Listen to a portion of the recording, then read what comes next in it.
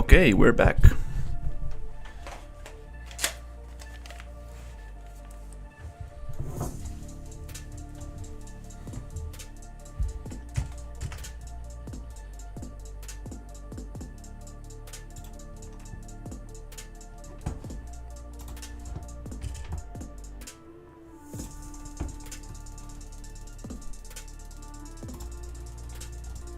So, today's objective is to continue with the turtle boss.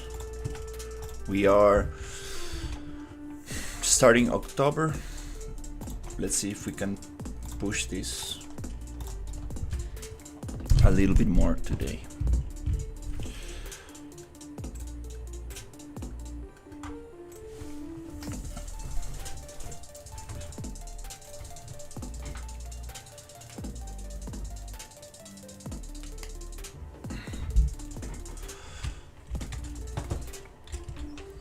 Alright, so I figured out how to make the turtle always engage in combat.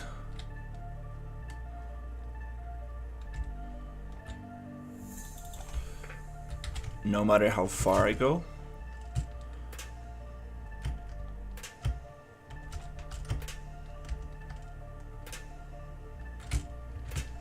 The turtle is going to engage, which is very nice. And we're gonna change the mechanics a little bit.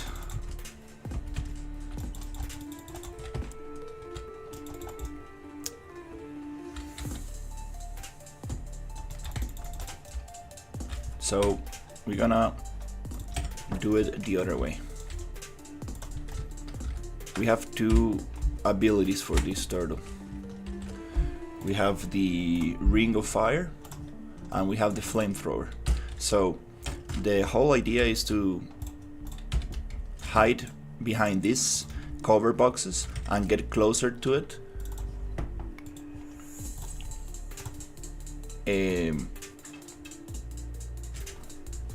So you can like implant a bomb and kill the turtle. But before that, we want to destroy its armor. So now we have a Flamethrower ability and a Ring of Fire. And I want to change those two.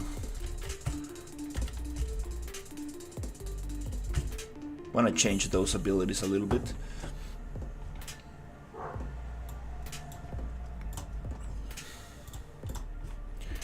And I wanted to make it so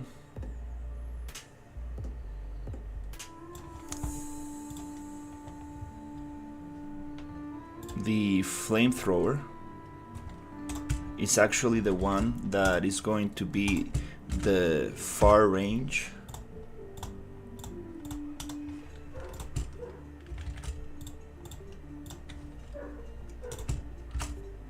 And the one that is going to be close ranged is going to be the Ring of Fire. So it's gonna push you away if you get too close.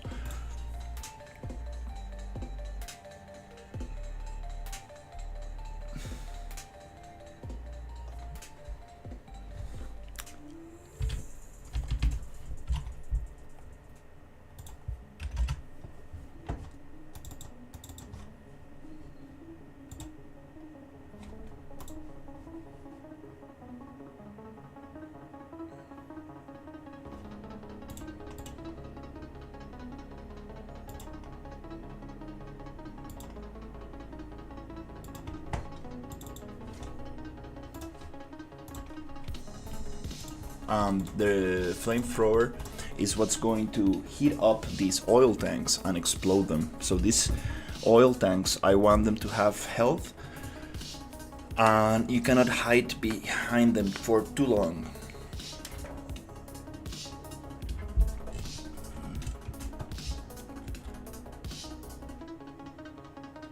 Now it wants to get a little closer to perform the Flamethrower ability.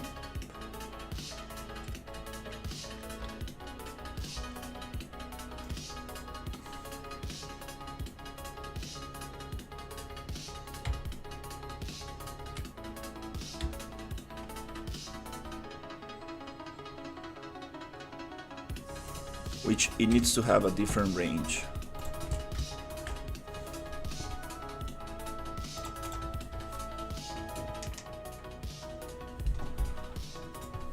Flamethrower ability needs to have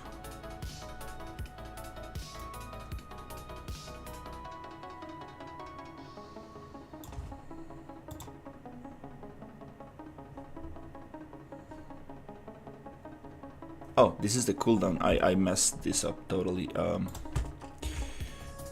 Minimum range 1000, maximal range 15,000, from 1 meter to 15 meters. Duration of the attack, let's say 3 seconds. Cooldown 5 seconds.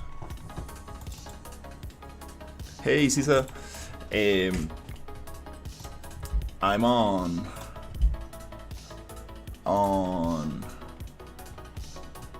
the streaming channel. If you wanna join,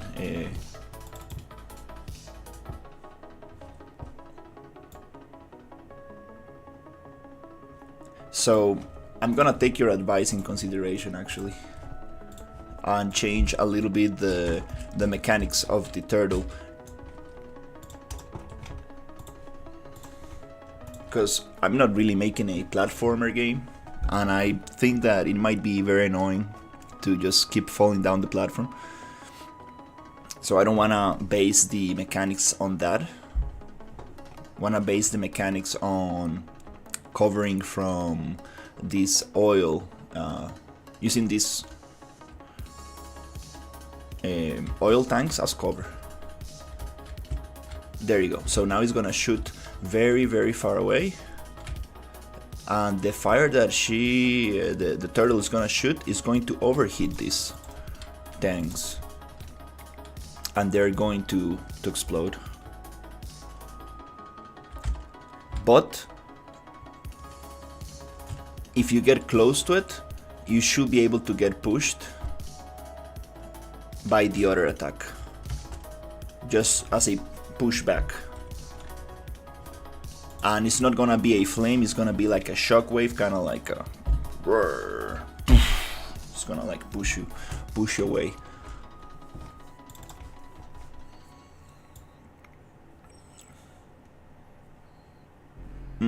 I think that one mechanic should be fine. So the Ring of Fire. The Ring of Fire, it's minimal distance.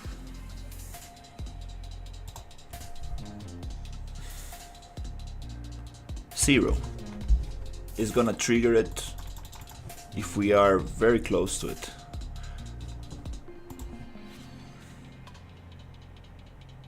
Nice.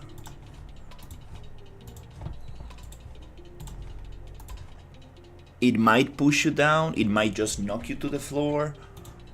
We need to see. Might push you and knock you down.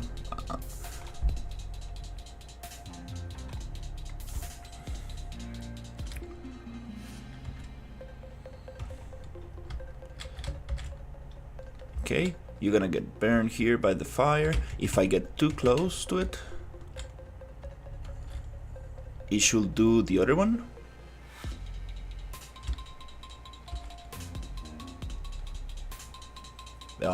It should do the Ring of Fire. The Ring of Fire, the problem with the Ring of Fire is that it's set up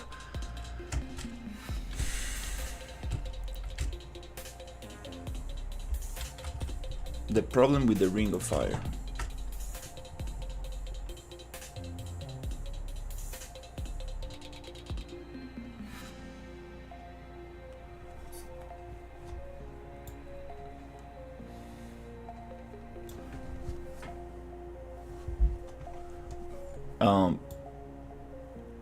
The phone is ringing, but it's very far away.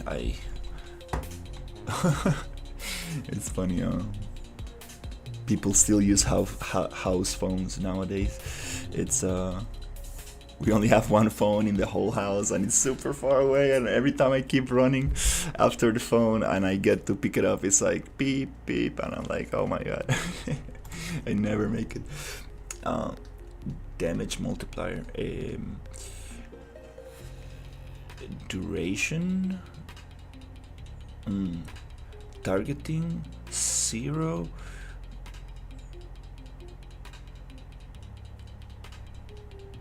I believe this is fine, just the logic needs to be a little different.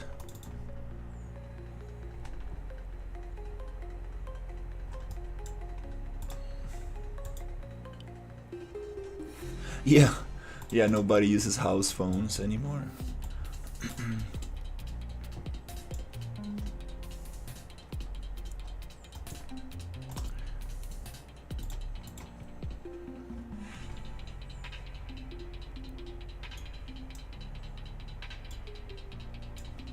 Sphere scale. Okay, so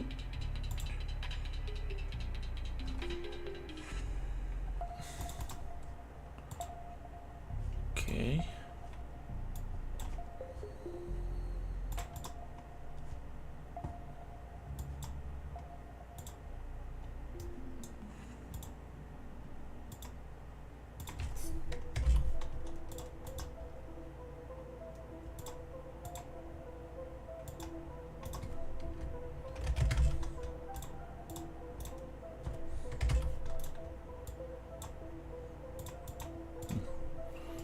Okay.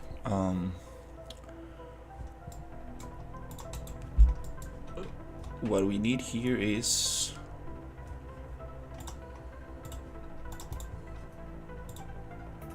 there you go, value. Let's start at value 1 and go to 10,000 over 10 seconds. That's what the ability should last. The Ring of Fire should last 10 seconds.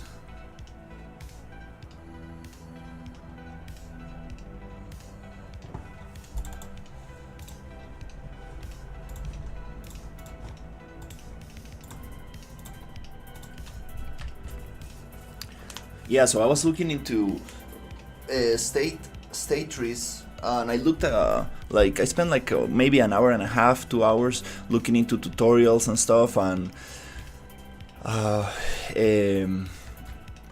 I got a little bit overwhelmed, and I'm like, I would love to have that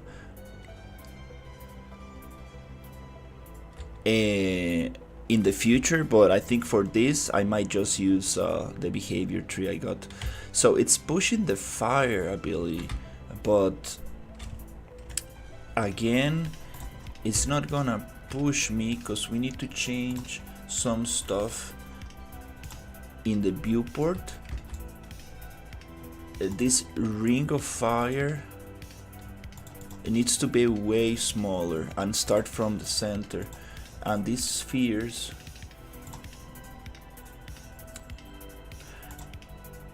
I think I'm gonna get rid of the smaller sphere, to be honest. Just use the overlap sphere, just so we can keep things a little bit cleaner.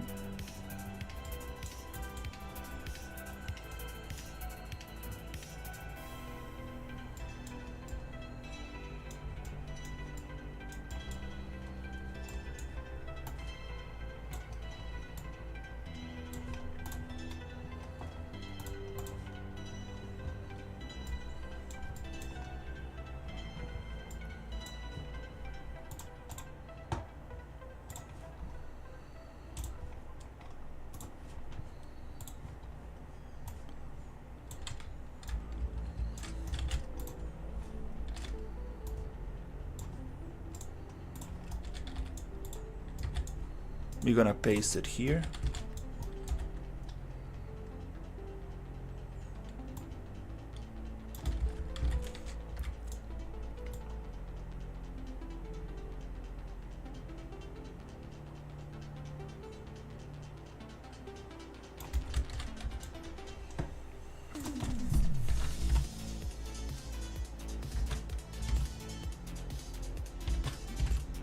Very small, 0.1.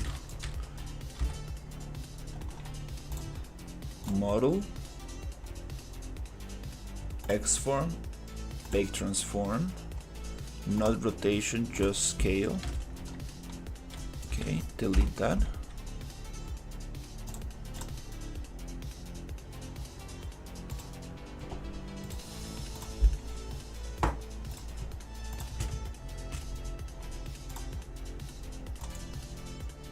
Viewport, this one, radius 100, perfect.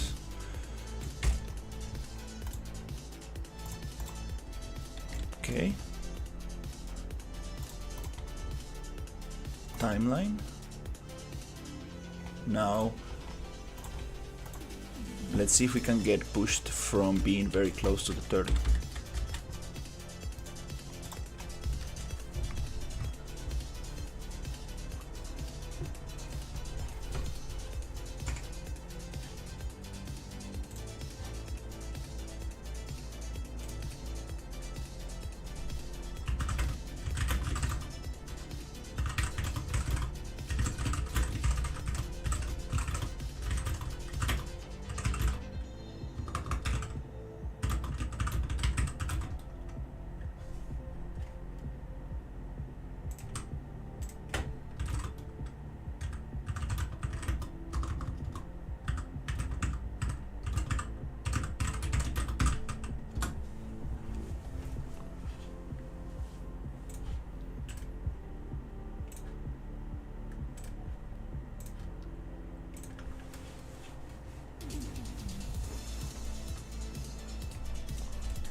Alright, if we get close to it, there you go. Oh, it does the ring of fire, but it's not calculating properly, because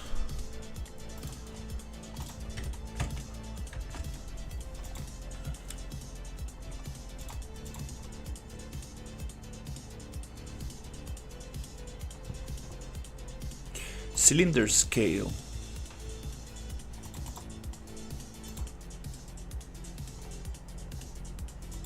0, 1, 0, 10, maybe 100 since we went 10 down.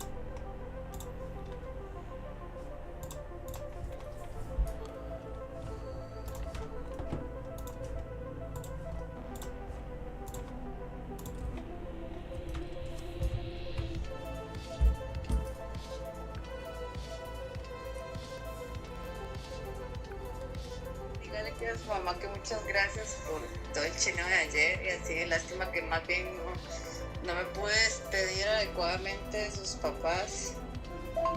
Bueno, que chica Marisa Cachete, yo la verdad sí que bastante molida.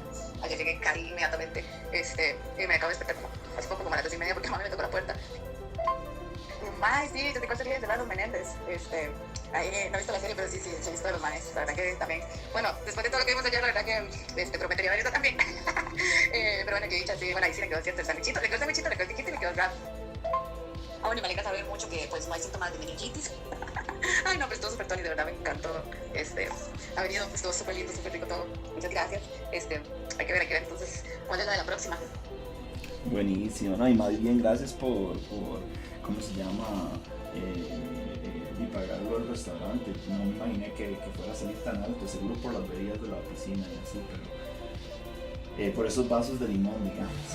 Quién sabe cuánto nos cobraron eso, pero no, estuvo excelente, la verdad. Y sí, ahí estamos poniendo la siguiente, a ver qué. Tal vez playita, hay que ver qué buena nota. Pero sí, no, aquí refrescado, ahora sí listo para continuar con el proyectito.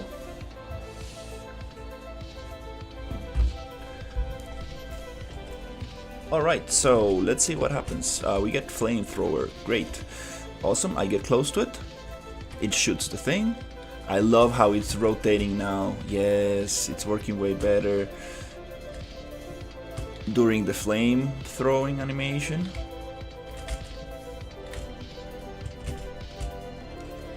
It works very good.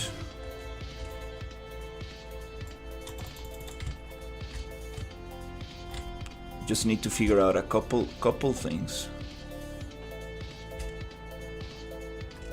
related to the animation.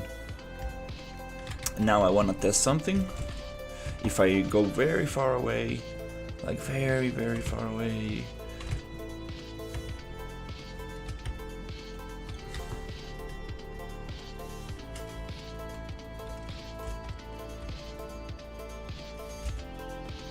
like this, very far away, and go back to the platform.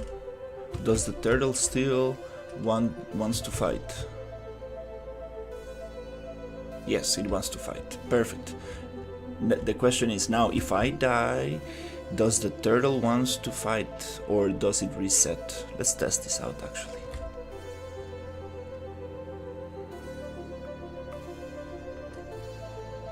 Yeah, you should not go through the floor, but it's okay. Let's go back. The turtle wants to fight. Perfect. But you have no weapons to continue, which is kind of funny. You need to go pick up your weapons. That's awesome.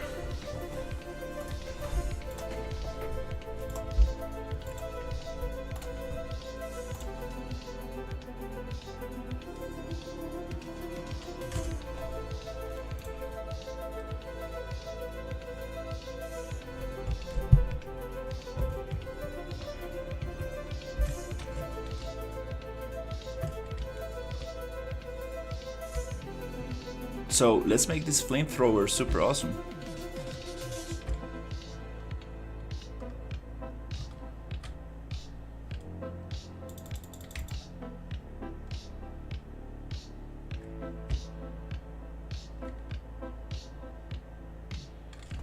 That's the length. So the length of that flamethrower needs to be super long. It needs to be like...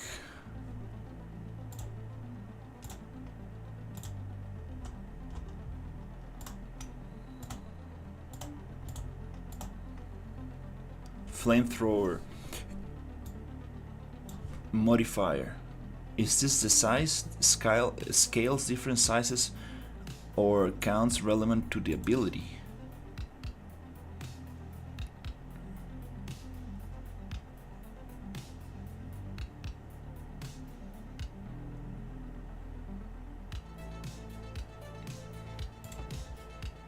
I have no clue. That's kind of like the size of, but I want the length to be bigger.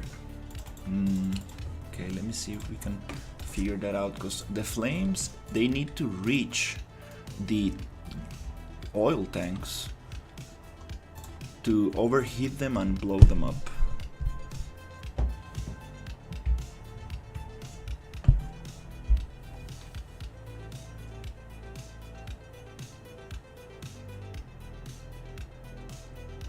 Even better, I'm not gonna do it with hits, count hits. I'm not gonna do it with HP. I'm gonna do it with a hit level.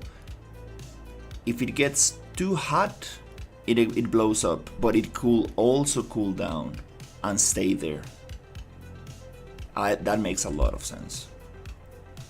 So you need to use these cover boxes smartly and not blow them up. I think that's very cool. Okay, these flames are they being longer now? I think so. No, they're not reaching way farther.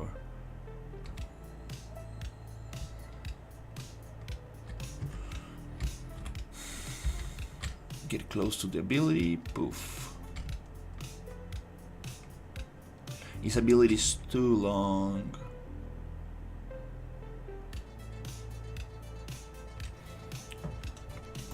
It's too long. So we got very important pieces of the puzzle saved here. I mean, solved. We solved a lot of pieces of the puzzle. What we need is okay, let's go tackle one by one. Okay.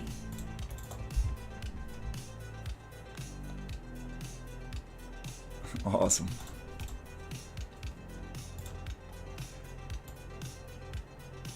Let's go tackling one by one. Let's do the flamethrower first.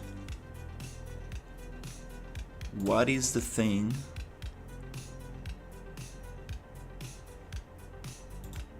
that changes the flamethrower?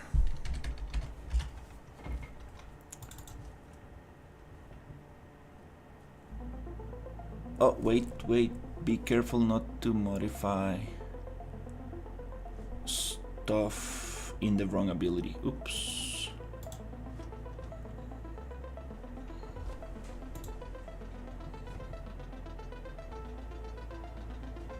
Modifier.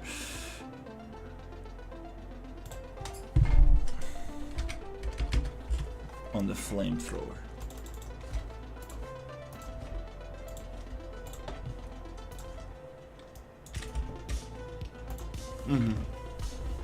Yeah, let's keep it simple. Let's keep it simple and see if we can move on.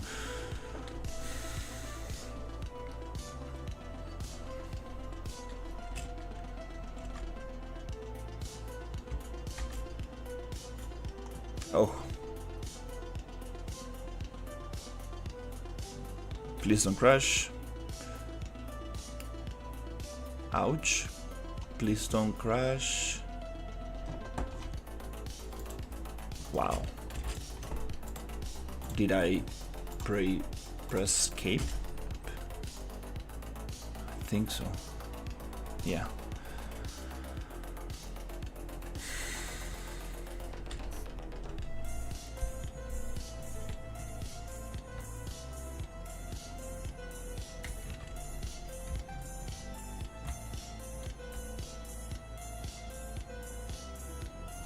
Oh, it's the modifier. Okay. Escape.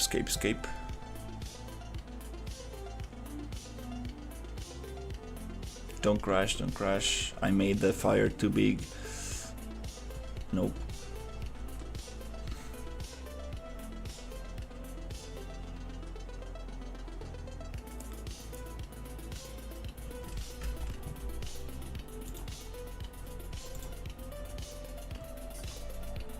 Oops, messed up right there.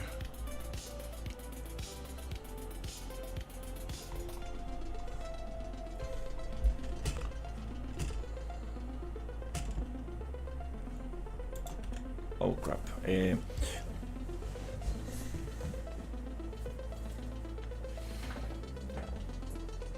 So the turtle is gonna heat up these oil tanks, and you need to be careful not to overheat them, so you can use them as cover. Break the turtle armor, get closer to it, and install a bomb on it.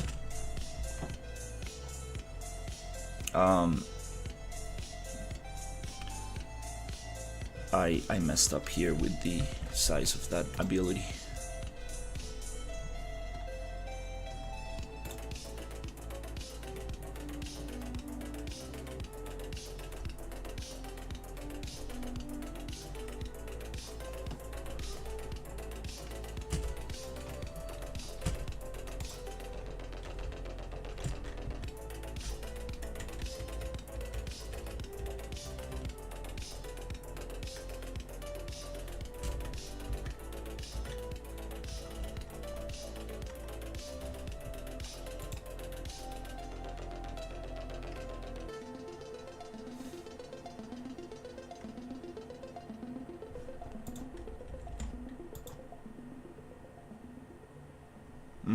That's what I thought, yeah.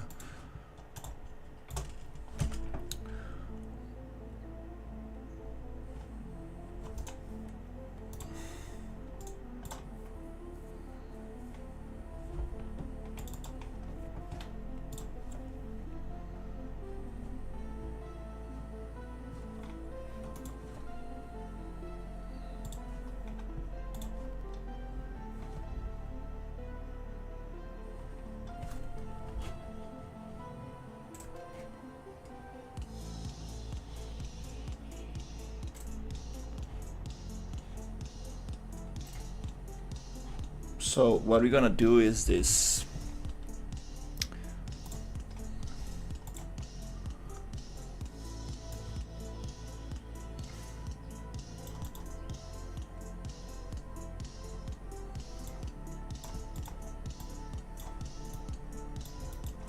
What we're gonna do is this.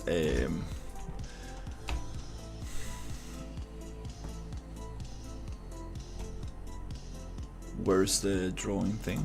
So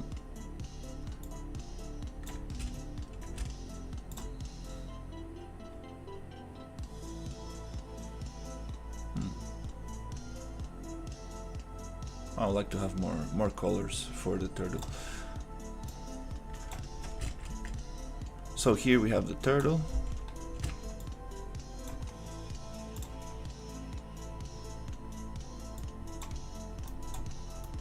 Gas tanks.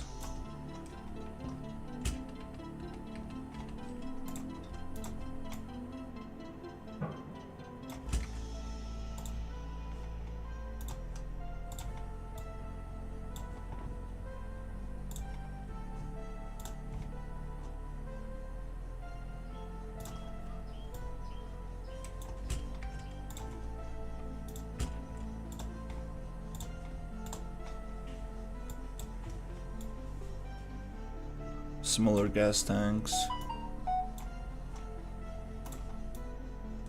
Oh crap. There you go. What the? I see what it's doing, okay.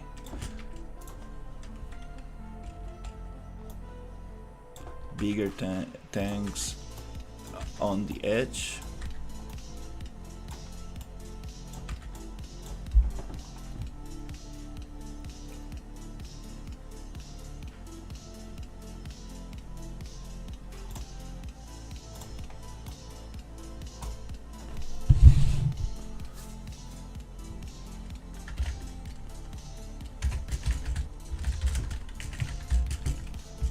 So the turtle boss is gonna do a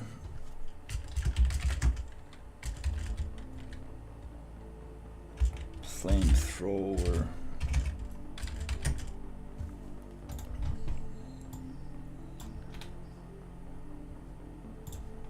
And he's gonna do the ring of fire.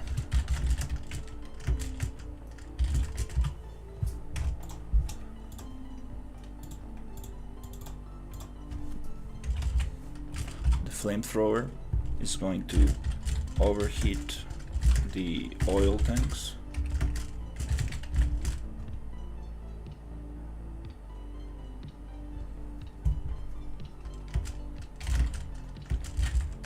And blow them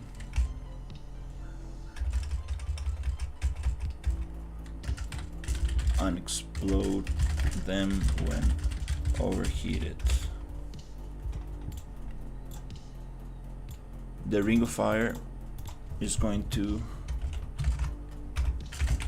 keep the player, push the player away.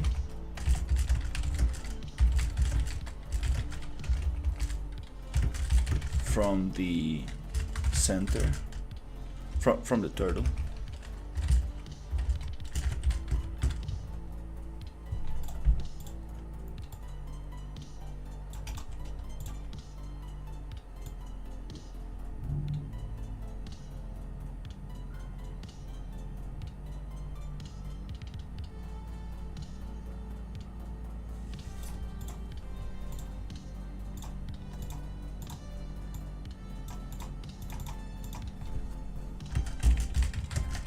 Phase 1, overheat the oil tanks and explode them when overheated. Push the player away from the boss.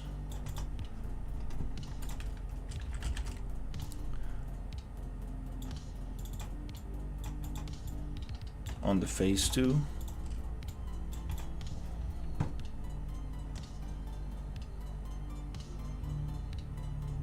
to get to phase 2, you need to destroy the turtle armor. That's the trigger.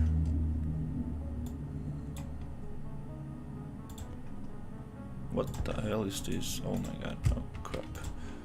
Okay, shit. That's a cool tool, but just 1, 2, okay. I see how it goes. 5, okay.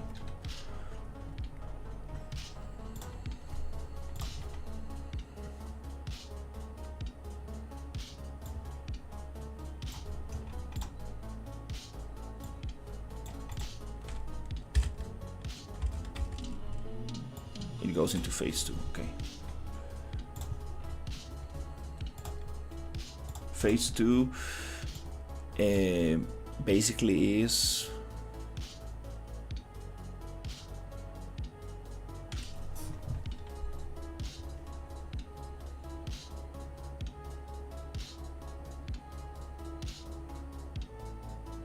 phase 2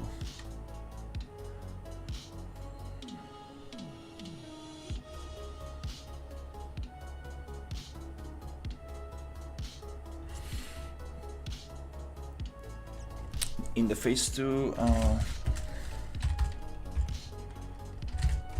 you need to stun the turtle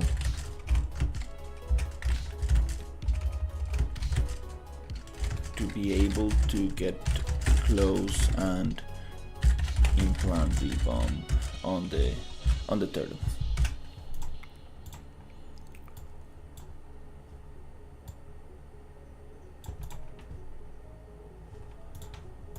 Actually, we don't need this. We already know how that works. Let's just focus on the logic.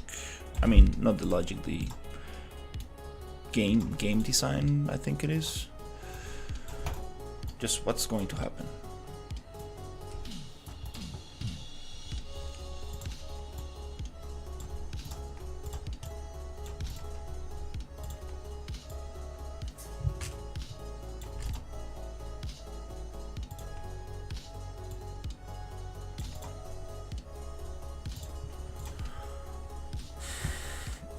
Stun the turtle to be able to implant the bump.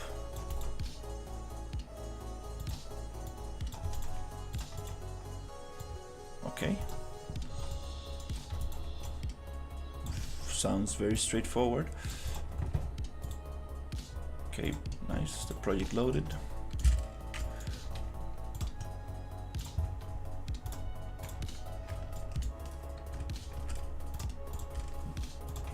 What we're gonna do here is this.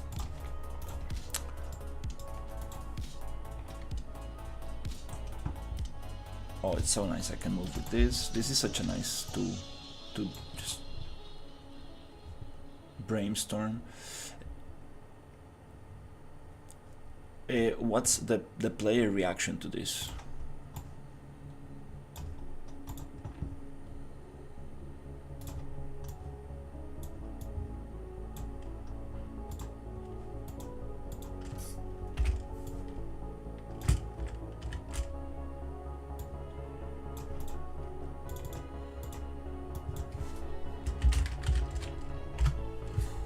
Player phase 1.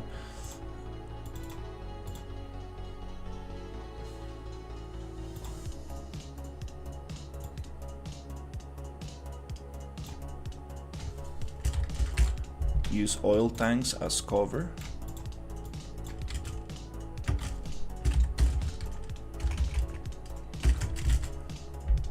And avoid them overheating.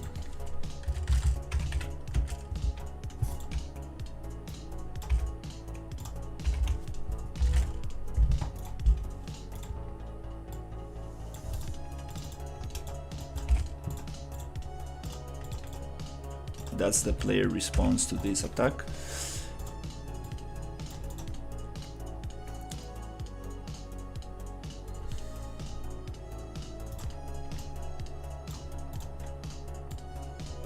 The response to the Ring of Fire.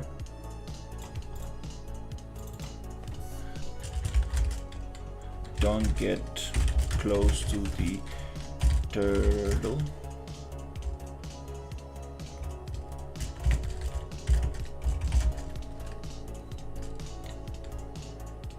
keep the distance until phase 2. There's not much you can do against the Ring of Fire.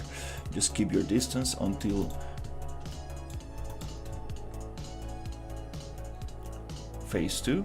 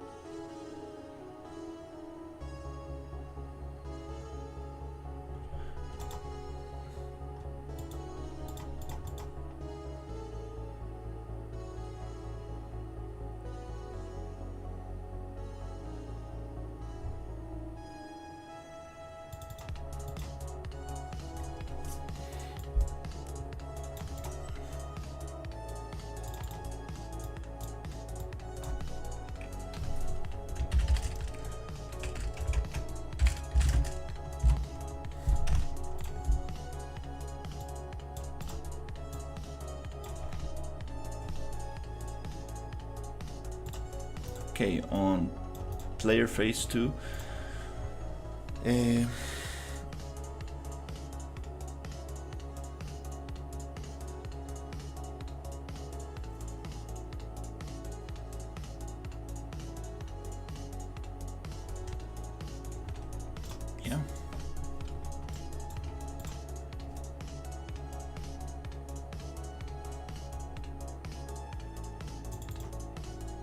On phase 2, the turtle should become enraged, using the abilities way faster.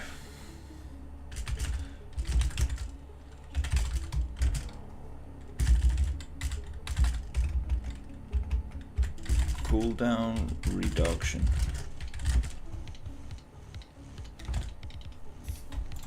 To half of it. Hey.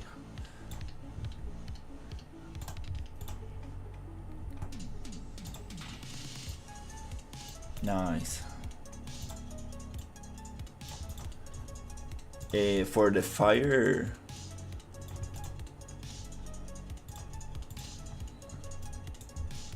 yeah.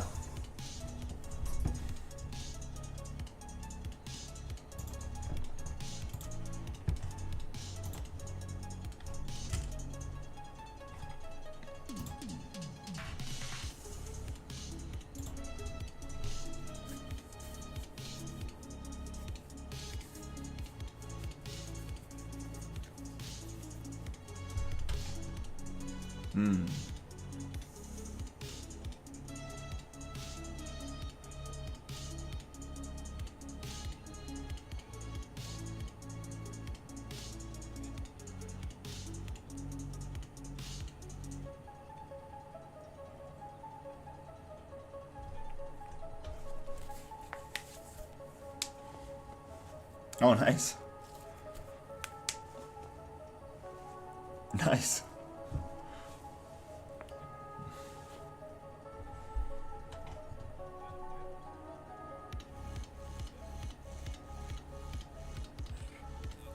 Do you control the size of it?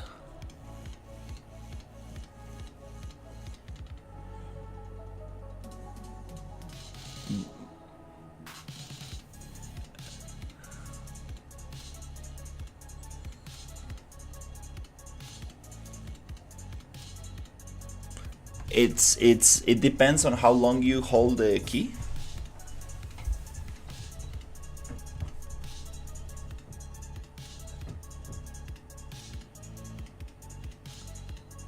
Oh, okay. So you decide how big the thing is gonna be depending on the charge time.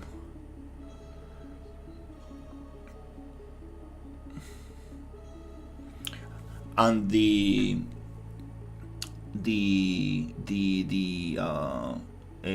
scale back when it grows back to small, it's automatic.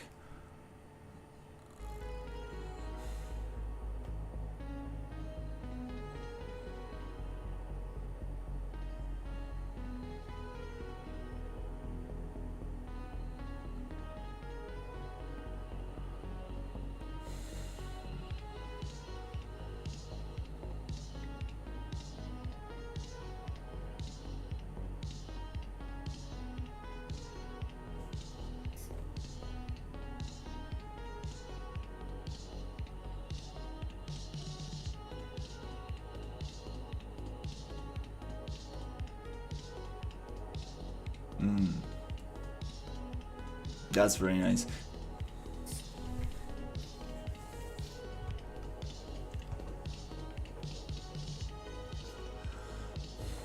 And this is a replacement for your attack that just killed everything. The kind of like yellowish thing. Nice.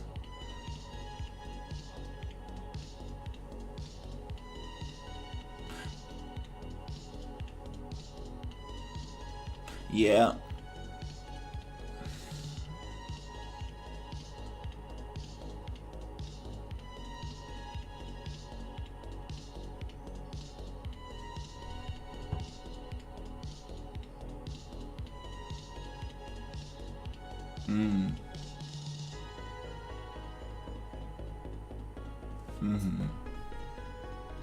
Yeah, it's pretty cool.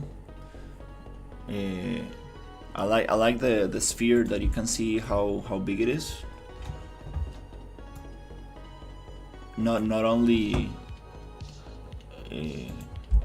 not only the range of the not the circle, the the edge of the circle, but the whole sphere. That's very cool.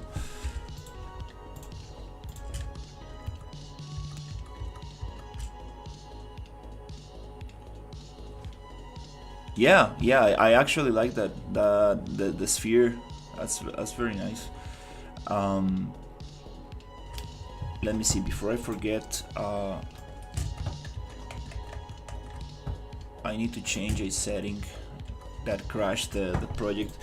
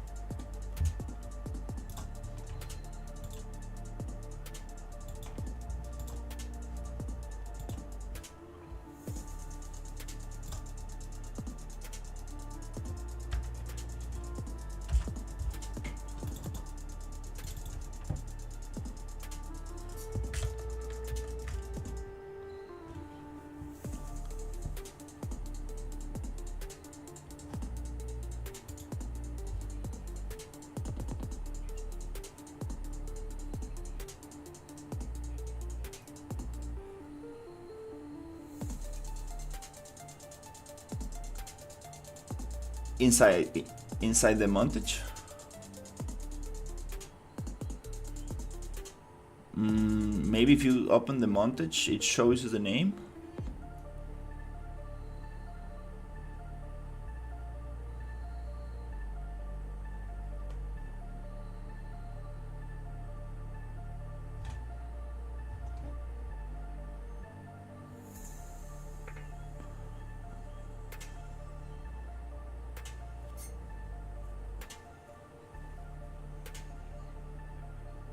Nice.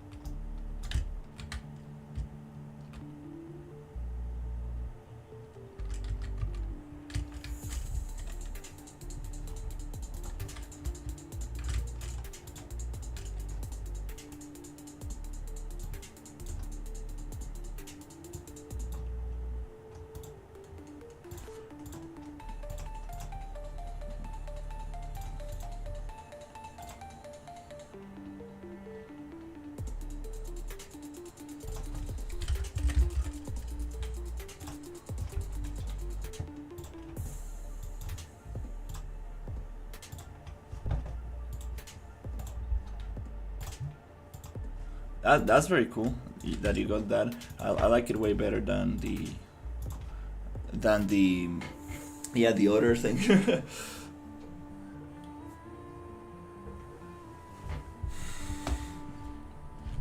Mm-hmm.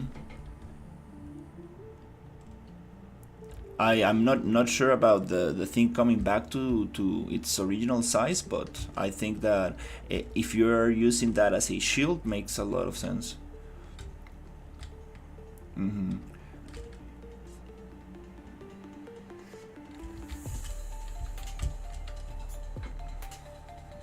Mm-hmm. That'll be cool. Maybe it has a cooldown or something.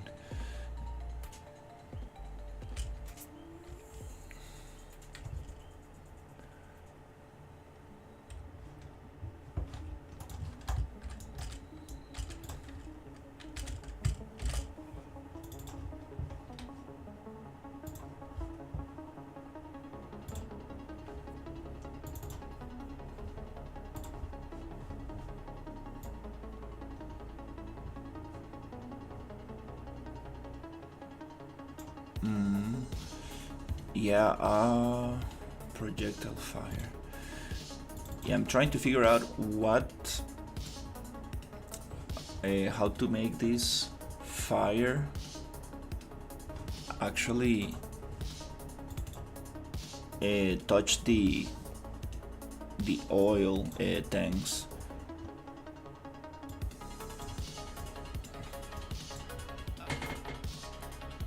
It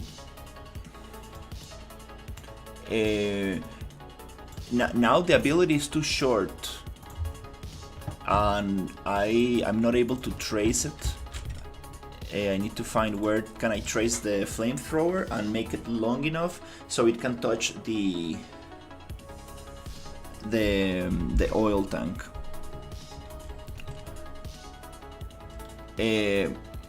For example, to reach, basically. You see this fire? It's too short. Doesn't really come. It's too short. So I wanted to make it super long so it can like heat up these oil tanks from the center, and that should be somewhere. I used to see that trace before, but we changed some logic. Common sphere hit.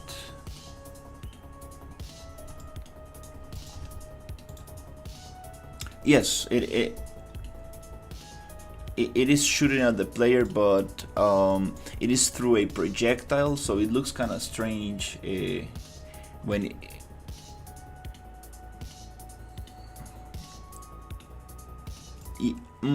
basically, yeah. Every time I move, it kind of like redirects, so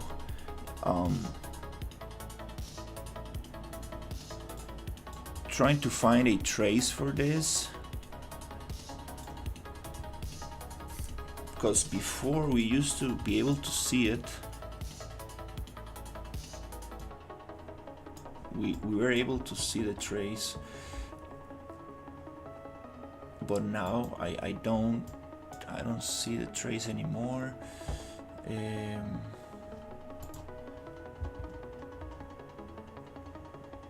Oh, maybe is this static mesh, flame, sphere? That sphere. Maybe I can just debug like this, hidden in game, and I can see where that sphere comes to. So, hey, I was thinking the shockwave flame, like the ring of fire, like destroying the different oil tanks, doesn't really make sense. So I wanted to make it like with this overheat idea. Okay, I see spheres. Nice. I see the spheres and they disappear.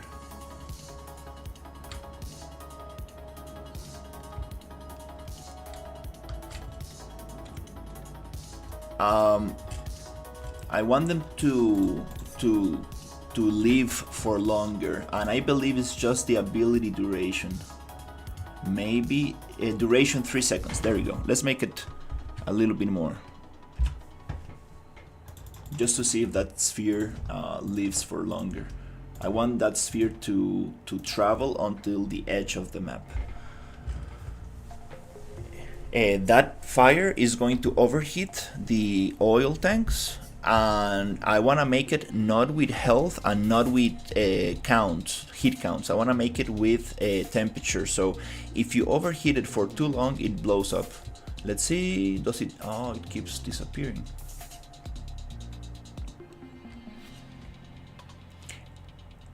If the player stays behind this cover for too long, this will turn red, glowing red, and blow up. So you cannot use one cover for too long. You need to keep moving. If you stay here for too long, it blows up. So if you see the color going red, you need to change the cover. So to make the battle dynamic, so you need to move a lot. That's kind of like my idea, and I thought we already have a flamethrower, so just use that. Let's just use that for that logic. And then if we get close,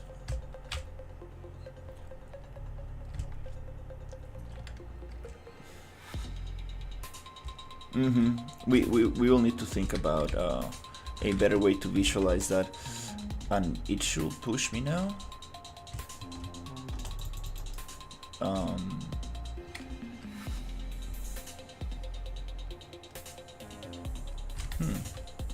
Yeah, we need to change the range of the other ability.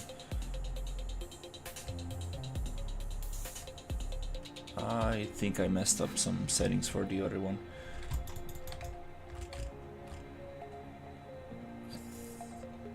Yeah, that thing that bugs the turtle is the other ability. So why is this flamethrower so short?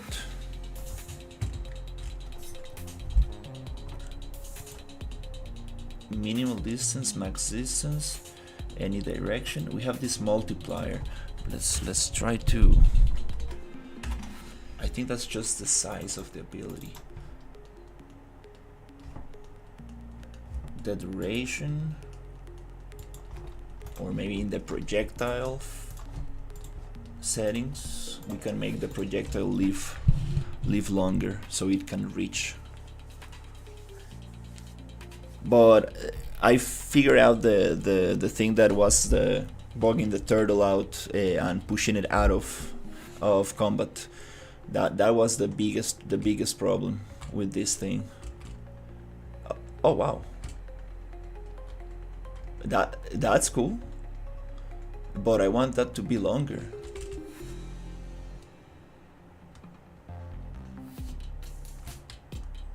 Let's see. That's very cool. The Ring of Fire had some problems.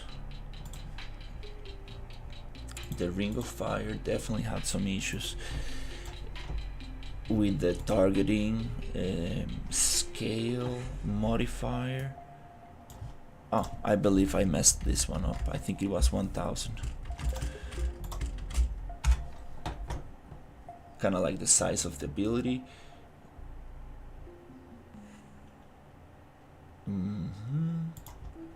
Let's not touch the Ring of Fire for now.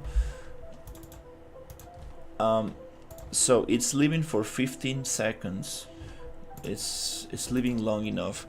The projectile, does it have a duration of the ability? Should include the combos for the ability. No, that's the ability. Projectile fire, projectile movement. Does it have a velocity? Okay, and life span, something like that.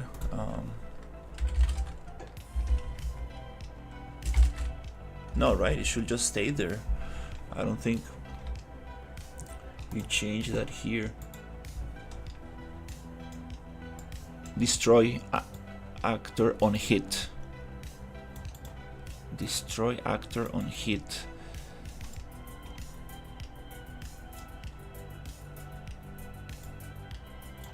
Okay, I think. Let's not destroy the actor for a second, just to see if it comes from here.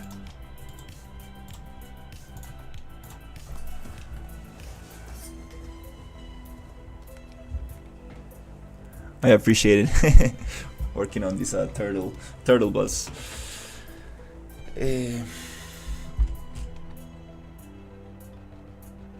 Okay. Does it go further away?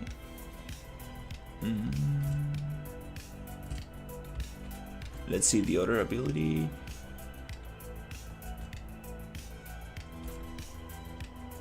Okay, I think the other one is working. Let's take that trace off.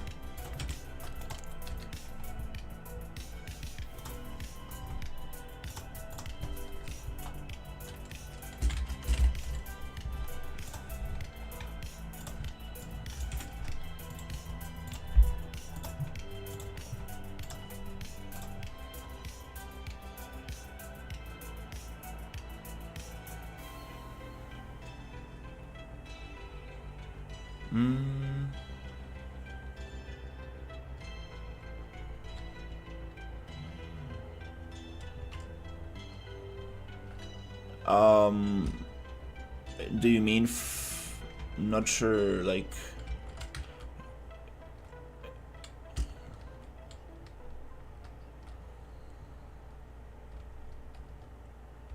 oh, you're talking in your project?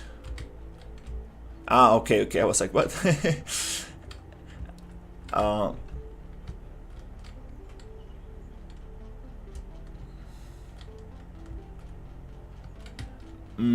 Yeah, I need to think about the shield side of things. I got some logic for that we got working with the RPG, but I wanna make it work with the other stuff, with any gun. So let's see. Is this going to? Yeah, it's not tracing for too far. I want to figure out where that trace comes from.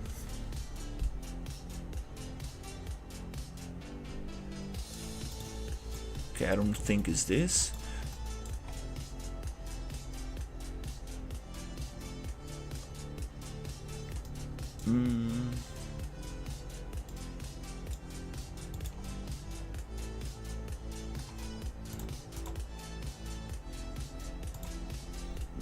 BP projectile base. I don't think it comes from here. Maybe it comes from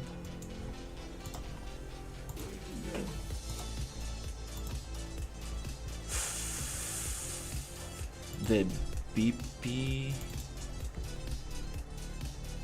ability, just the boss abilities.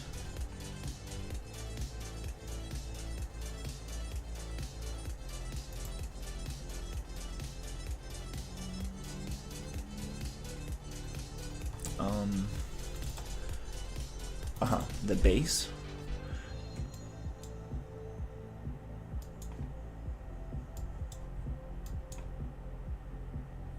Okay. Do we have any trace here?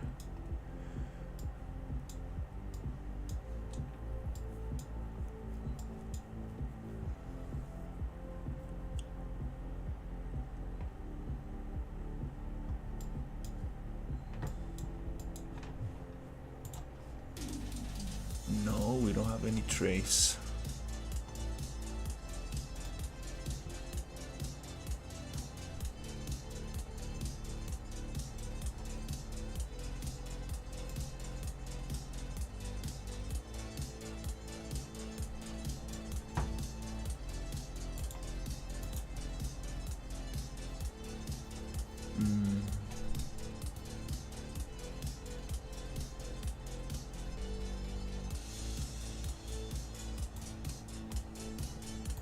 Huh?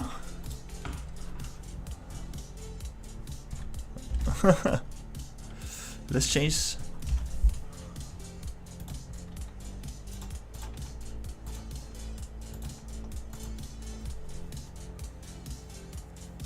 Oh, that's very weird.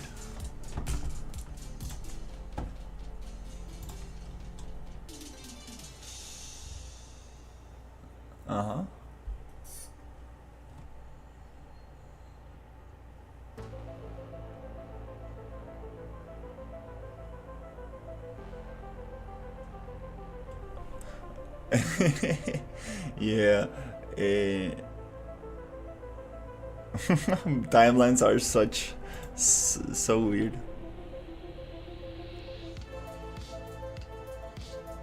Okay.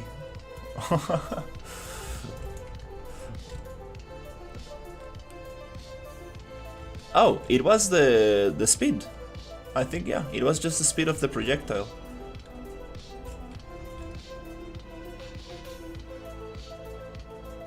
Okay, it was the speed, not. It has nothing to do with the cool duration of the ability. So we do need to maybe use 2000 for this.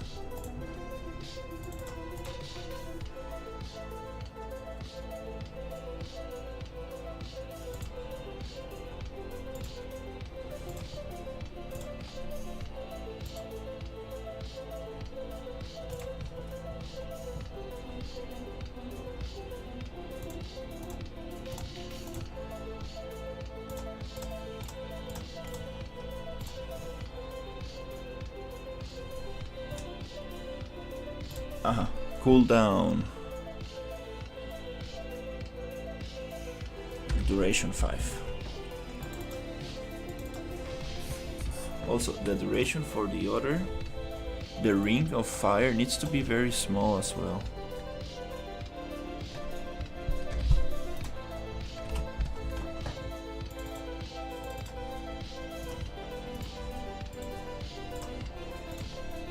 Okay, that's awesome.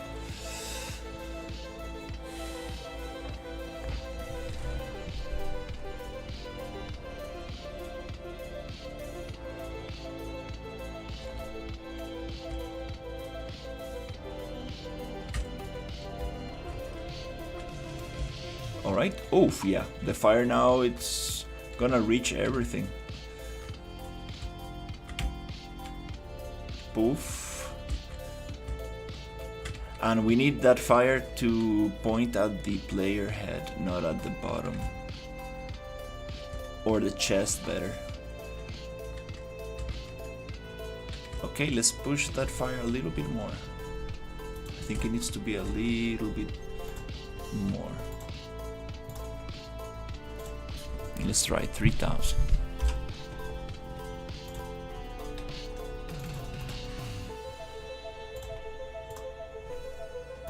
Hidden in game.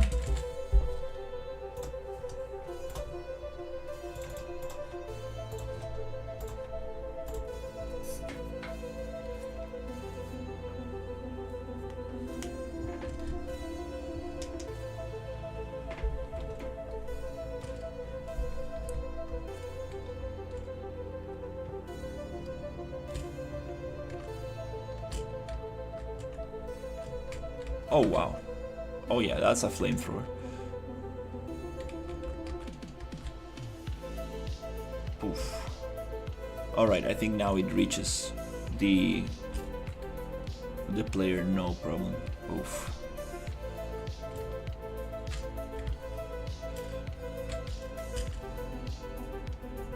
It's gonna go through. That's another thing we need to fit. Yeah, it does go through, but for it to stop on the box, we need to tell it to destroy actor when it damages actors. So here on the damaged actors, we need to tell it who these damaged actors are going to be, and include the oil blueprint we did here. So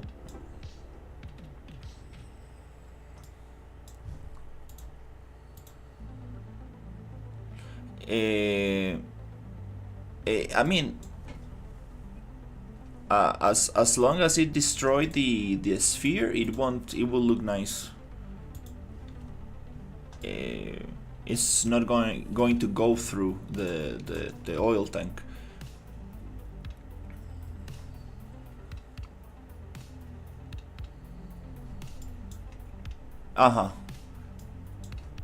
So it's gonna like touch it from one side, but it's not gonna go through and that's gonna give the illusion of like, you know, the thing being used as.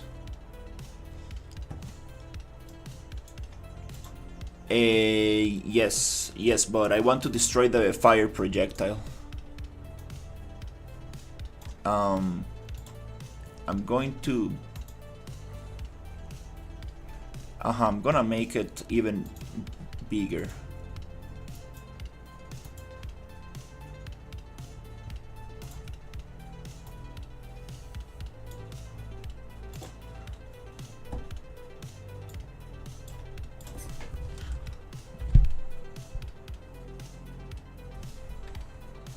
Oh, it's not changing here, I see. Oh, what the hell?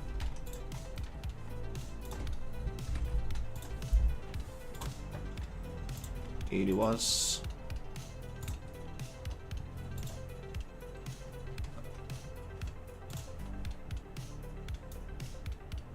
Here. I think I'm gonna even give it 5,000 so it can reach anywhere.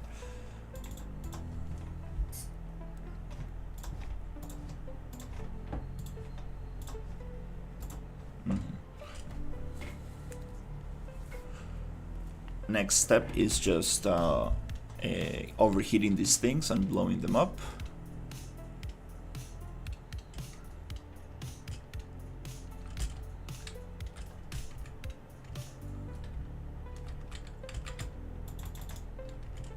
Also, the turtle needs to get activated on damaged, not only on distance. I did that for the cocoon. Yeah, both will be great. I did that for the cocoon enemy. It gets activated on distance and on receiving damage. I think he wants to get a little closer to me before he does the ability. There you go. Perfect. Yep, that reaches very nicely. So the flamethrower ability could be bigger.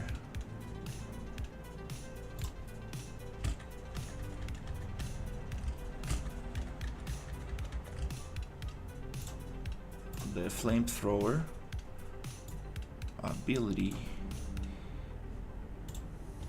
could reach 20,000.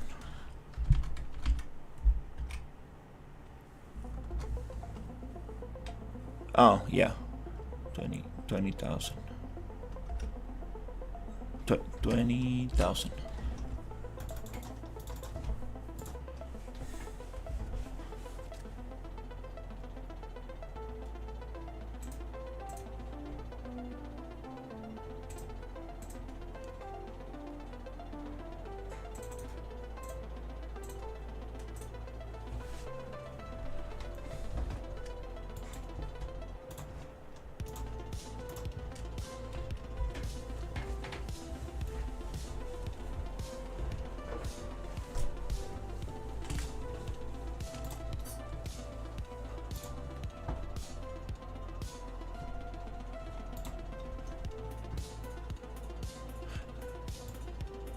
I'm gonna stop watching your stream for a second just to so yeah, so I was like, where are those sounds coming from? Let's see. Okay, nice.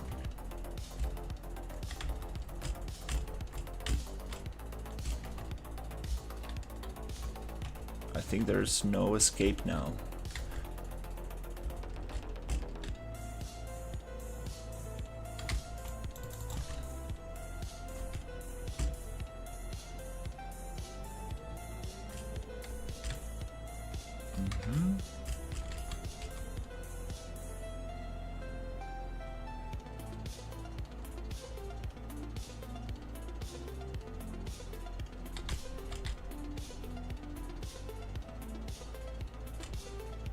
Okay, it seems like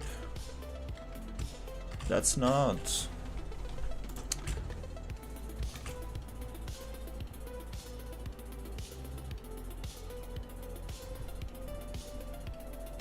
changing the thing. Hey, Shriel. Doing great. Got some progress on the turtle.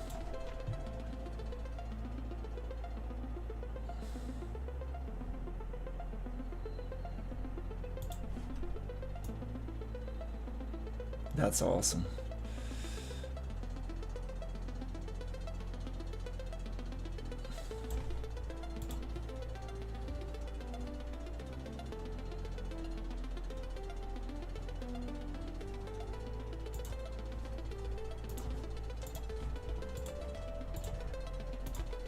Mm-hmm. All right.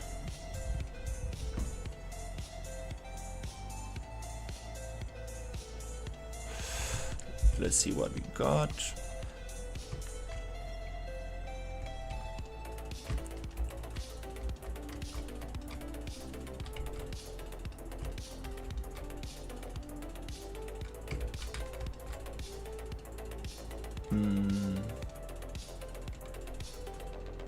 Ah, no, this is not related to the ability range. It's just the range.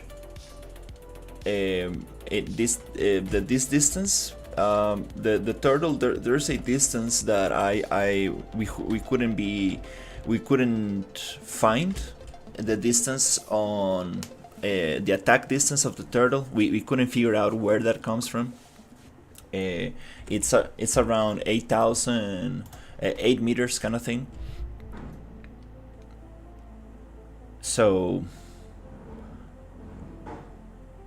is it 8 or 80 meters? I mean, like 8,000 centimeters, 80 meters, I guess. And that thing we cannot figure out where to change yet. We went through with Storm through the whole thing, and it comes somewhere from the boss behavior. So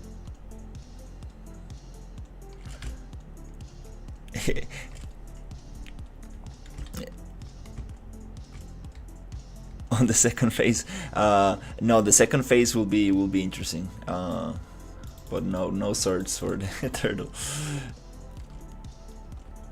I mean, it is what it is. This one is way more simple than the RPG engine. I was going through the whole component, and it's not so big. You can really like understand what's happening. It's very well structured, like a lot of nodes and stuff. The boss AI toolkit, that one has a lot less. It's kind of way more friendly.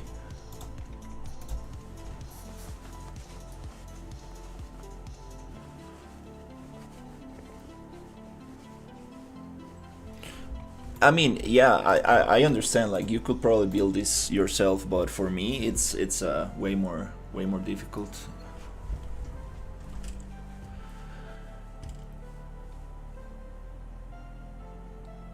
Yeah, I mean, I guess I could with some help and like time and stuff, but it's a nice. It's a nice thing that has a lot of like logic, different abilities. A nice thing to like build on.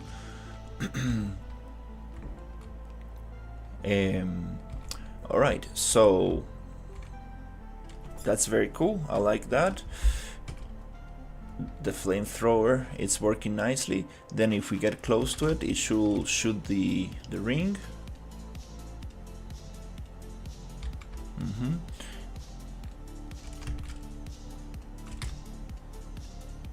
And the ring, not, it doesn't push always. That's another problem. Very strange. The launch character is super weird. We'll need to figure out that with some other logic.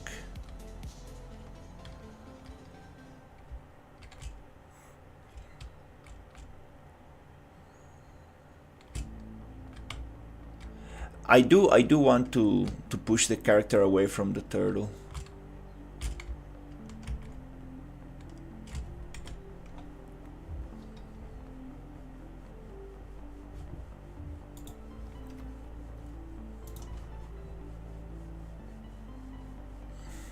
people add a vision component in the viewport and they add the ability rank there. Yeah,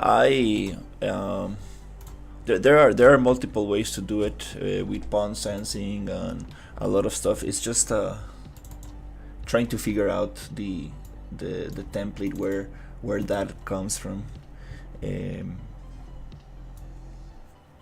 That's definitely a mystery. Where that distance is coming from. So okay, so we got this.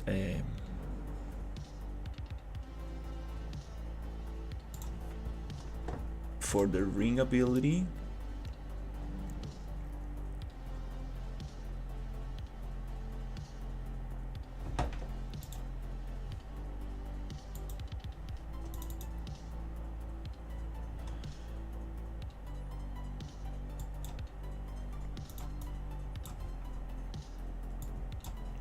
Okay, just want to make sure that it's pushing from the center.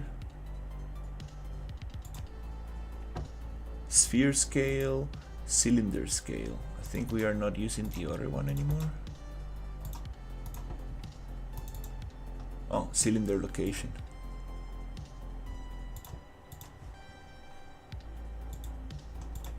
Zero to -50. Okay.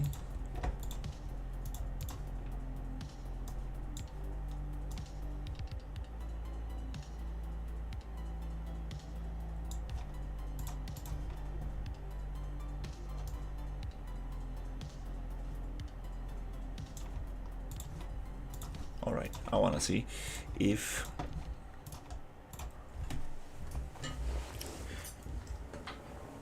we get pushed by it.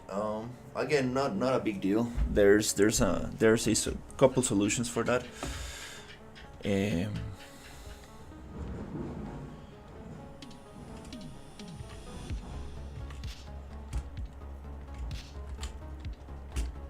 if we get close, it should do the ring.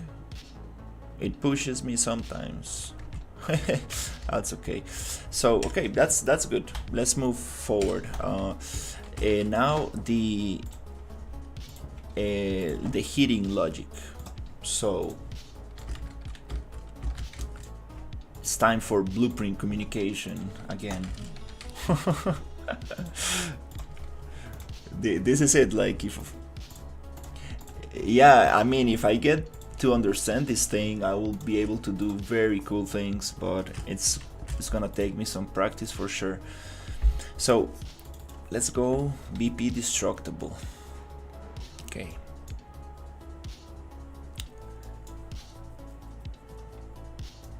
All right, so we want to, first of all, yeah, let's actually think about what we're gonna do. Let's pull the drawing board.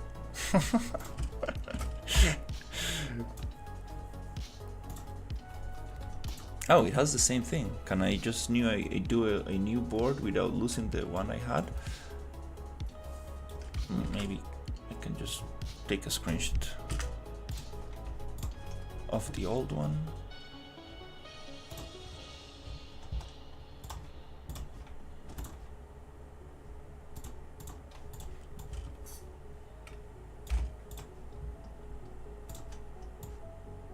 Okay, we have the turtle boss.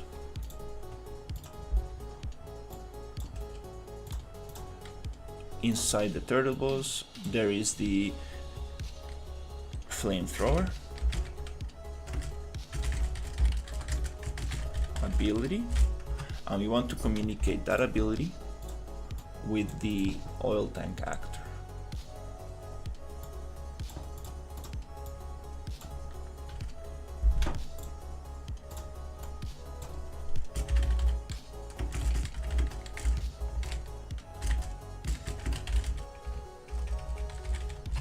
Okay.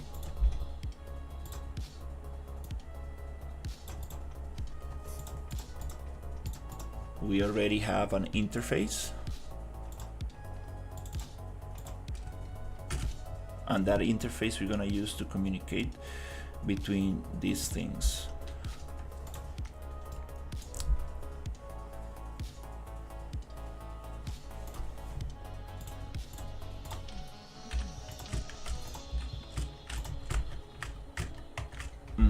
This interface, I need my English keyboard. I don't know where this is. So we have this interface that will be able to communicate these two things.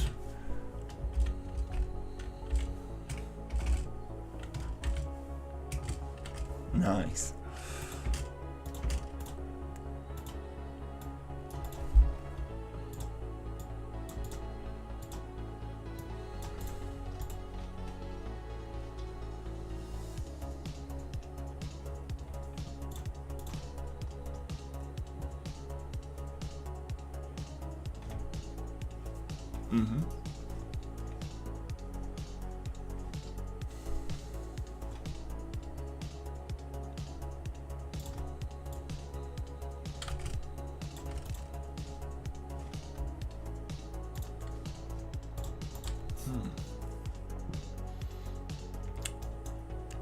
All right, so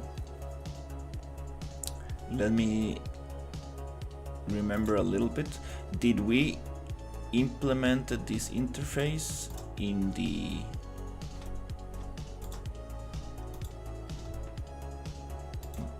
okay, it's in simulation now.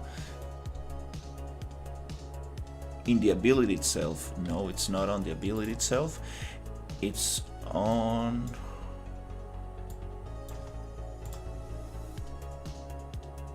the turtle.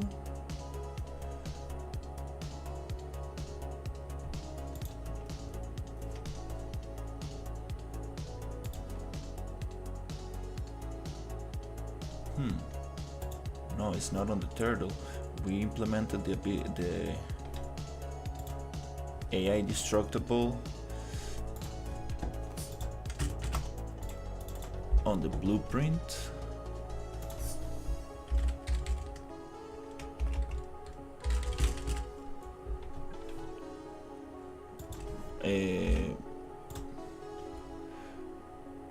Oh yeah. BPI destructible environment.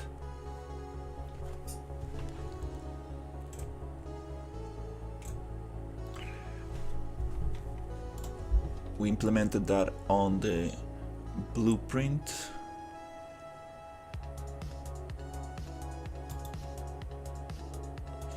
But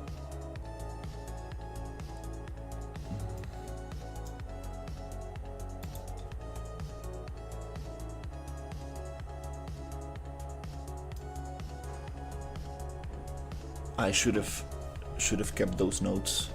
Oh my god. Shit, I got confused again. Yeah, I think I deleted those notes. Okay.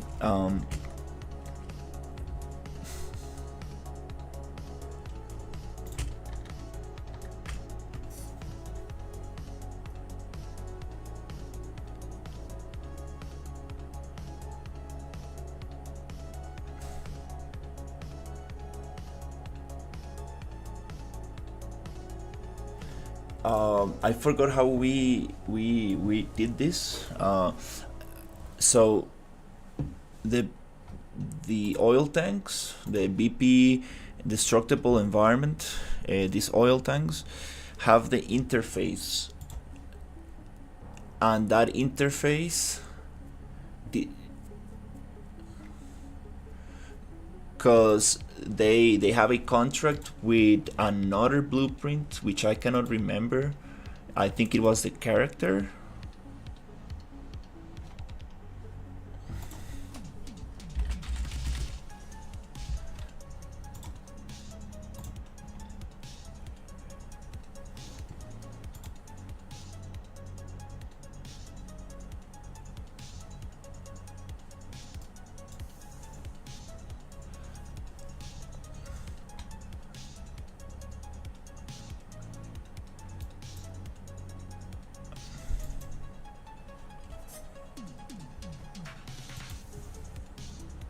Uh-huh. Ah, there you go, destroy.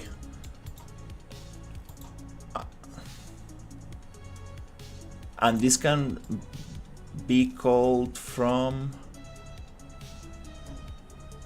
There you go.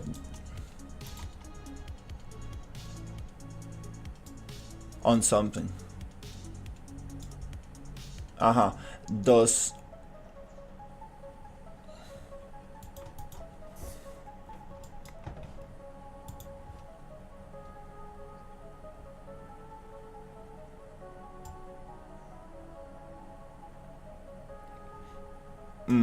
Okay, now I'm starting to remember how this was set up.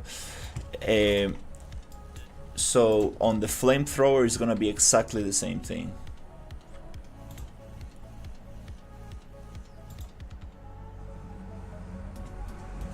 The question is, where should I implement this? There's the BP ability flamethrower. There's the BP ability projectile. The thing that is being called, it is the ability, this one. We need to do it on this, inside BP ability flamethrower, right here.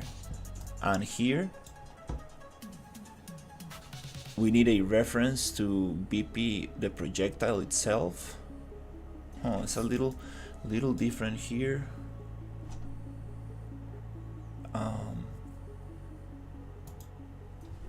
This is the projectile.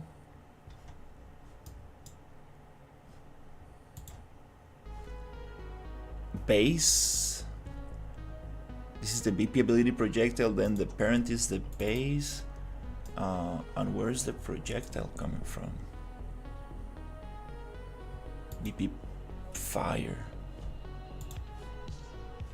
BP projectile base. Huh, wow.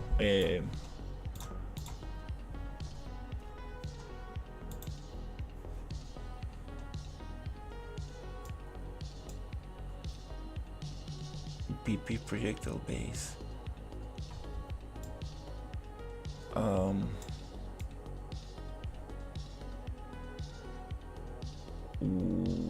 Where do we specify BP ability projectile flamethrower?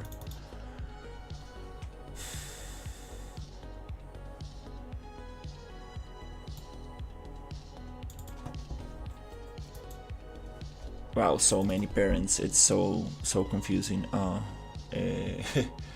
BP ability projectile, okay.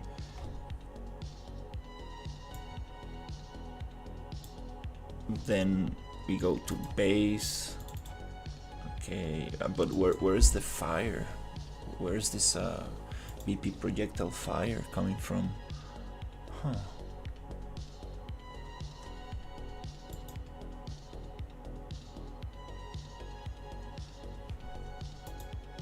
Could we do it inside the fire itself, this fire projectile? I think so, just straight here.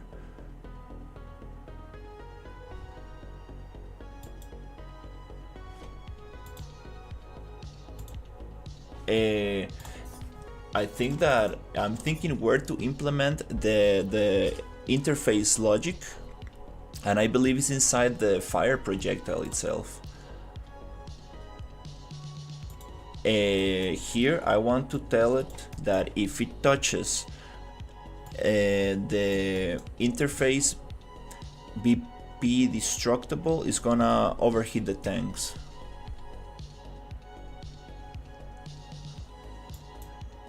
Which is gonna be let me close a little bit these things.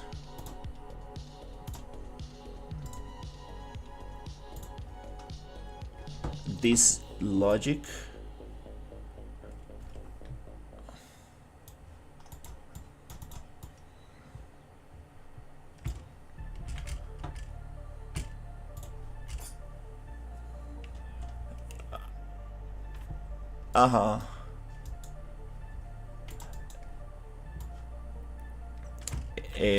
Yeah, we're gonna probably do it on time. If it gets hit by this amount of time, it's gonna explode. If not, it cools down. So, BP ability base, fire. I'm sure this is the fire, so let's do it here. Let's go like, boop.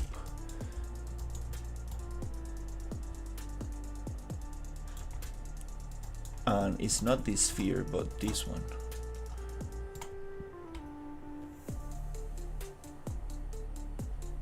On overlap.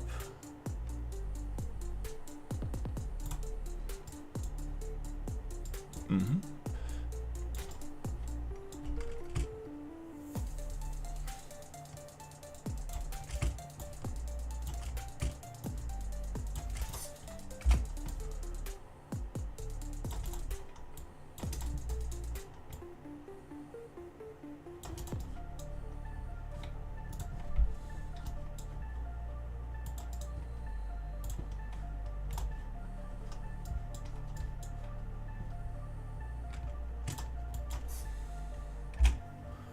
Okay.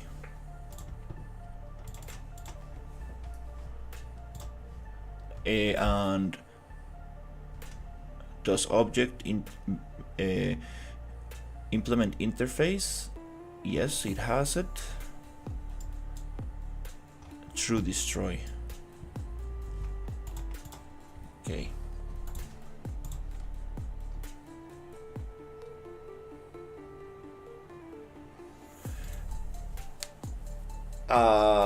Yeah, it's on the damage side of things. I mean, the projectile works a little bit different than the other one.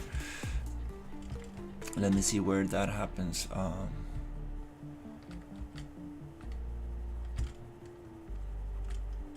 Okay. Yeah, we need to figure that part out. Just trying to see if it nice. Okay. So yeah, the fire is destroying things.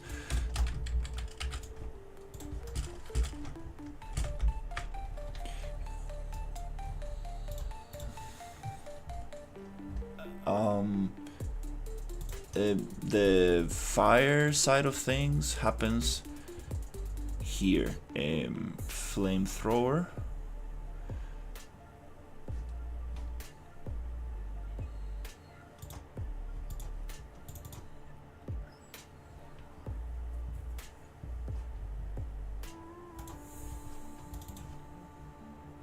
Yes, I think you're right. Let me see.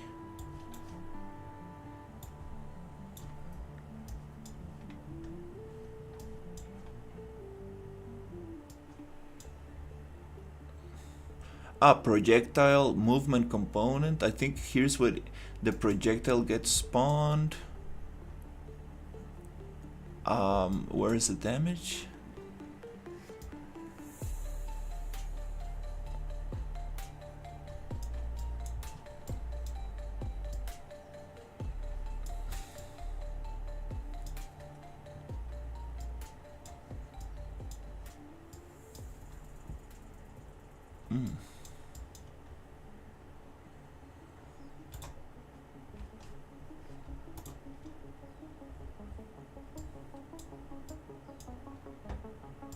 Okay, I think the damage maybe comes from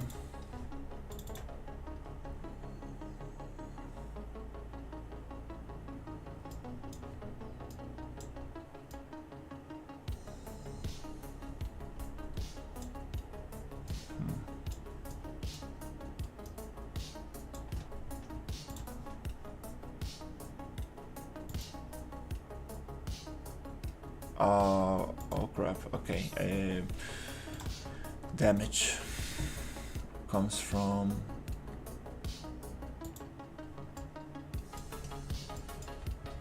this one. Has it very clearly here, apply ability damage, but for the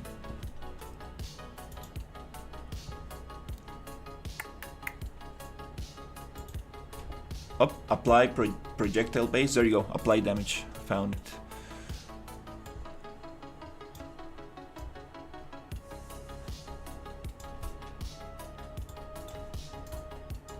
Okay, here we have it.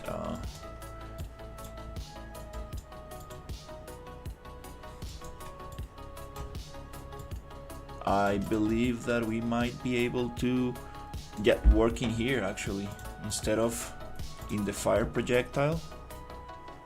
But I need to find that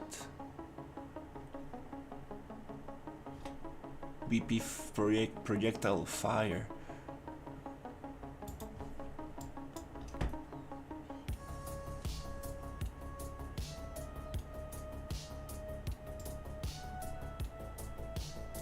On component heat sphere, do we have, is that the same sphere?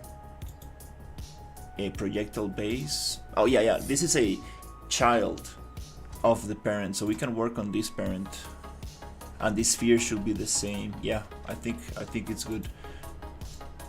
I think we should just work on projectile base instead of pushing this here. No?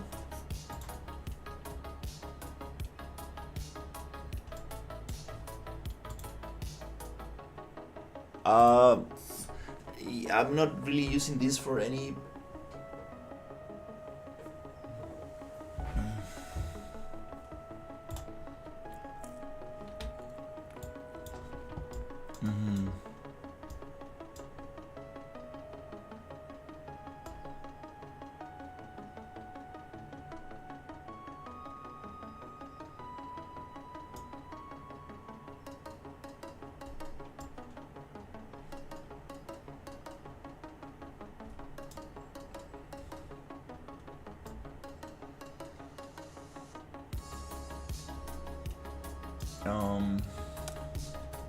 I think this was called BP projectile and I changed it to fire. So this was also being used for everything before.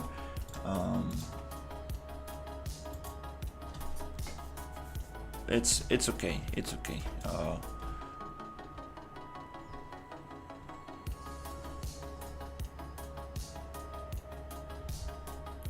Just yeah, but the problem is that in any other projectile will be fire as well. I don't know who is calling this one specifically projectile fire. So it's kind of like the same thing.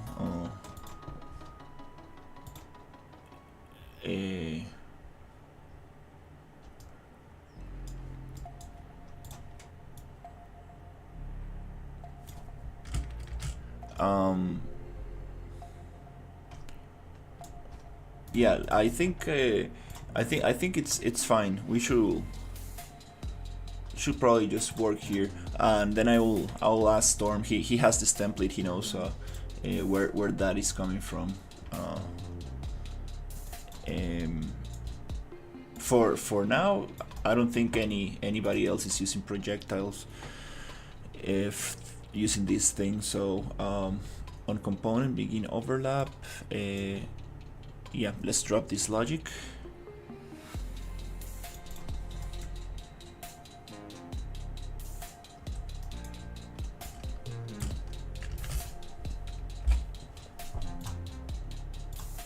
Here.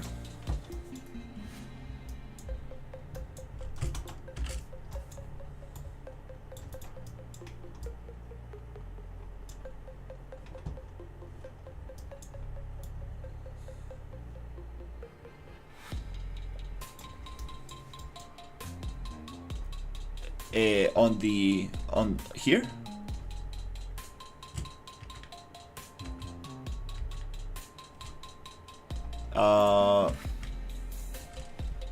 Well, I haven't tried it. Just here on the parent call damage.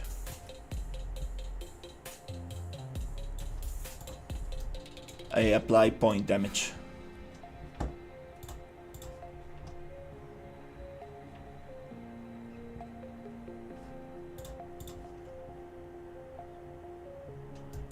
Get this whole thing.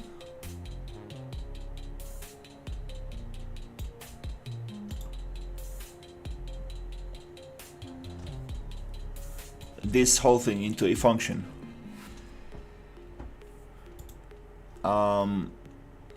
Yeah, you know, the problem is that if I keep like if I put stuff into a function here, it's gonna be harder than for Storm to help me out, because he will open his template and he will be like, oh, I don't see where this is.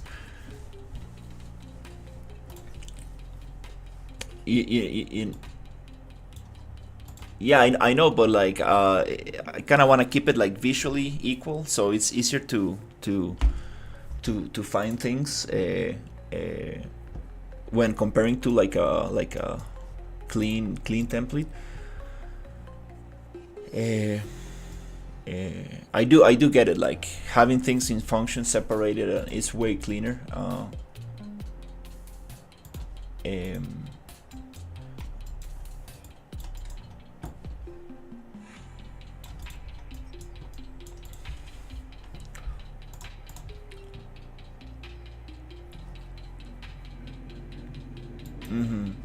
Yeah, I do get what you're saying. For now, we are only gonna use this here, so I don't think it's gonna be a big problem. So I kind of wanna. Yeah, I do appreciate it. I think you're totally right. It's just that let's see if we can get it working, and then we can clean this up. I think that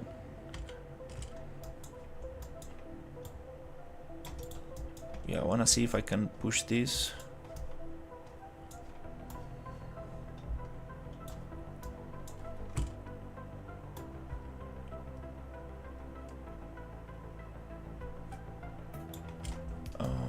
Let me see.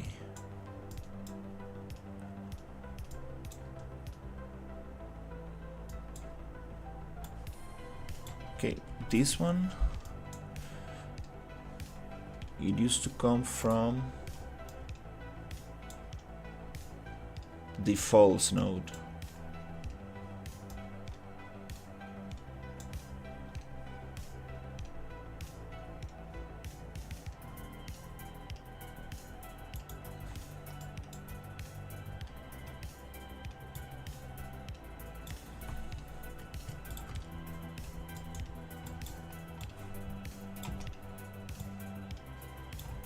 This one used to come from there.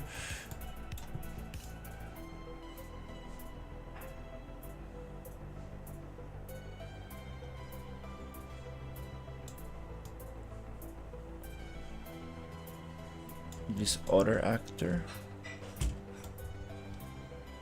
is no. Oh.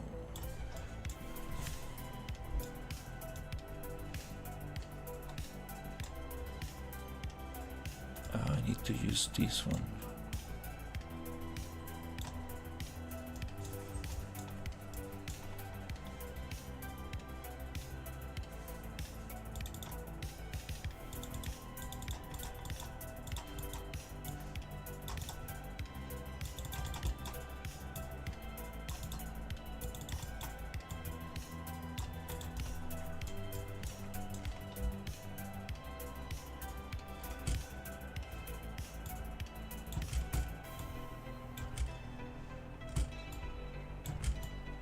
Okay.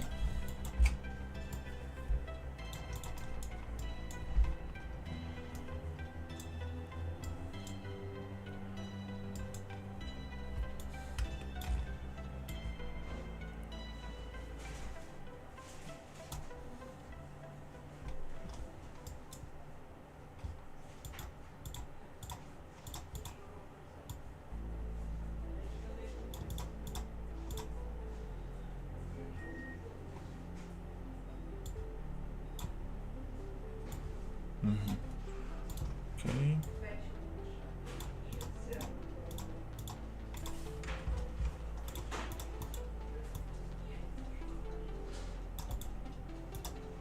Not sure if that's one pin or not.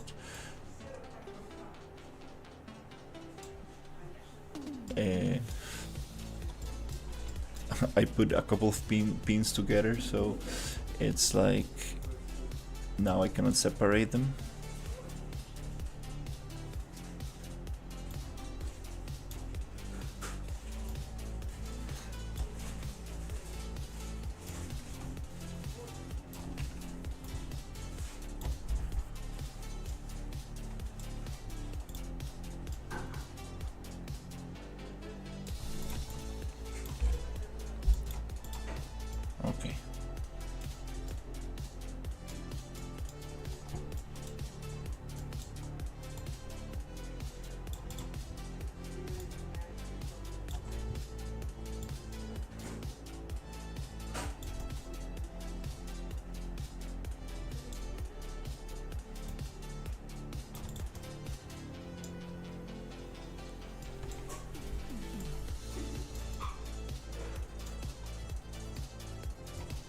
Okay, just want to make sure if this works.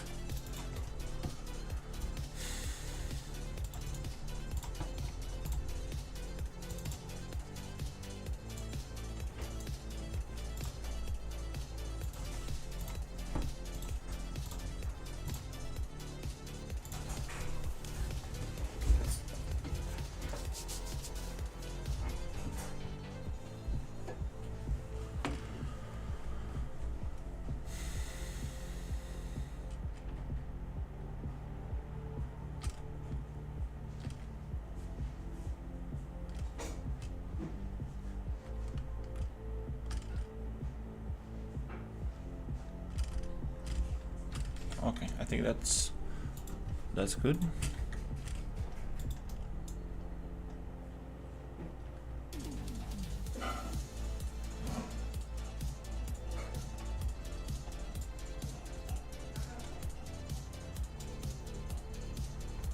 All right, so we have the logic.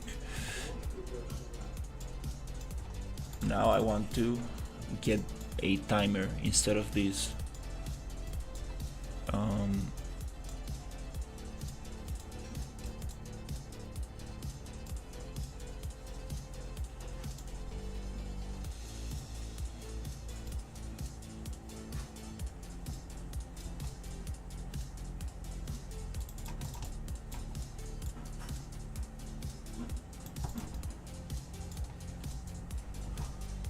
Let's get a timer for this stuff.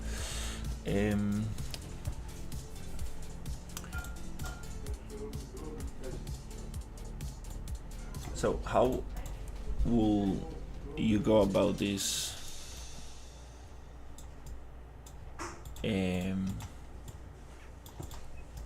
It's overlapping during this amount of time.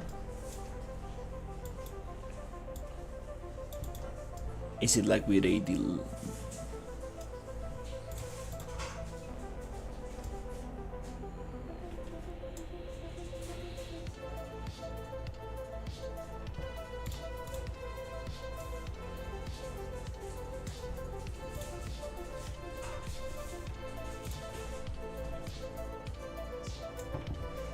Get the duration of the overlap.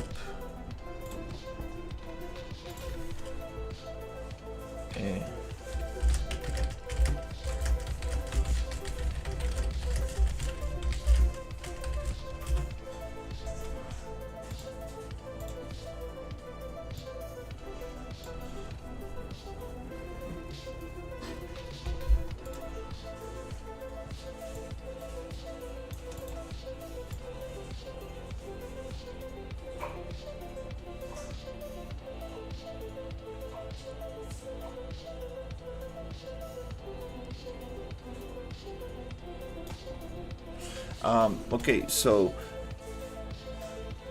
we need to calculate the time for the component on component begin overlap and on component end overlap, store that variable and subtract.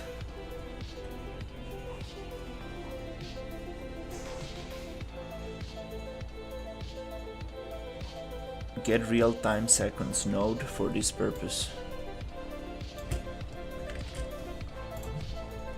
Similar to what we did with the turtle rotation. I think it's not that crazy if we just calculate the get real-time seconds node.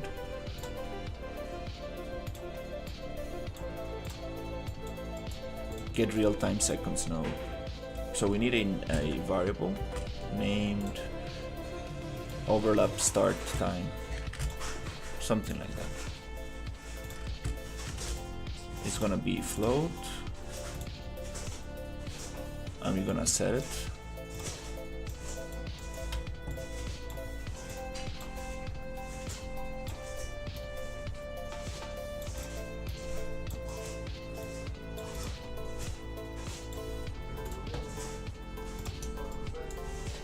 I wanna print.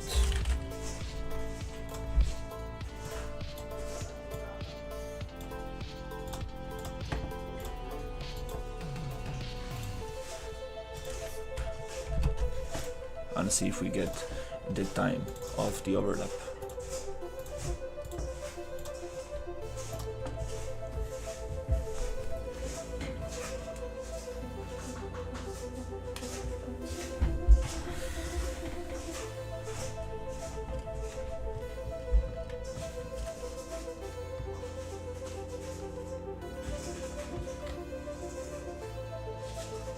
Yep.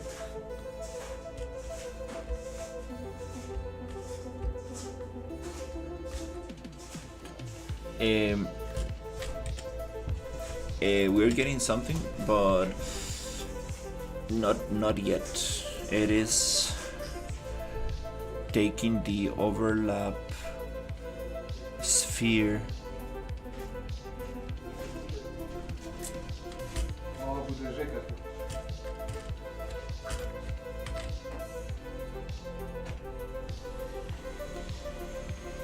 It's taking the time, and it starts already.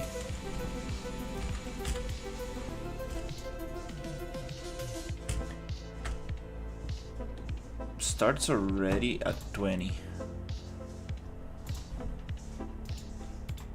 Very strange. I'm not plugging the print string in the right place. We need to plug it after it hits the interface object.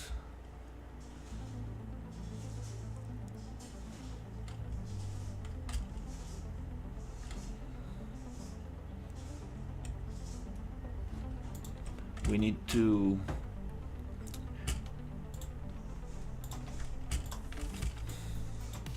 plug this in a different place. This needs to be plugged after true. After we actually get hit here. For now, I'm gonna get this logic disconnected.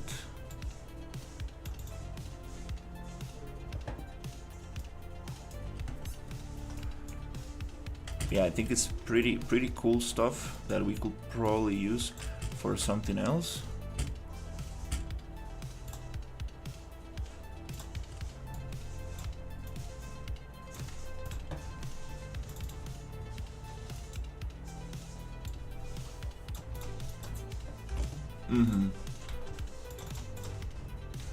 But that's cool stuff that I might use for something else.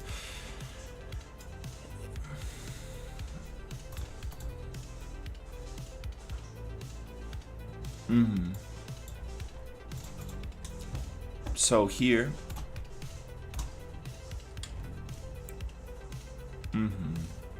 yeah, I'm not sure why that was happening.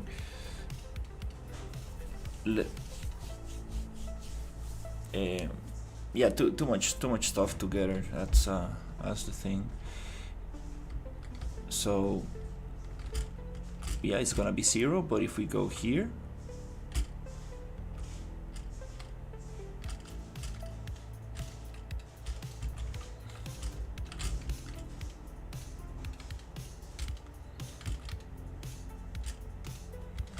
we need to change a little bit.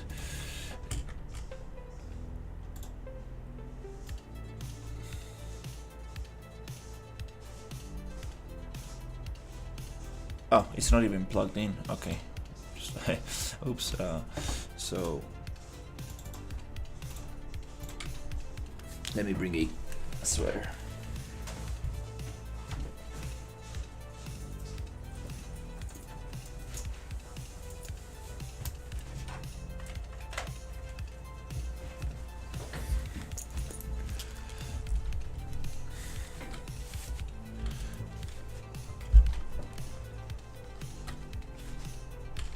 Okay, there you go. It starts at 20. That's very strange.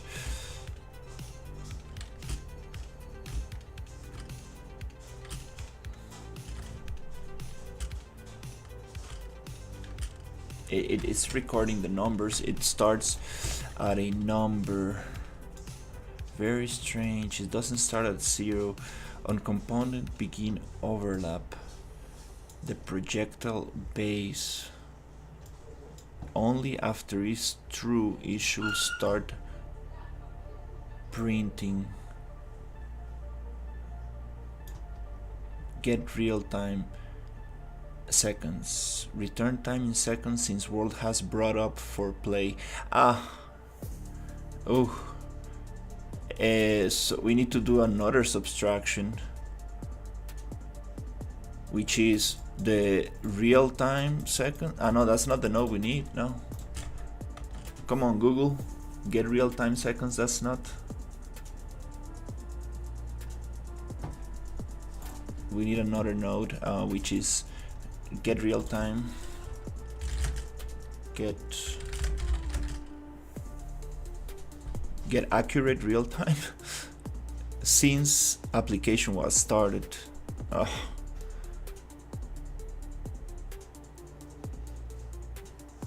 Time in this function is called, instead of set once per frame, get accurate real time. I don't get it. Let's see what we get. If not, we can just start a timer and count it. There are multiple ways.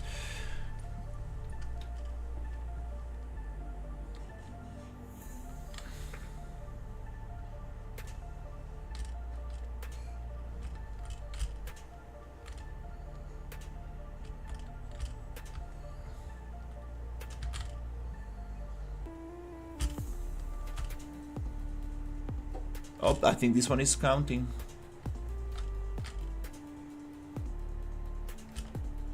It gives me a 0 point something.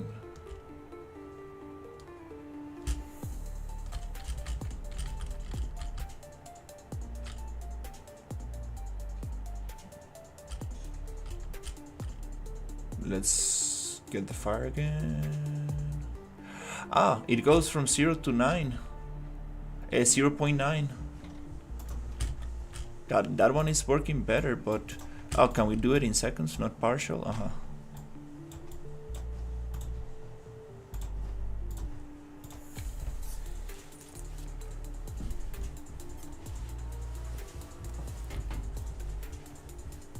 And then it needs to get reset after I leave the cover box.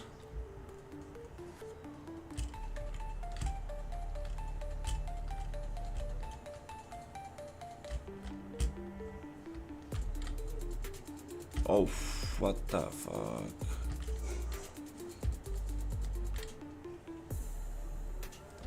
Why do we get those numbers?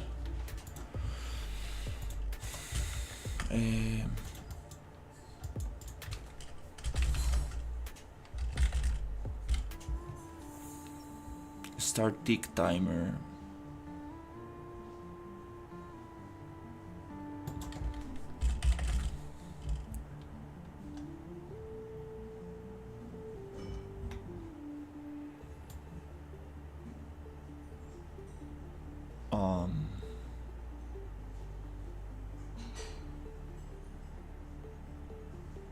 Set timer by event.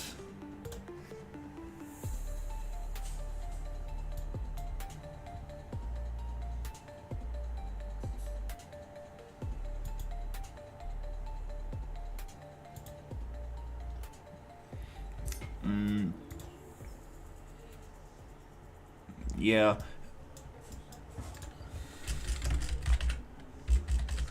Just say timeline. It's gonna give us a float. Let's say 10 seconds. 2 values. 0.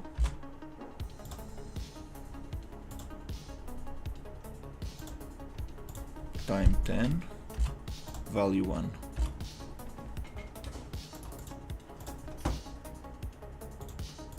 0, 0, time 10, value 1. So if it gets heated to 1, it explodes.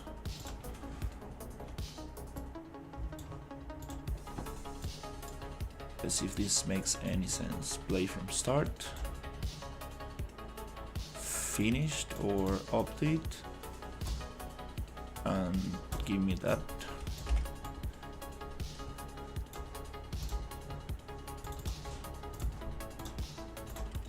And then we can use actually the finished execution to explode the thing.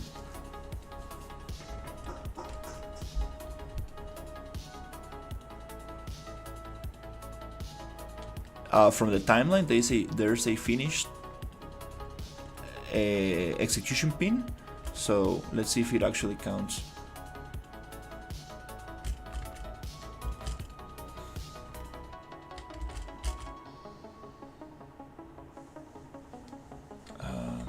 Getting very weird numbers.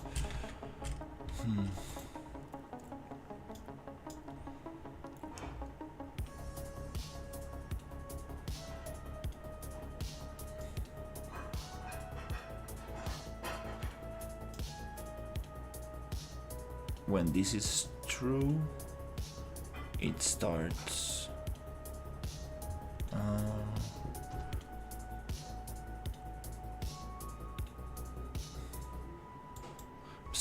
I think this might also cause problems.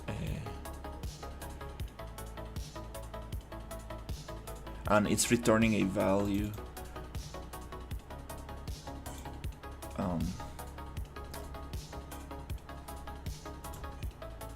Let's do value 10, just so it returns seconds instead of 0.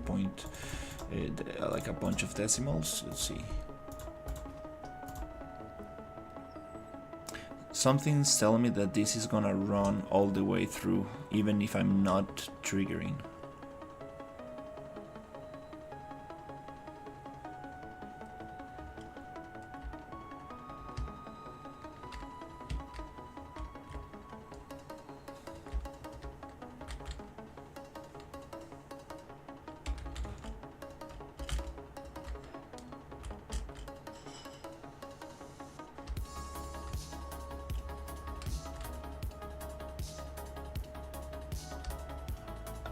No, that's not the way. I don't think this is the way to do it. Hey Storm, doing great. I figured out how to bypass the turtle in combat state. So now we can actually die or get super far away and it keeps attacking. Now I'm trying to figure out how to get a timer. So I want my cover boxes to actually get hit by the flamethrower and get heat up. So if they get heat up after X amount of seconds, they will blow up. But I'm looking for the right node to count those seconds.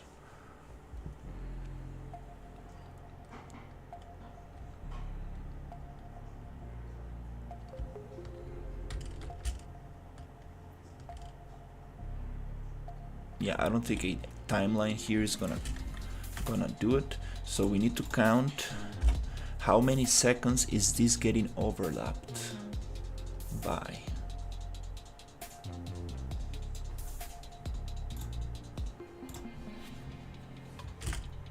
There needs to be a node for this.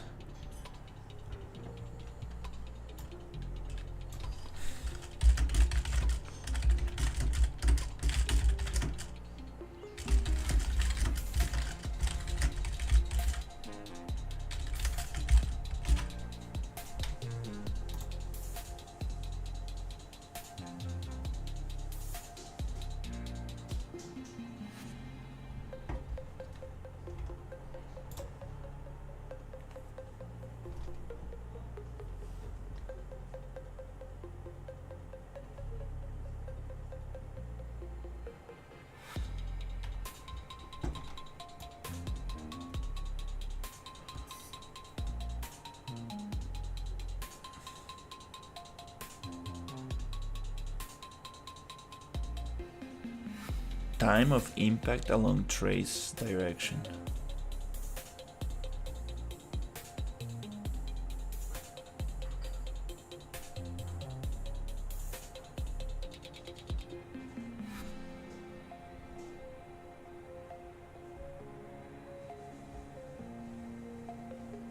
Set timer by function name.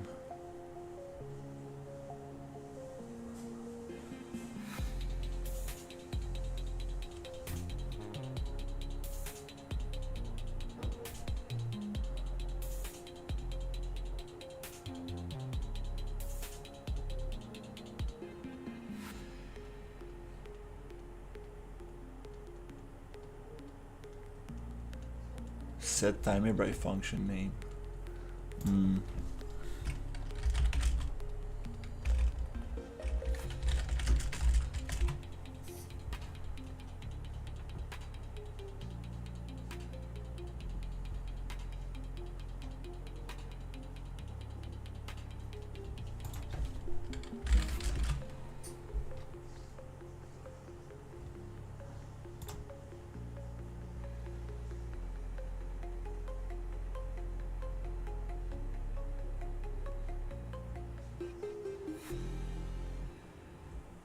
Set timer by event. I think we could probably use that one. I think that's the closest one.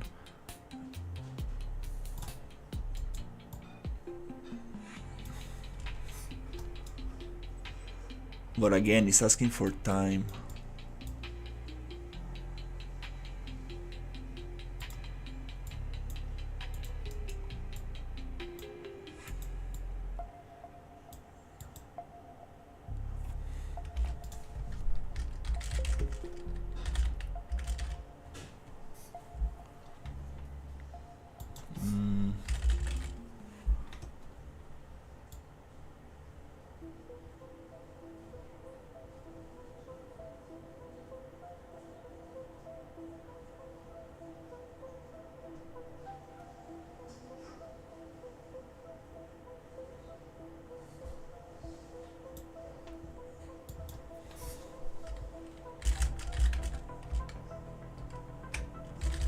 Get time.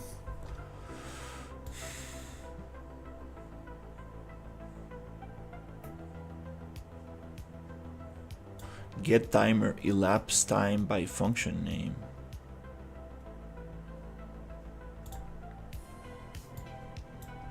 It returns float. Get timer elapsed time. Returns elapsed time for given delegate. Oh. Function name.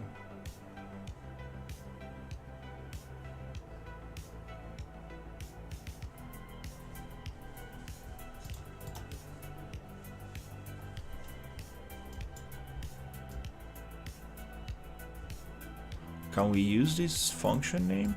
Does object implement interface here?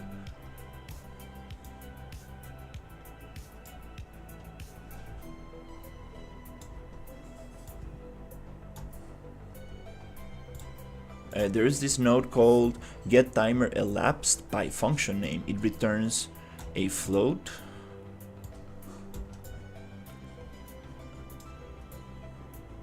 And the function name, could we use does object implement interface here?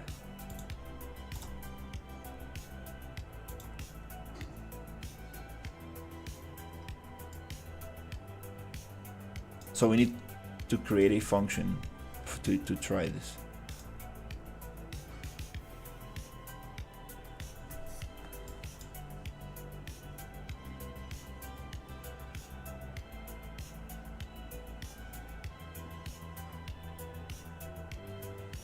Get timer elapsed by function name.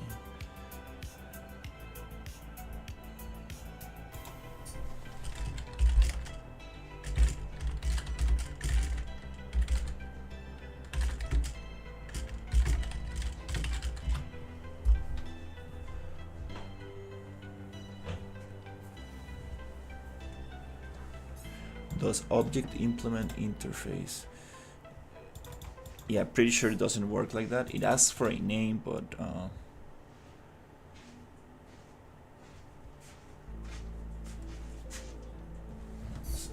Що таке, їсти? Але сказав берлогу занести. Дякую. Сигаретки тобі.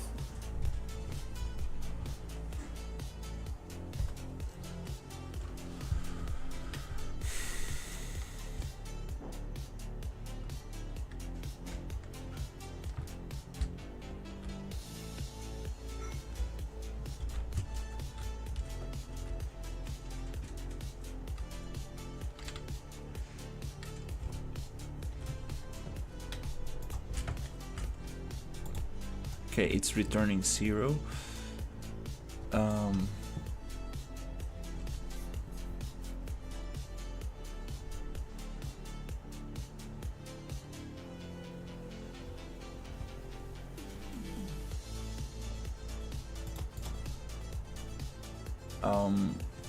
How can I make a function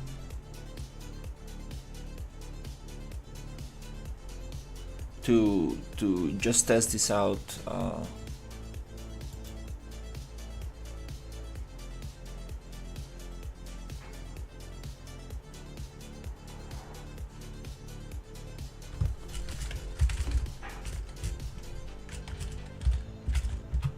Start timer.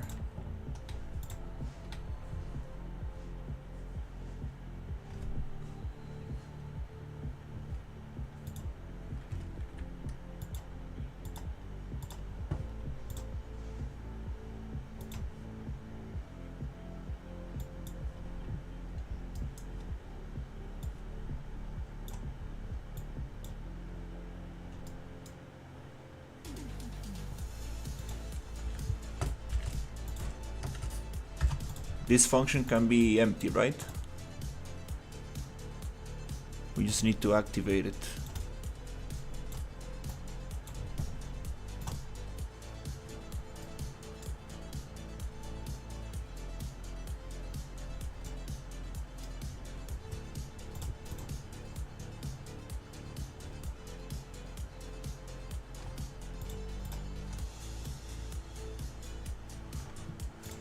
It should start ticking seconds after this function is called. Okay,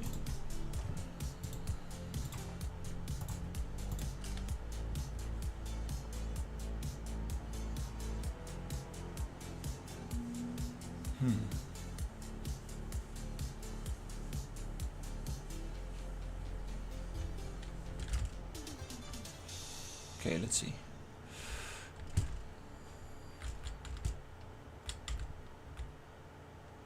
Return 0.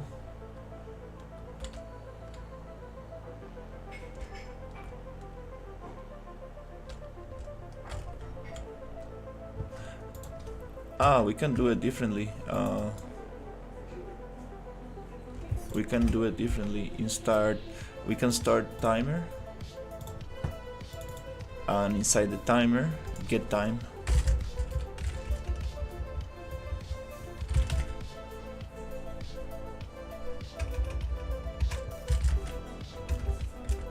Get time.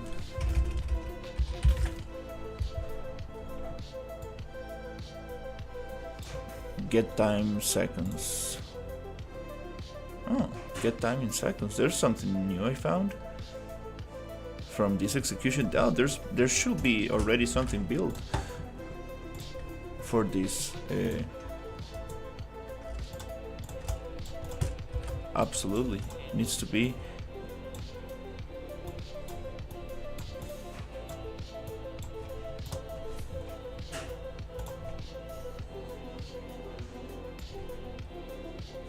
Output pin, get time in seconds. Okay, and it's asking for a blue output. It's okay. Let's just try the old strategy.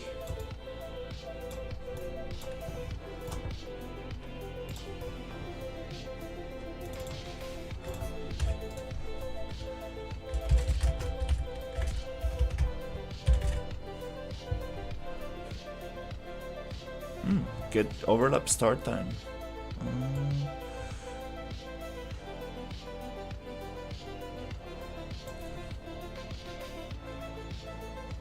Which one? I was using another one.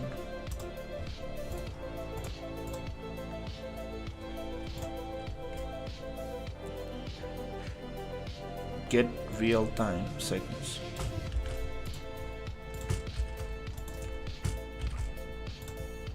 Okay, I see. So as an output we need a float.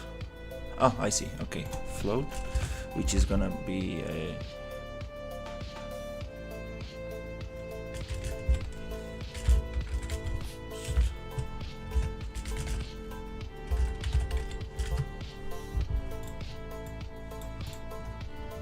also float. That's what the function is going to return here.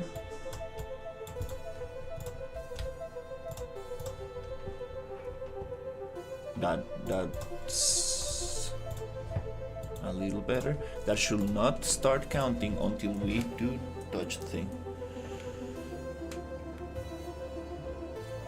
Hey, yeah, Steam gets way more traffic than Epic Games. That's probably.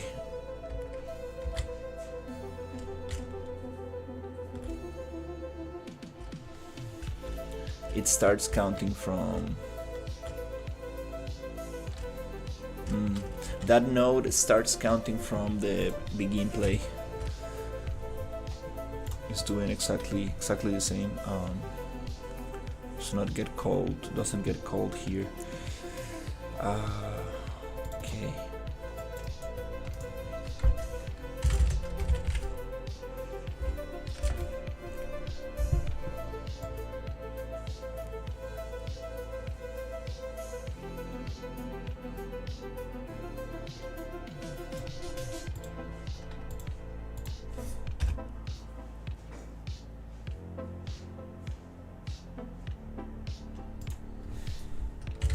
Get time by function. Function name. Get timer elapsed from function name.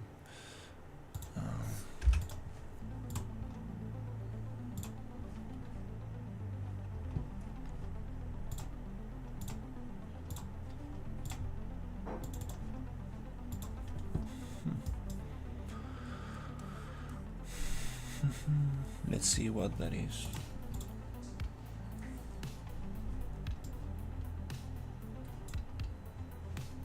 Oh, can I just do an event tick during the projectile? Definitely not the best thing, right? But it's gonna do this.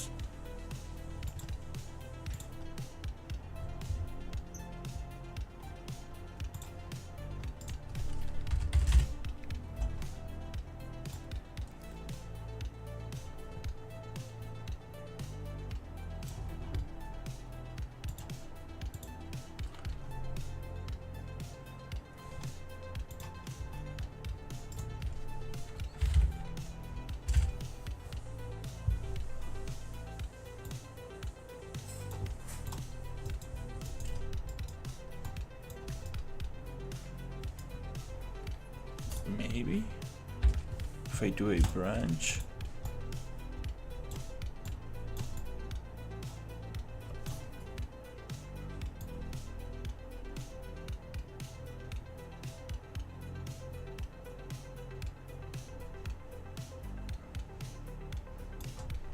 How do I do this? Wait, event tick, took and took, but I want to activate this event tick.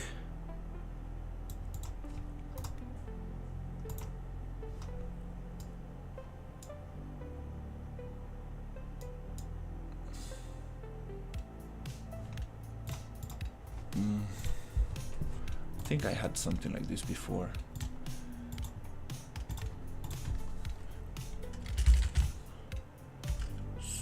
Spawn bug. Here we have set actor tick enabled for event tick get rotation and tick enabled.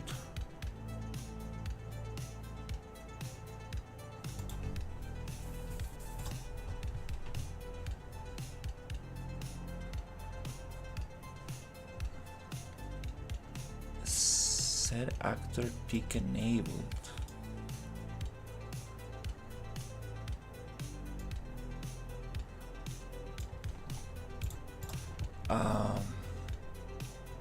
Can we use that logic here? Let's see.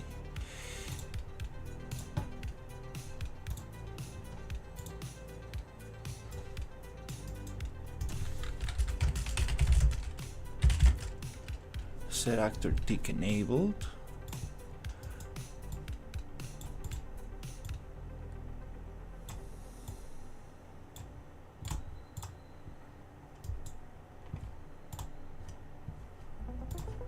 And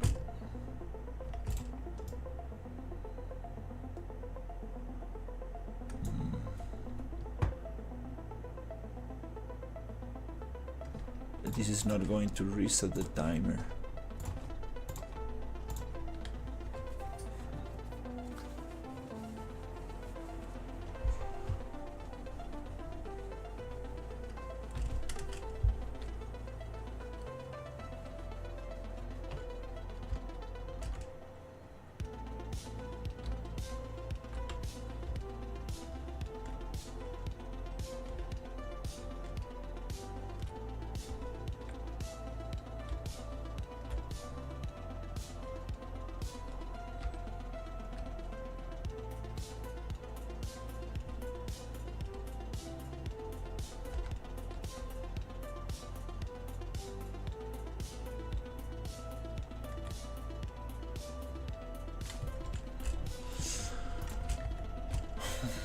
Okay.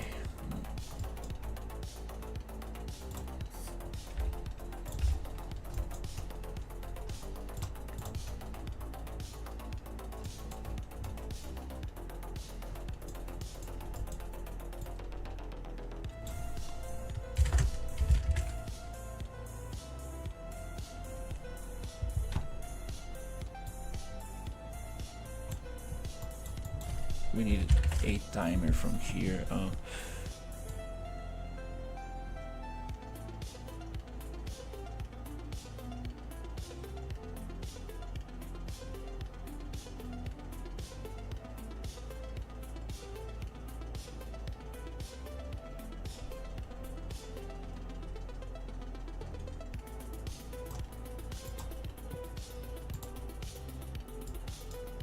What is this start timer?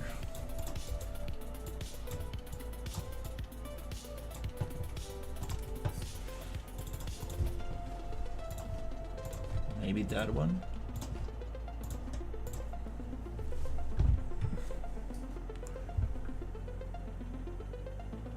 Maybe that one will make it.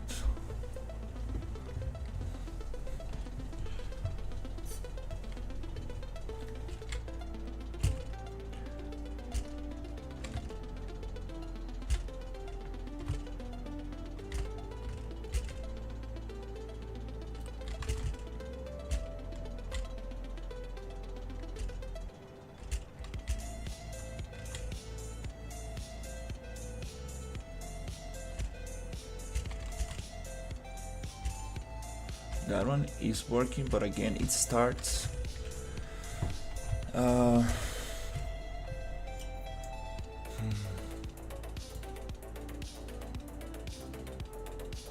I don't really want to do this calculation. There needs to be a better way, but I can subtract the get real time from that one.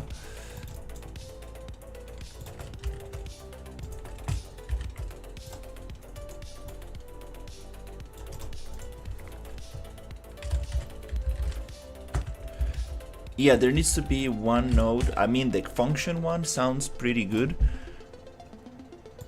So if I subtract this from the real-time counter, we should get seconds.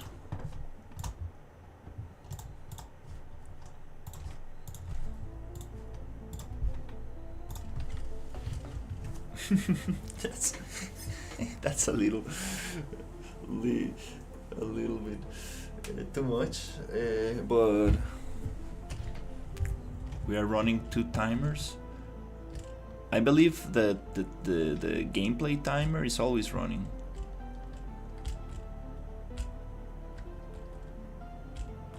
Zero.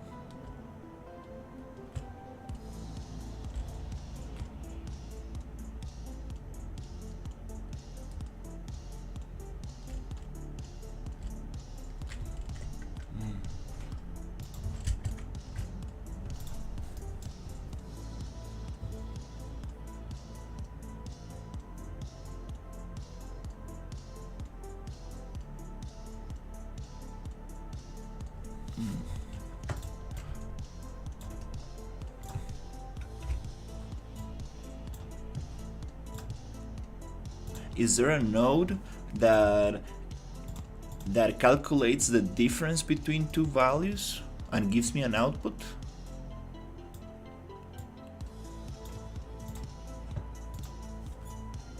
Because we can definitely just calculate the difference in time.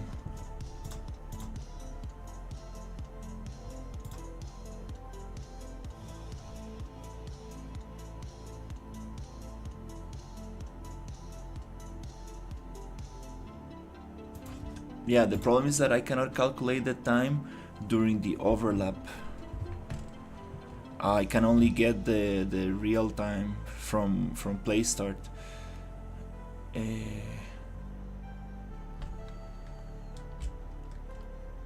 It's gonna keep calculating, and it's only going to print here.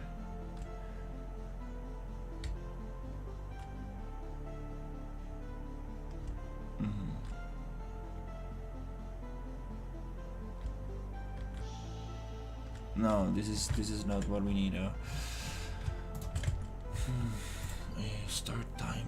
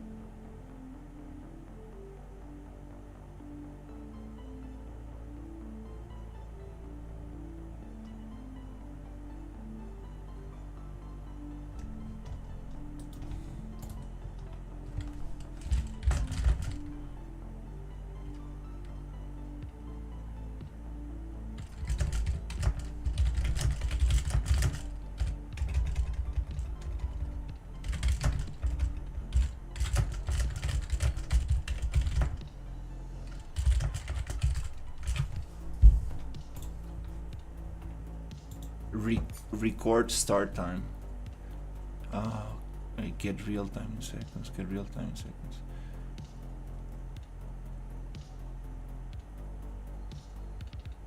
That's not what I want. Get current time.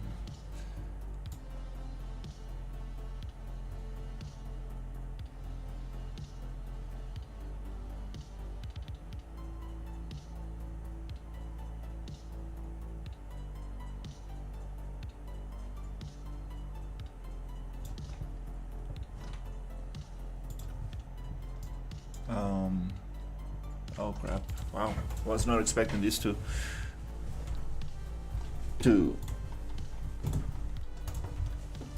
yeah, I was expecting this to be like get timer and that's it. It's like on the execution time, like if we just debug this thing, it tells me how many seconds this execution pin has running for. Like, why can I just use that value?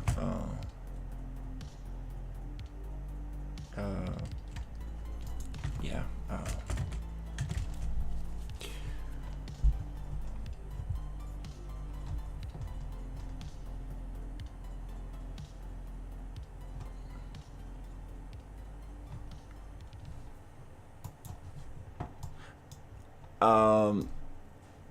Yeah, the hit thing is nice, but I kind of want to make it with time. I think it's gonna be way more interesting.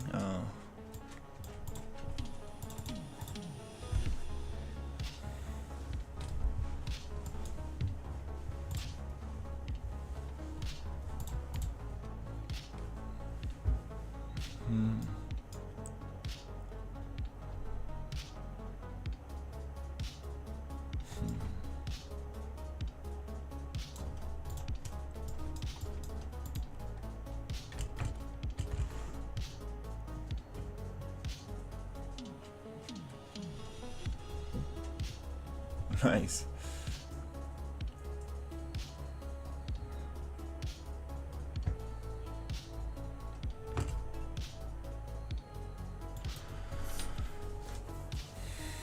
Yeah, let's see.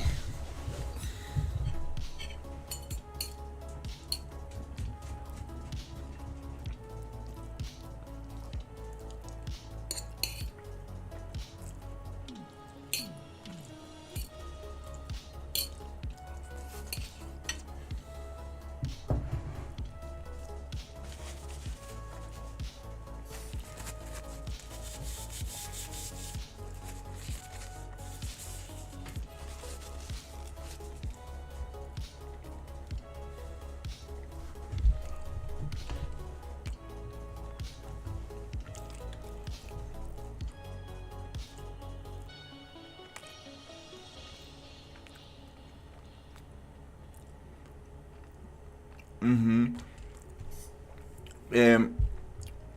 The shield is the smaller circle in the center. Yeah, the bigger circle coming back to the center. I'm not sure if that's necessary.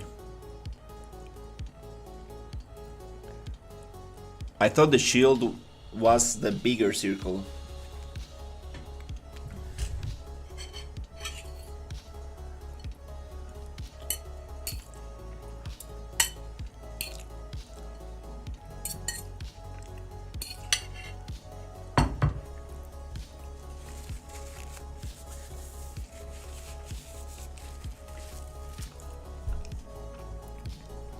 So it's gonna do double damage.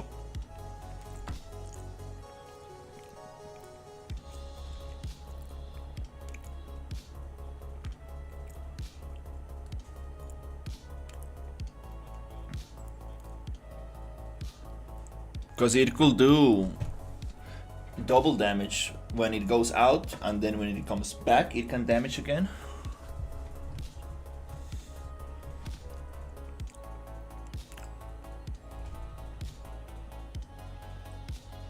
Mm-hmm.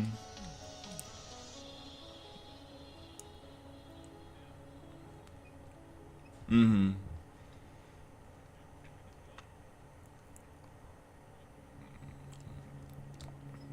Yeah, I think that will be less confusing. Um,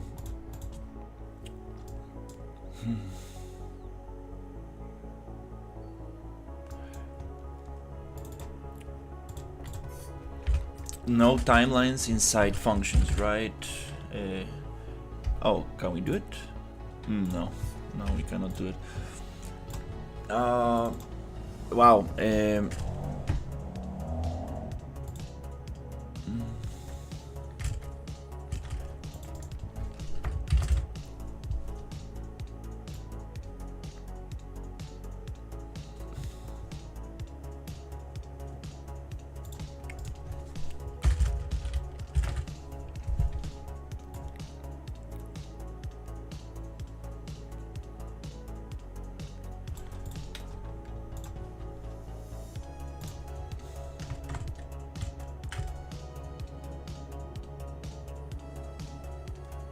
Okay, let me see.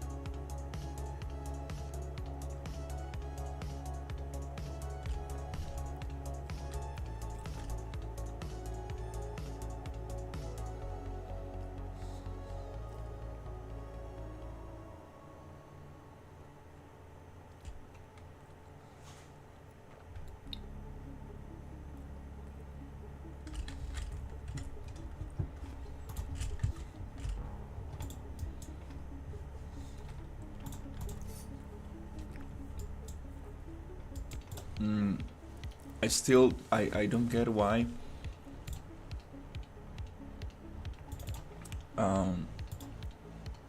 the timeline kind of works, but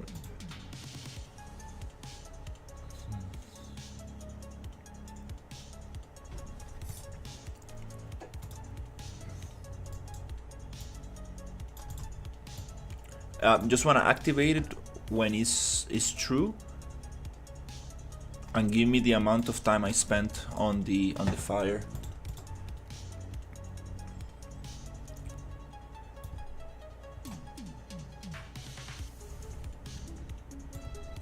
But it's only during the execution.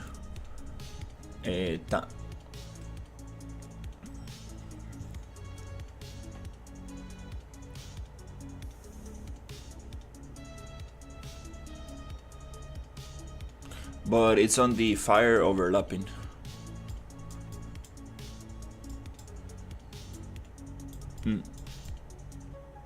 Begin over.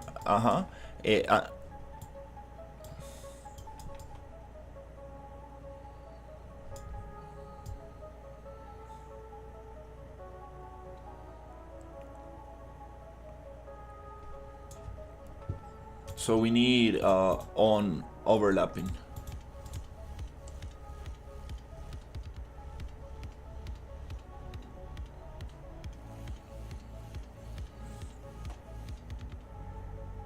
And overlap, component wake, sleep.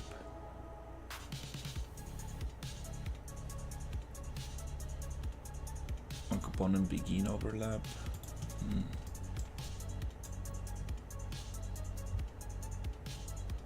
But the timeline is gonna stop as soon as we stop overlapping. Because it's not gonna be true anymore. Wow. Shit. Things got overcomplicated like in 2 seconds. I was not expecting this one.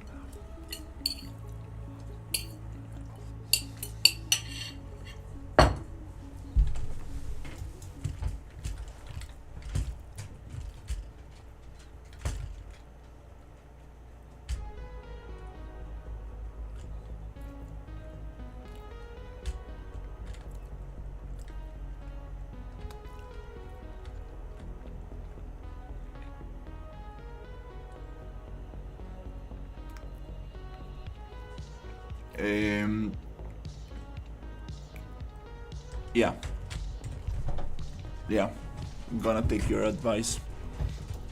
We're gonna do it with hits.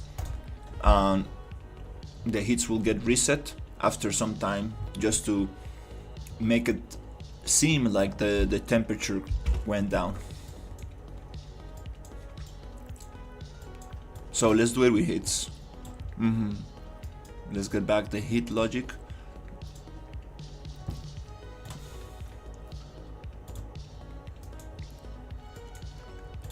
Yeah, on here. Other actor find, other actor add. There's no git on this project yet. Yeah.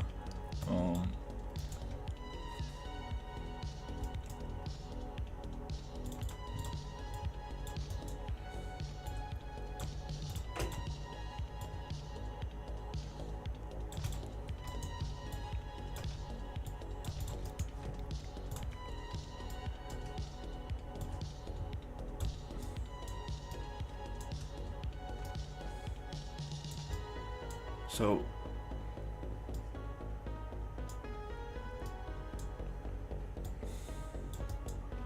this is the thing. It adds here. Not from there, it goes down here.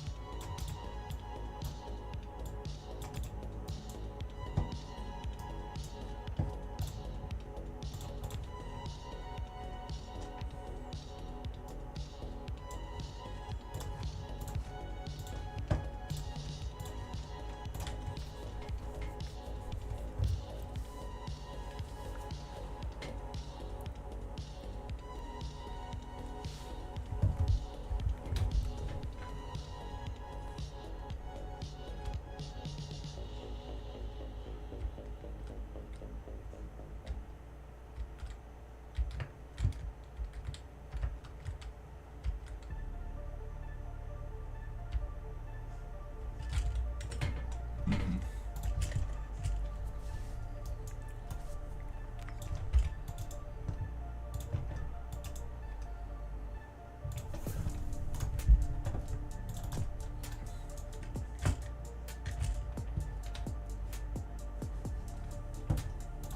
Okay.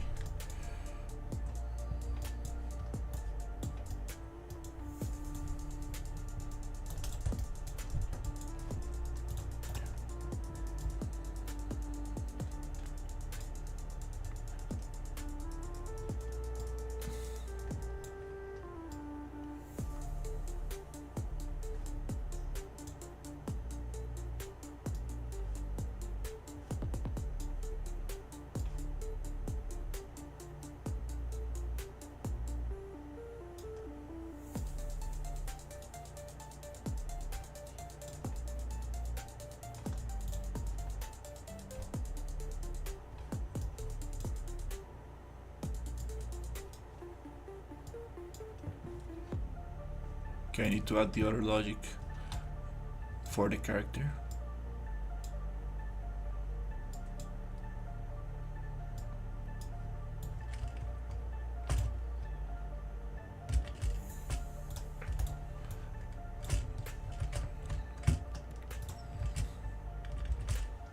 Yeah.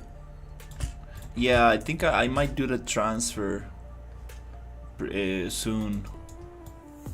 Just to stay on the other version, the packageable. Um,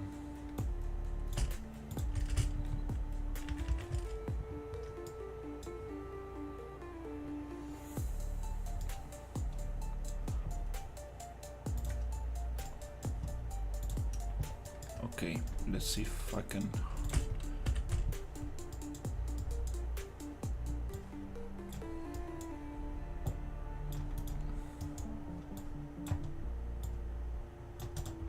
Plug this in.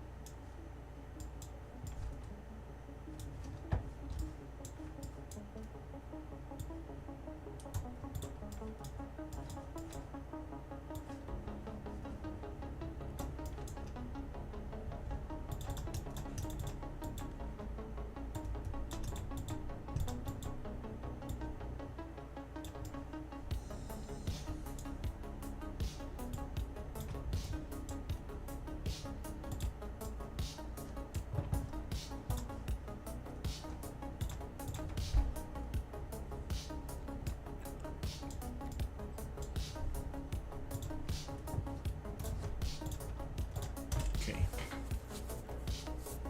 I'm not sure if we had it like this before.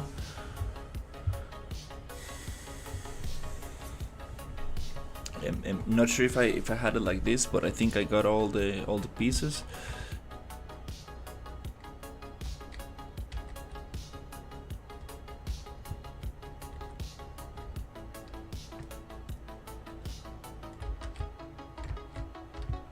should not destroy the thing.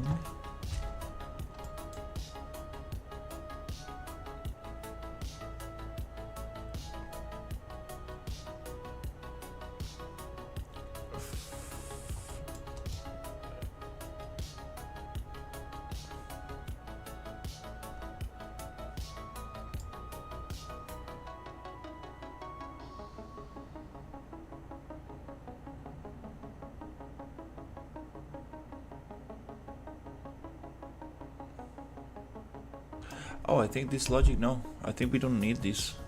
This was just for the impulse damage. I believe.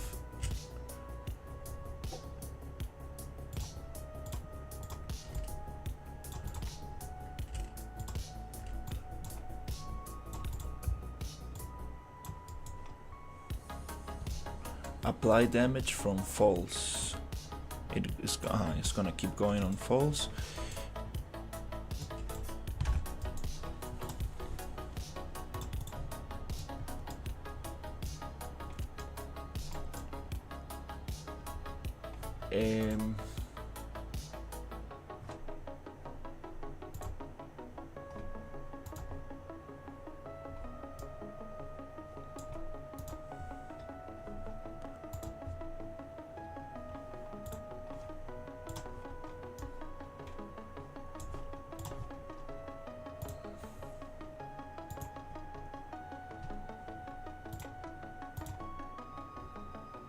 Okay, what I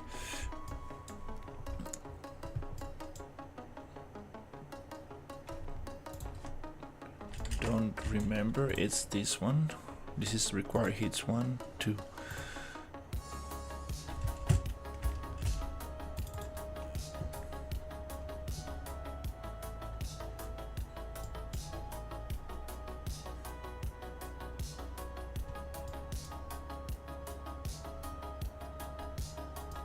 Okay, is invincible.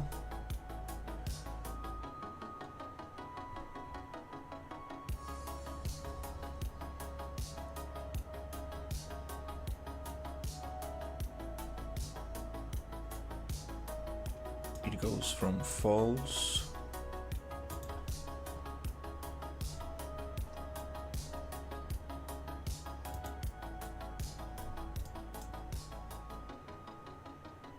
into destroy actor.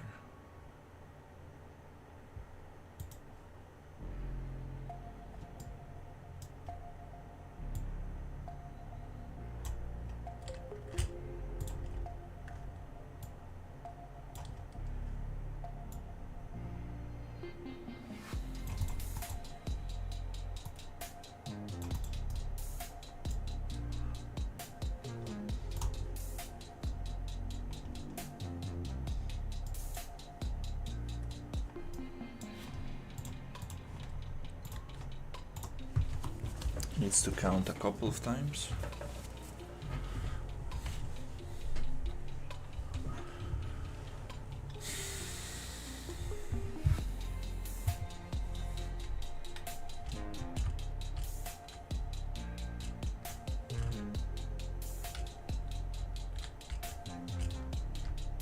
But it does it automatically now.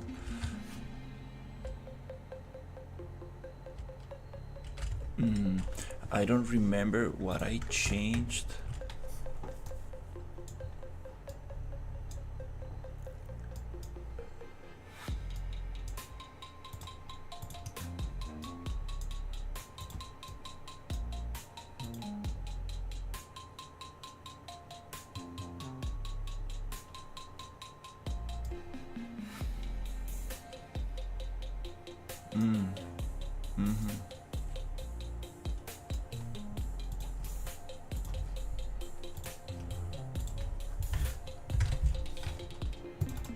Let me put it to 50 just to check that.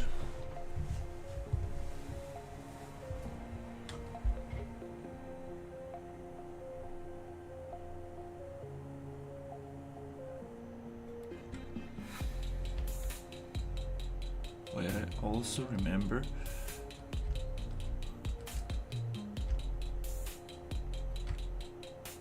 Yeah, I think you're right.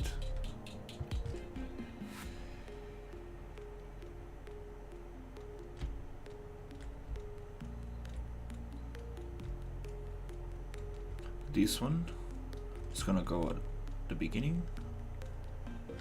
Now this one. Oh, it disappears when I'm only on the behind it. Yeah, we added that logic to this thing, so it's only going to do it once we are in cover.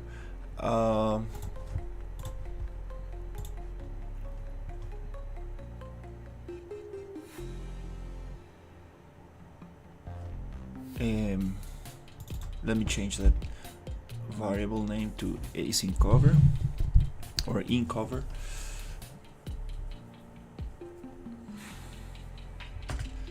And then we will see.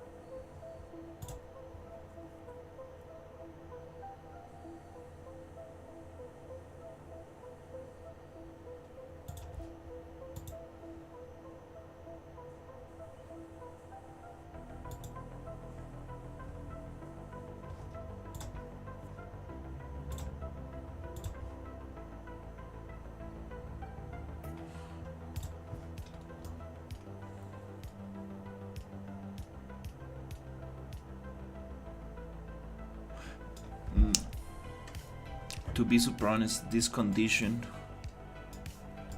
is in cover. I don't really think we need it anymore for this kind of logic.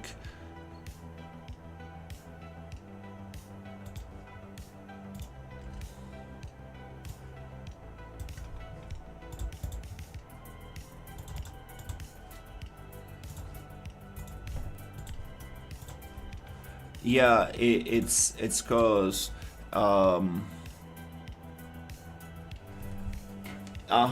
this is, yeah, this attack that will make the player like be there no matter what.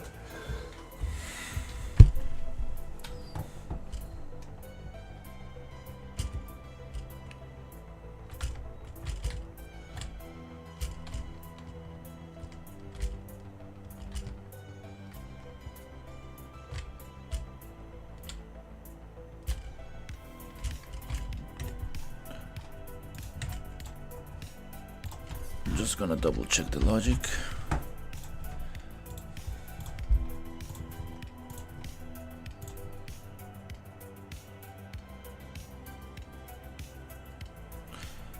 It's gonna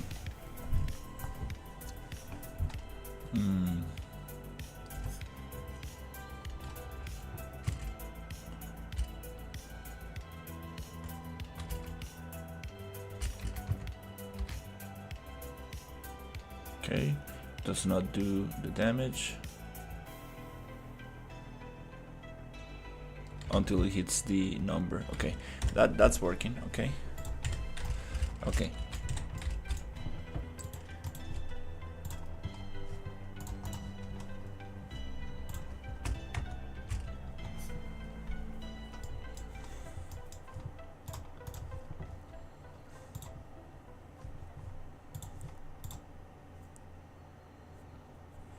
It will be nice to know how much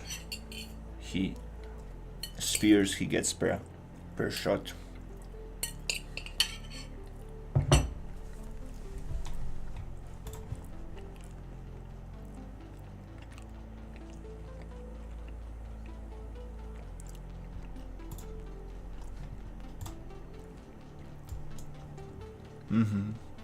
Let's print string here and see.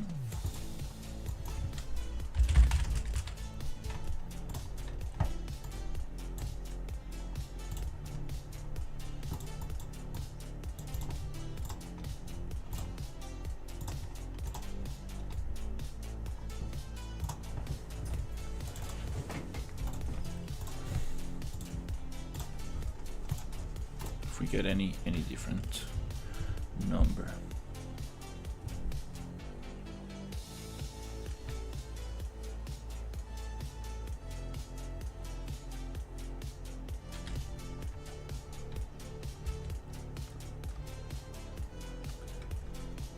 Aha, okay.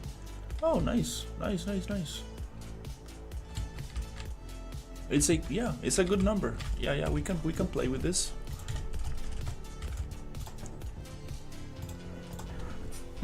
I like this. Let's go 25 hits for this one.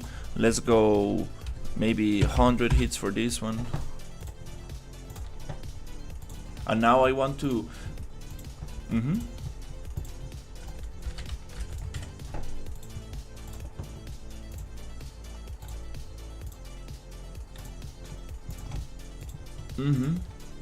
I like this. Now, how can we make it?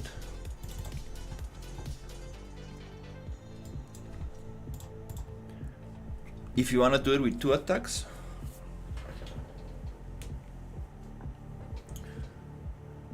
No, it's okay. The push attack is not gonna mess with the tanks. I might just make it some kind of shockwave, kind of like thing instead of fire.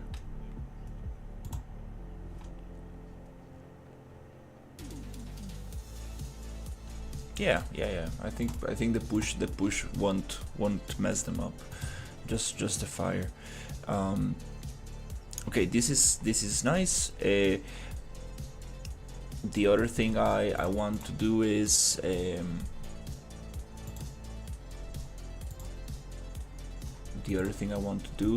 figure out a visual indicator on the destructible object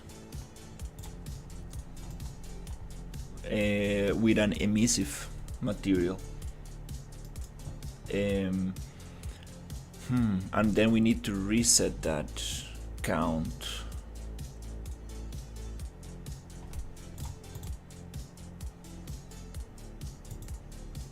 The reset thing. No, I don't think we need to reset the thing. It's gonna complicate things a little bit. So here we have the mesh. Let me copy the logic from the turtle. Create dynamic material instance.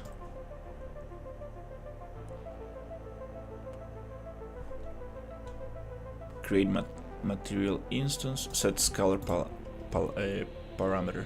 These 2 things. That's all I need to make these tanks go heat up and heat up. And we need to do this here.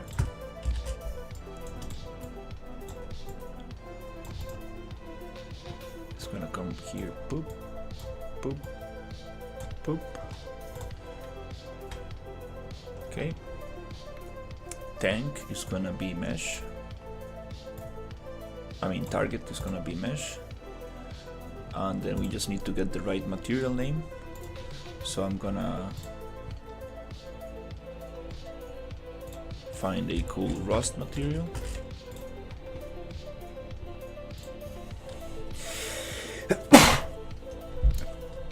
Excuse me. Rust basic. One. What is this? Rust basic 2? Oh, okay. So let's create a Rust basic material instance.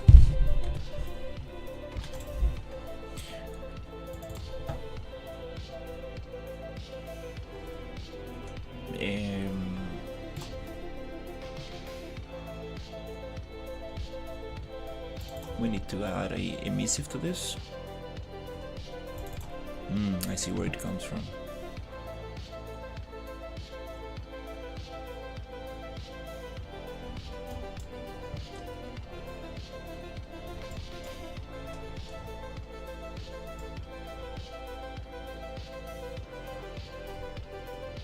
Emissive.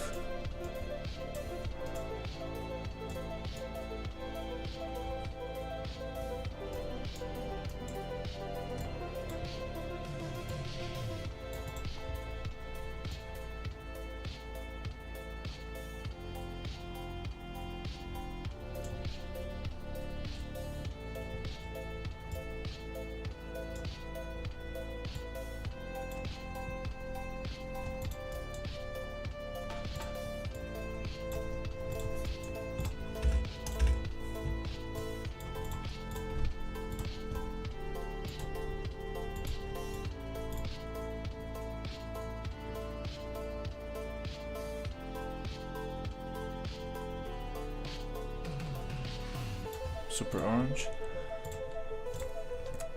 Emission power. It's gonna be the name.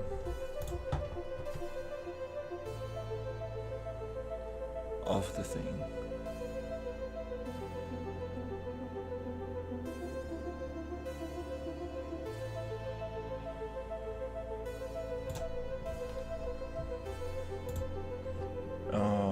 Might be just for now. It will be too, yeah, like with a mask. That will be cool.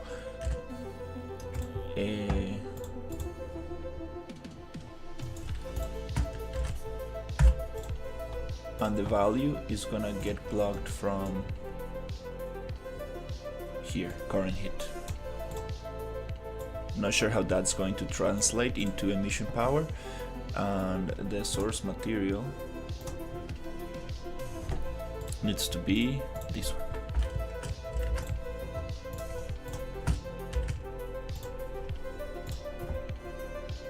And that needs to be applied to the blueprint.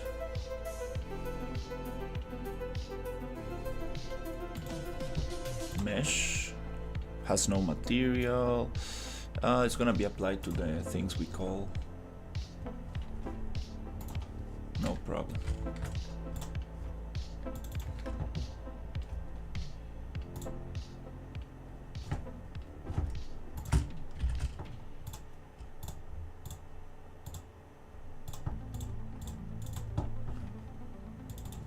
Just for now.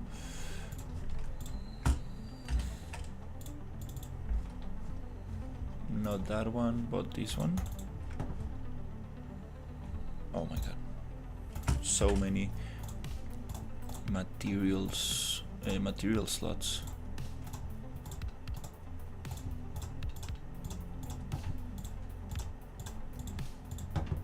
There might be an apply all somewhere.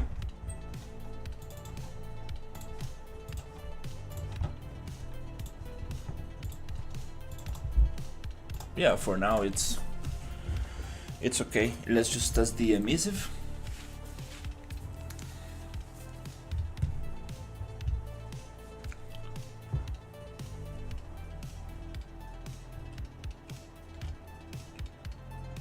Yeah, these are a little big, so I might send them to Substance, but we will see. Okay, are we getting any change in material? Oh yeah.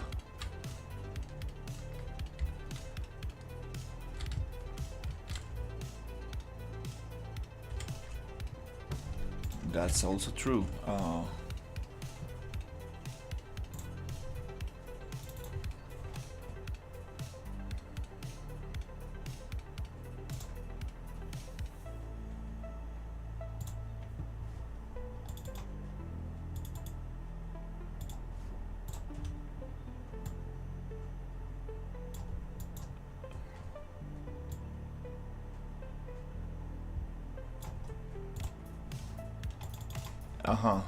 Let's see.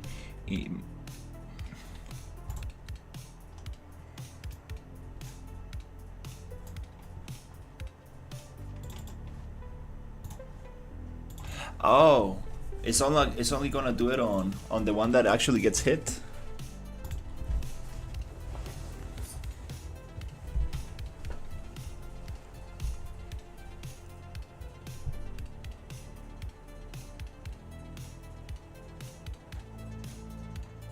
Only the piece of the mesh that gets hit is gonna receive.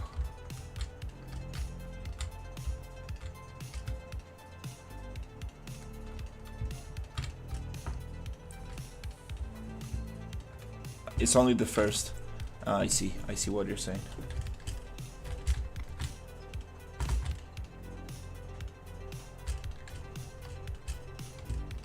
Okay, why is it not counting anymore? Oh, it is. It's not destroying this one. Oh, I think it was 100. Okay. So, yeah, that's one way. to do it. Yeah. I was just gonna push it, just do one material for everything, but let's not mix them. I think it's gonna be nice to keep the IDs. So you said loop. Where?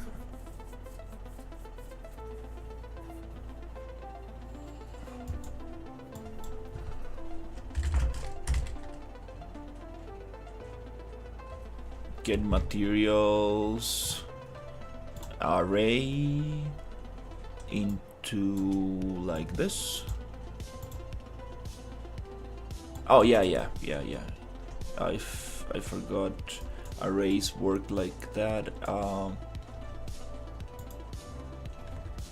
Find, right? I think it's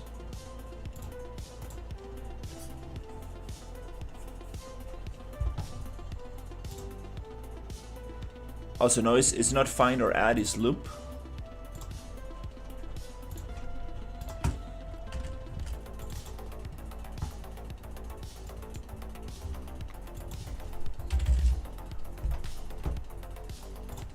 For each loop, array element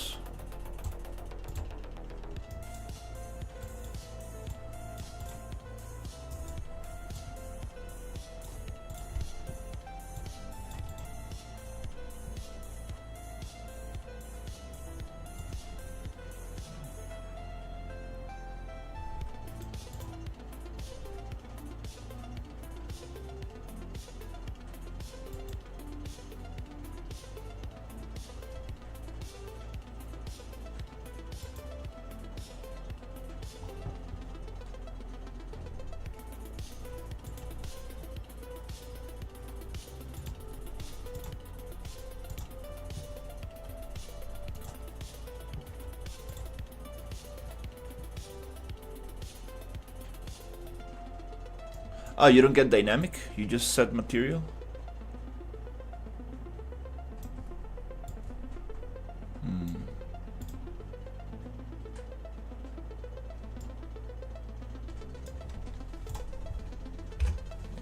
Okay.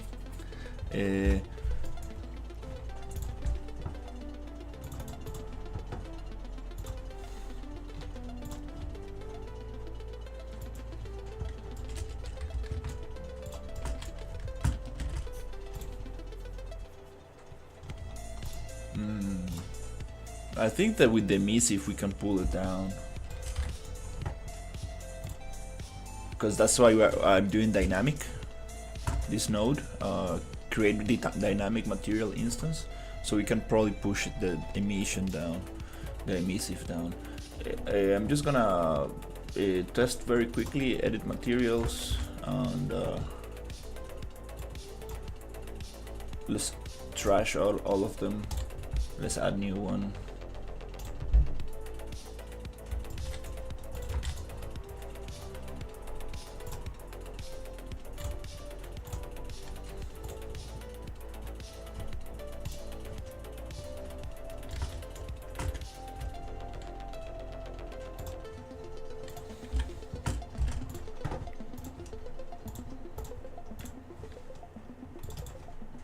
For now, I think it might be easier.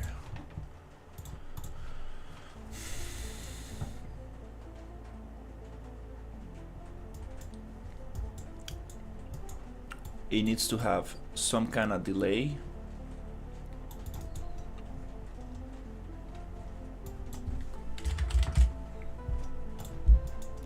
Of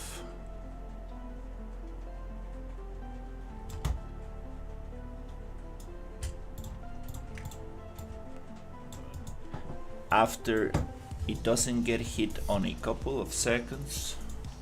Well, the cooling down part, we will see about that. We will see. Let's get this thing working first.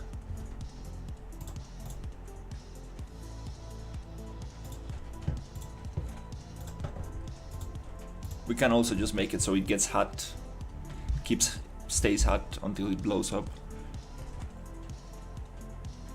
Like, just like a HP.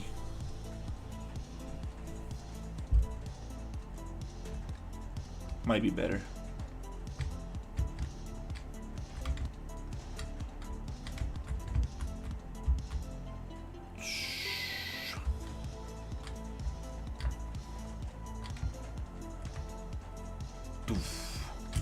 Okay.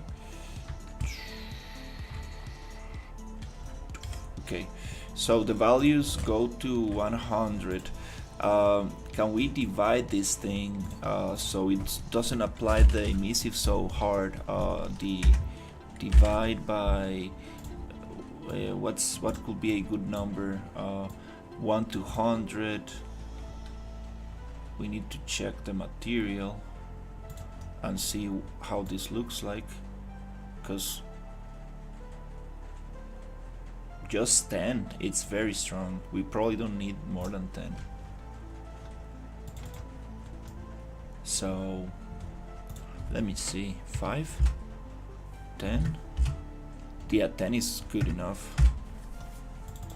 So we're gonna divide by 10. Yeah, so I think that will give us a nicer look, meaning that 100 is the maximum amount of damage it can take, and 10 is the maximum amount of emissive I want, and then we can get like a cool texture for the emissive and stuff. And let's see. Whoop, okay, let's see.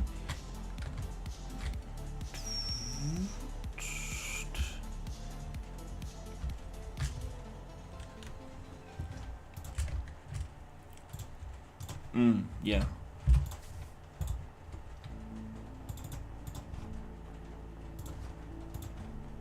So we are able to see.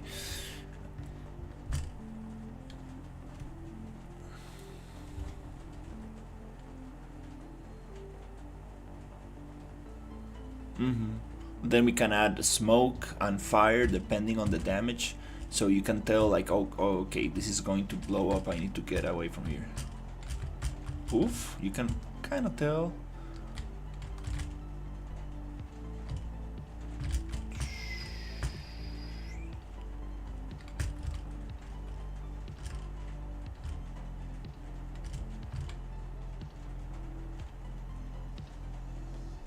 Whoop, yep, yeah, you can tell it's getting hotter.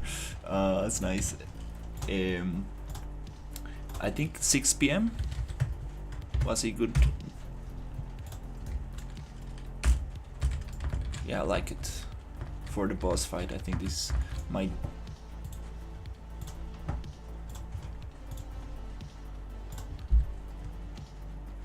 Even later in the day.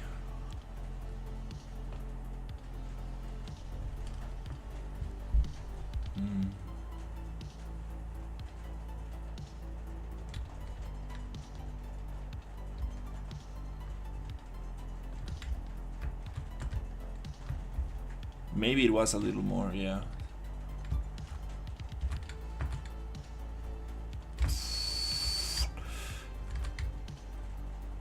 Let's see. Boom, okay.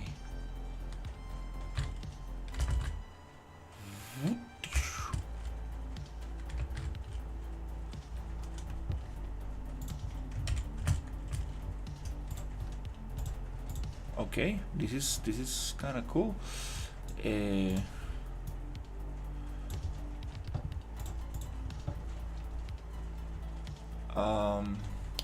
Let me think what we're gonna do with this rust thing.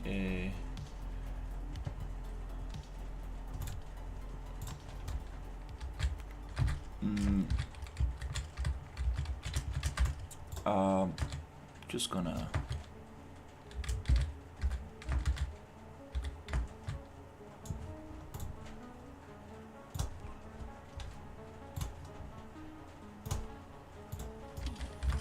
Give it a quick transform.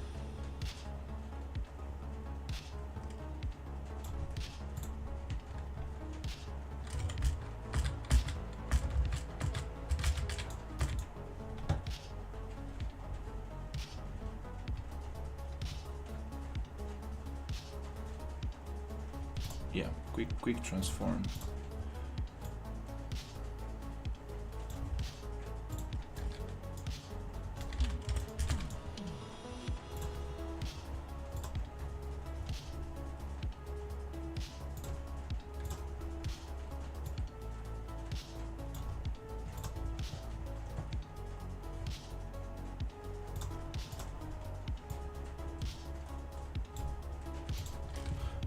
Then we can actually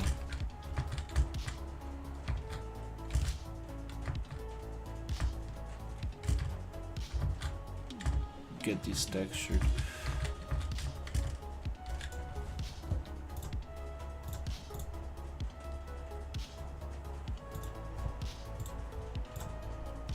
Burning material?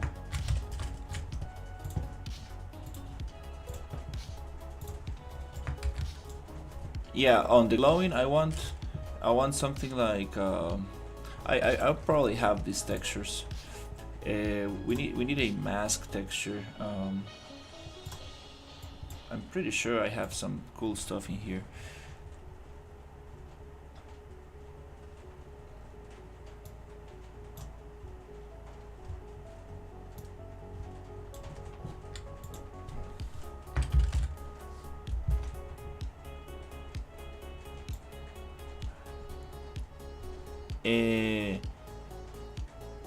Oh, fire, smoke. I think this might.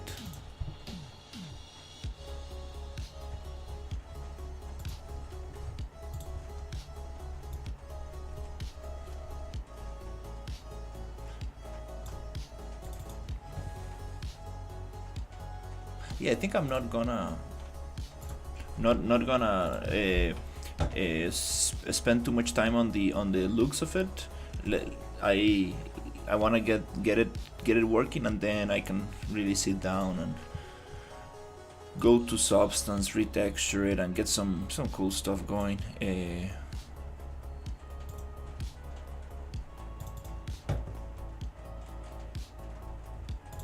I think this might work for now as a placeholder. So this thing, I just want to put it into the material as I multiply.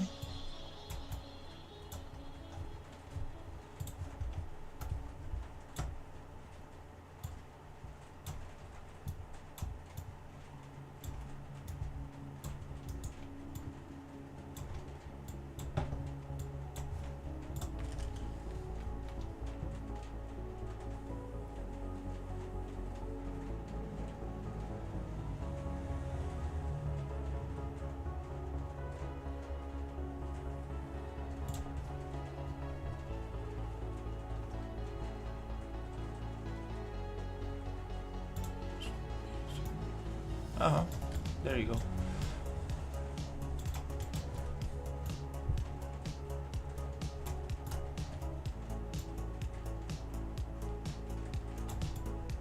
Pretty cheap solution for now, just to get an idea.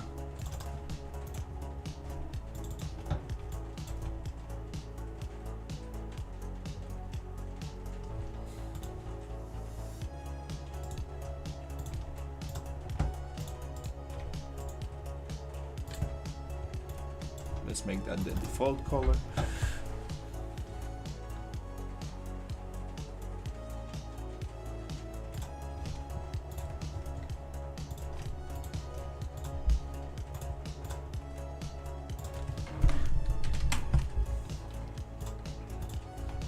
Wow, 620. It does change a lot. 20 minutes. Changed a lot the lighting. The lighting from 6 a.m. to 6:20 a.m. it really changed. I guess in those angles the sun really changed a lot. Now it's all orangey, super orangey. Now everything's orange.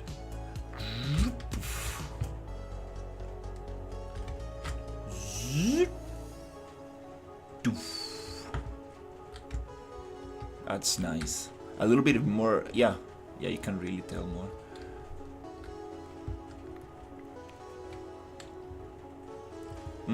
Yeah, I think this is kind of cool. A little bit too orange, but it's very nice. Okay, that's cool. Again, modeling, UV, transform UVs. This is a little bit. I see. I want this. A little bit difficult to make those selections. I see how it's. So 0.5. Also 0.5. Again, let's divide again, so it gives me bigger textures. No, we want to go the other way around, so 10.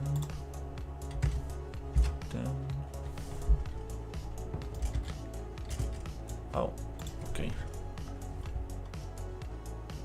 0.1. Oh, there you go, 0.1. Another division, there you go. So more smaller textures, just so we can see the fire thing a little nicer. More tiling on the textures, but through the UV map. Hey Sherry, yes, the turtle, it's coming together. It's coming together, for sure.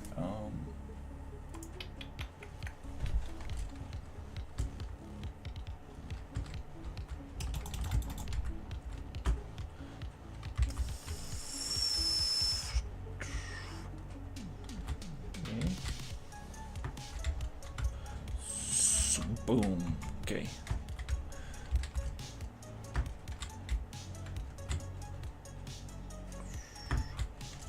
Nice. That thing is working. So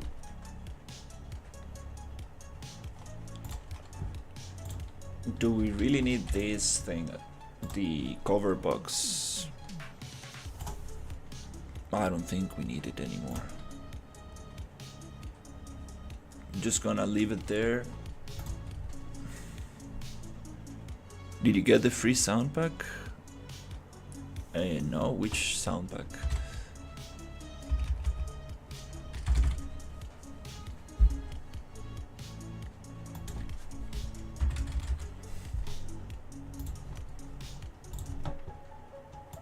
Hidden in game.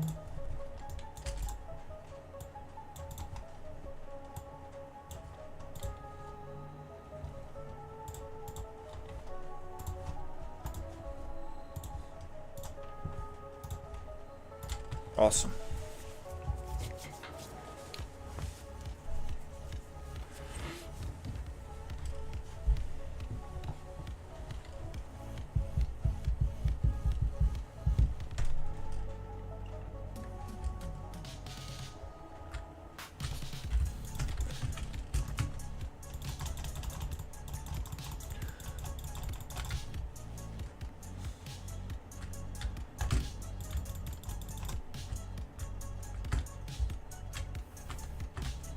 Okay.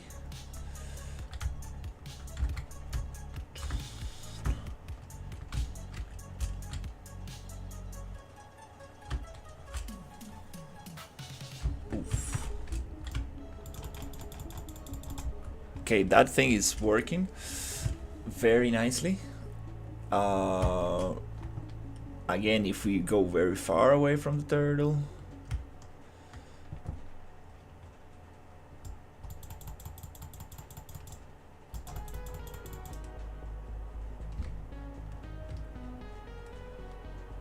people could just go underneath of it and shoot it from underneath. We need to.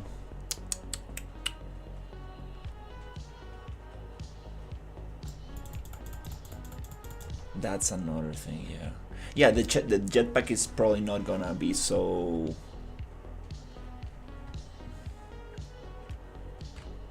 We can block the bullets from underneath, and we can also make the jetpack not so intense.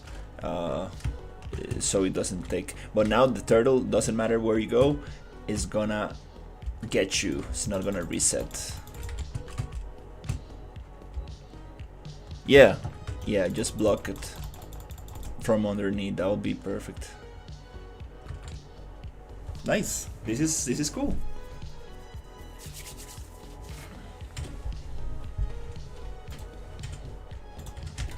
Oh yeah, I can't wait to test this out. There's gonna be so many ways to abuse of this thing and just find different ways. So let's say 50 for that one, and this one is gonna be so we have a 1, 2, and do we have another size of these things? Maybe I forgot. Maybe I had another size. Oh yeah, we do have a little one. So that little one. Okay, let me.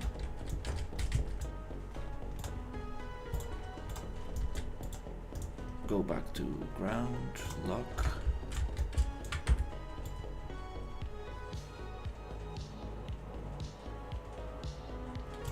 Really like this placement for now, just to test.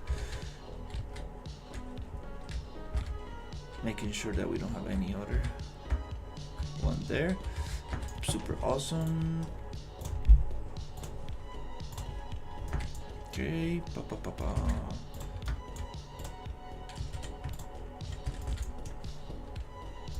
Okay, so to deal with this we need this little piece right here.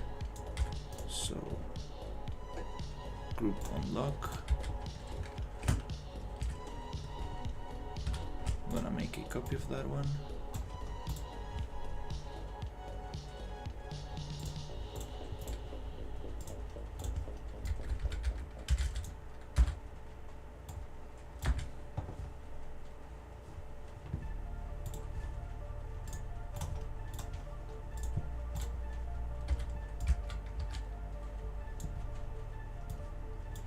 That's the size I want to work with, and we're gonna model, bake,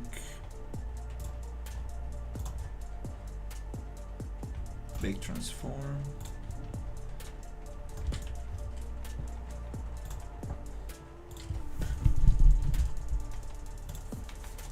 just scale and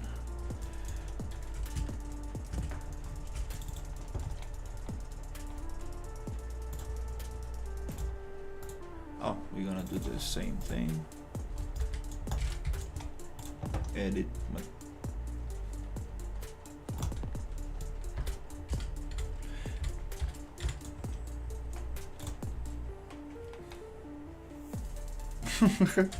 Sherry, send the link for the free pack to see what you're talking about. Hopefully it's not the one that we're thinking of.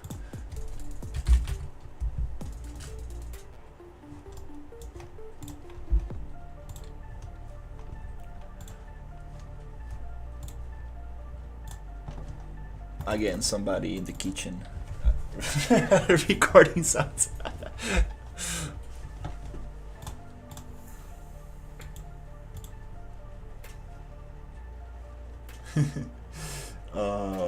Flood field.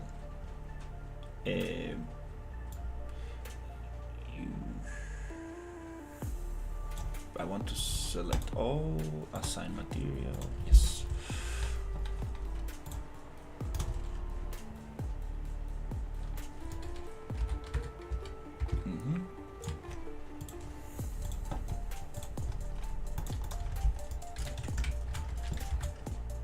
Alright, so now that we have everything separated up, this is not the thing we need. This is gonna be this one, this, maybe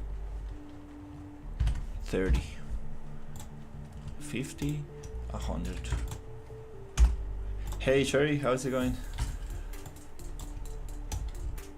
Nice. Did you can you share the sound link, the sound pack link, to see what?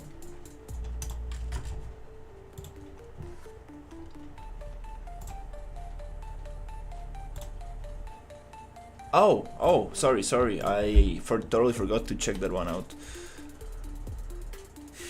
Knock sound.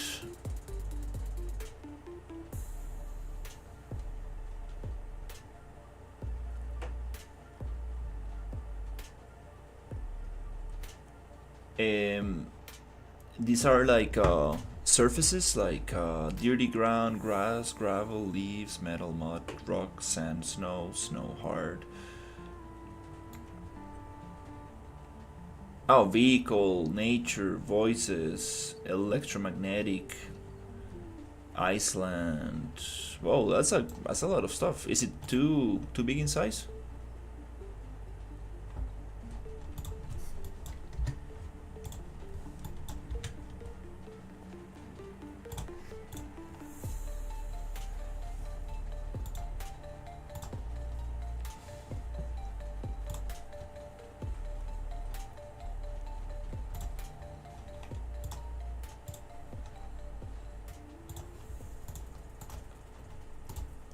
Oh, 700 megabytes. Not bad.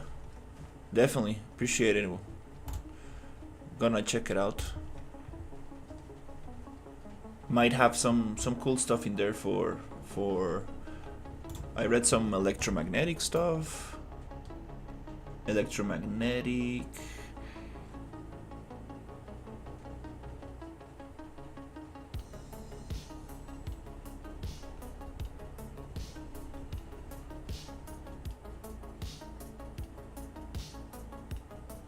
Nice. Definitely want to check that out.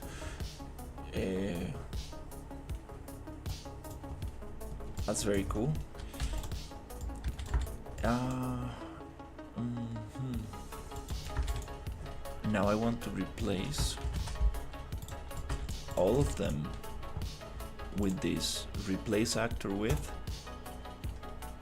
It goes invisible. It's not gonna be so easy to replace all of this. We're gonna do it differently. We're gonna just copy. Yep. Transformation. So copy,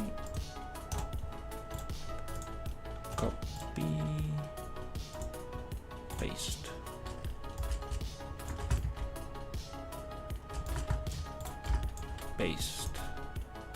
Doesn't let me.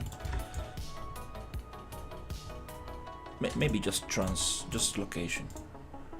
Yeah, let's just do the location.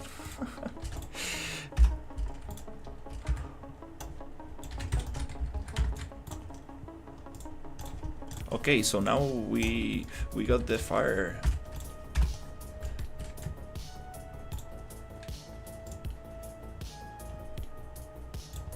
The flamethrower to work a little better.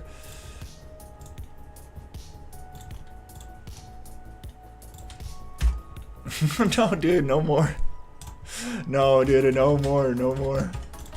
I don't wanna see any more assets.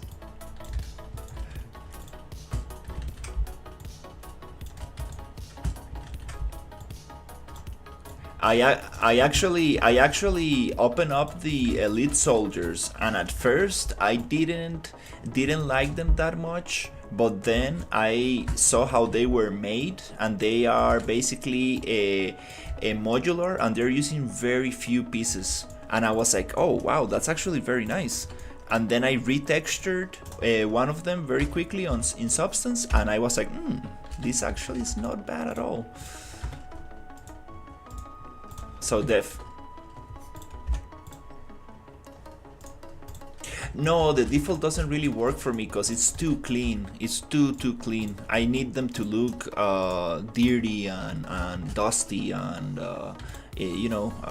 sandy and stuff. So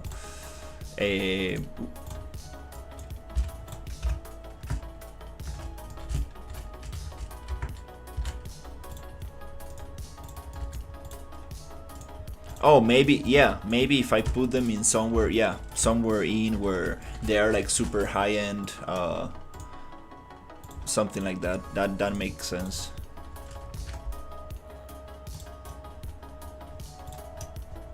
But yeah, I actually retextured one of them and I was like, I really like the results. Very cool.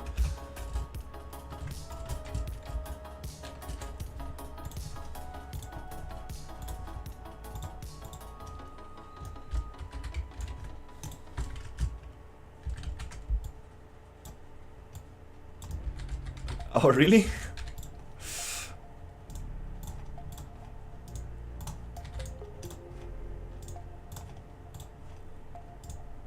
Because I have some dragons and stuff.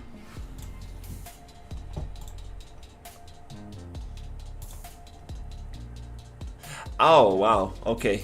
It is Giger's alien. I don't know.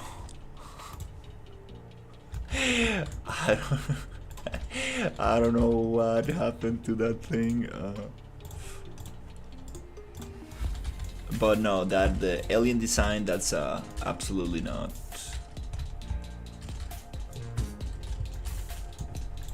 That one, definitely. We cannot use that design. It's like having Godzilla in your game. Super awesome, but everybody knows that design.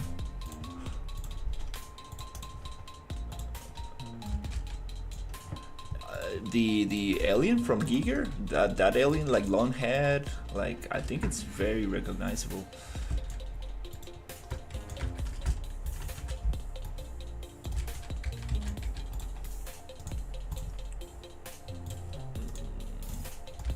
It depends what you refer to typical, because most people, when they talk about aliens, they think about the gray aliens with like big black eyes, you know.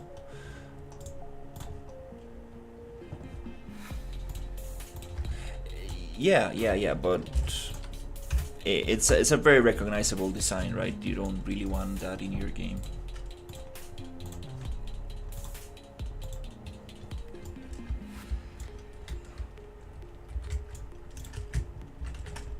It's I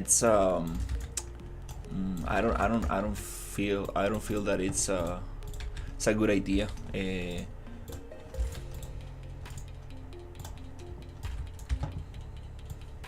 Yeah, exactly. The Giger is the artist who made that design and created those all the cool stuff related to it. You know, like. All the architecture related to those things. So if you do that for your game, is people will be like, oh, this is like a cheap knockoff of that thing, you know.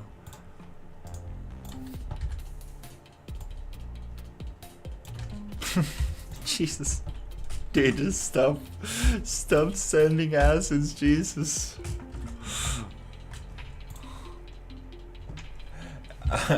Jeez, no more, dude. I like it. But we're gonna have some creatures, but mostly it's gonna be humanoids. Yeah, I have too many characters.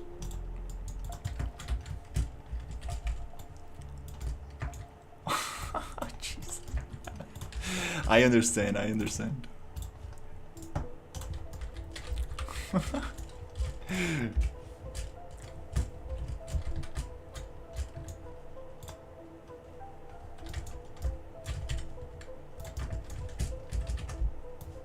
Yeah, no more.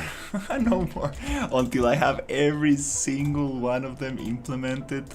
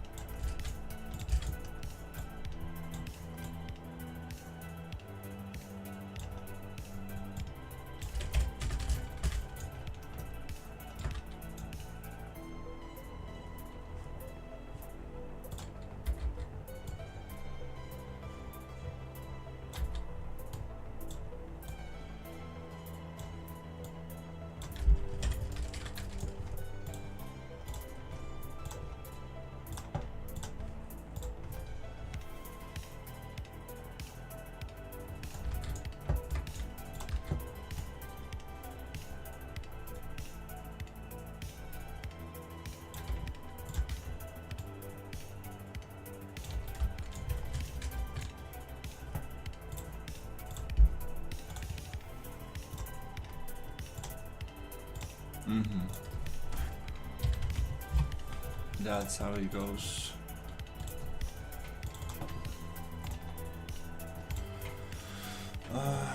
Yeah.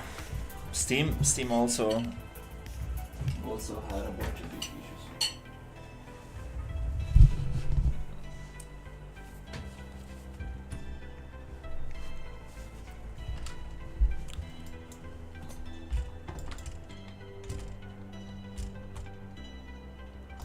Mm-hmm.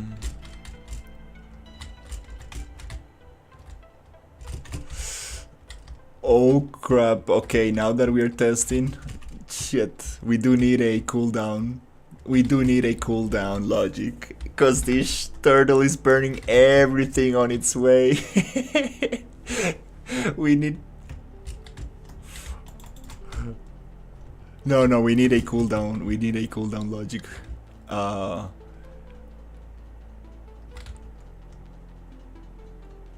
Yeah, if not, the turtle will just burn everything.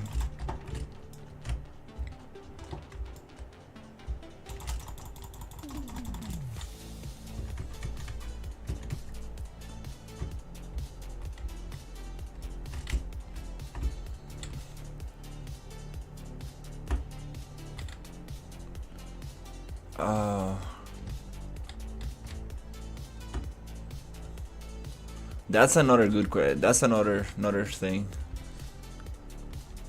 Come on, turtle, you should do the other attack. Mm-hmm.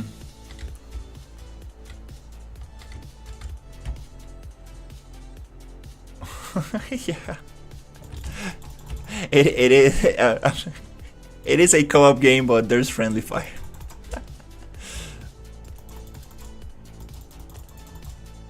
Yeah, you steal his stuff.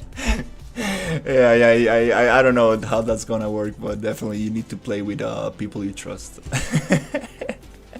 If not, it will be chaos.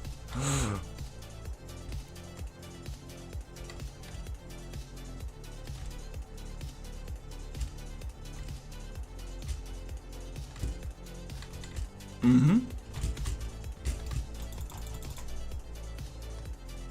Yes, that's how it works for now. Alright, okay.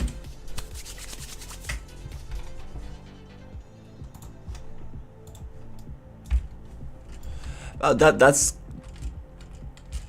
yeah, that's a little bit out of scope. I think making a nice little short game that you can like play in you know, you can beat in a couple of weekends. That'll be cool. You can go with your friends, beat it. Maybe, I mean, if I could get like 4 hours of content, that'll be crazy. But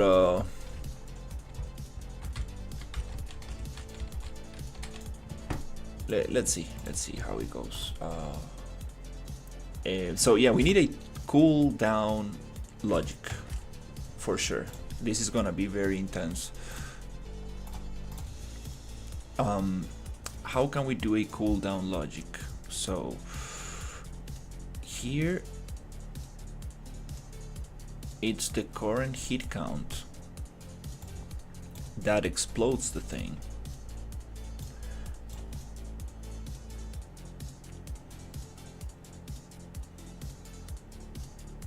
Required hits equals current hit count. It explodes the thing. We need the current hit count to be reduced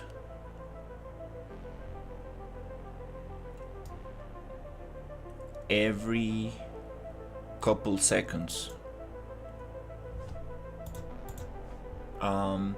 So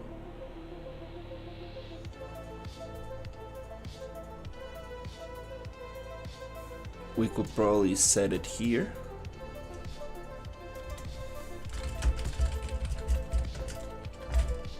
Set set this here, and that's going to be the current heat count minus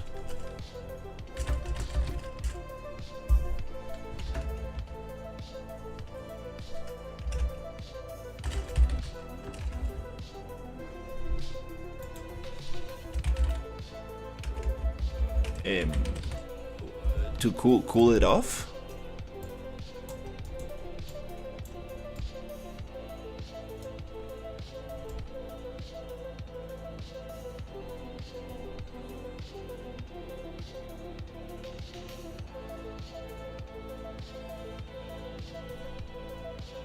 You're right. It should be on false. You're totally right here. Yeah.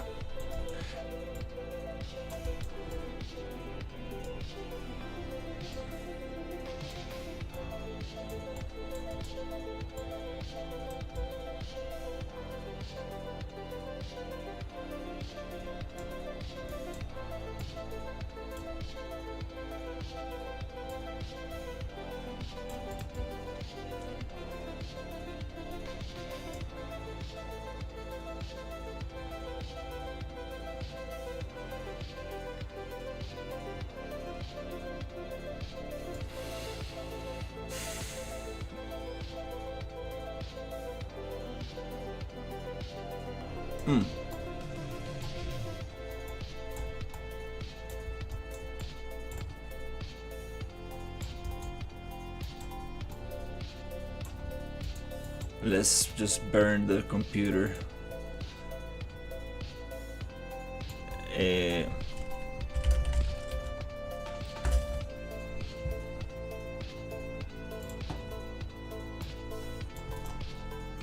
Can I change that to integer? Oh.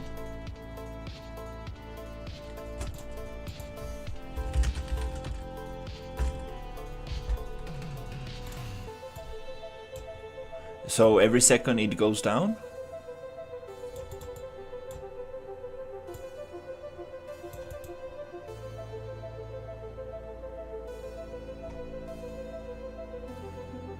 No?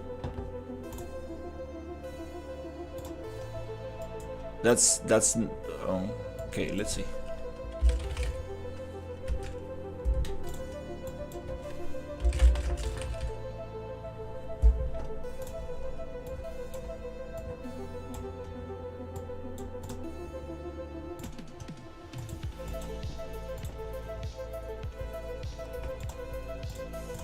Let's see what this prints. And definitely we cannot do it on tick, we need to find something else. Well, it's kinda, I mean, Where's Storm? Come on, Storm.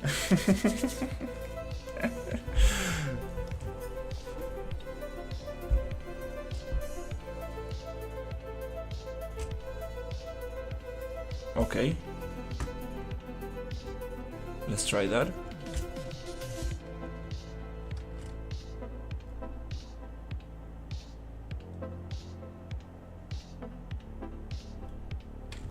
I don't think that's doing anything.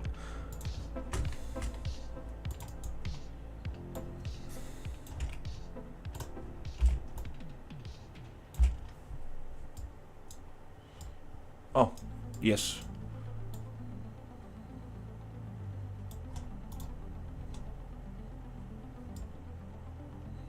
Oh, we need to also set the material. On begin play,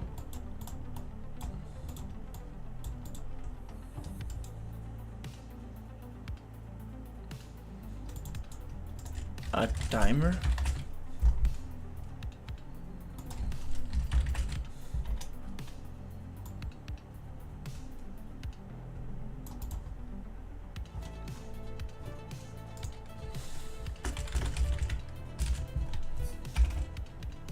What's wrong with this thing?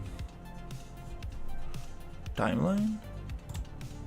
Oh, it's timeline. Okay, yeah. Oops. So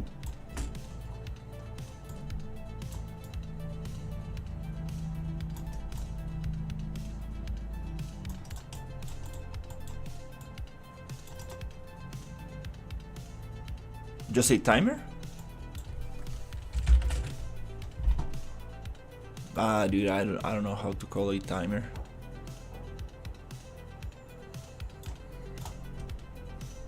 But it gives me the time here.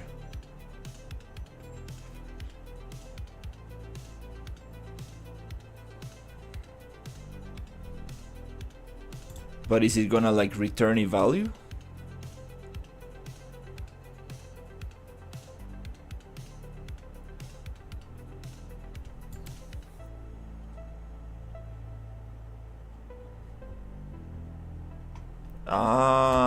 I see where you're going. So you want to each time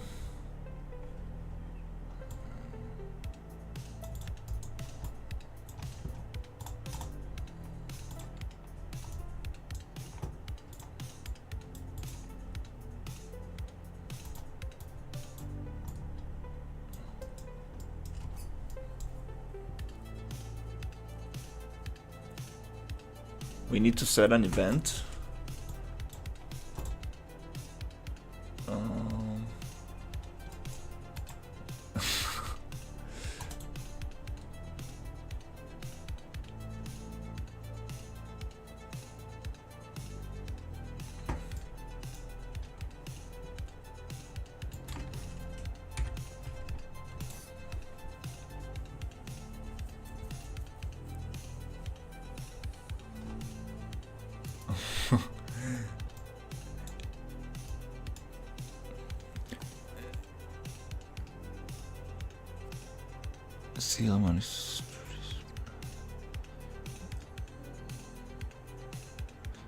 Nice.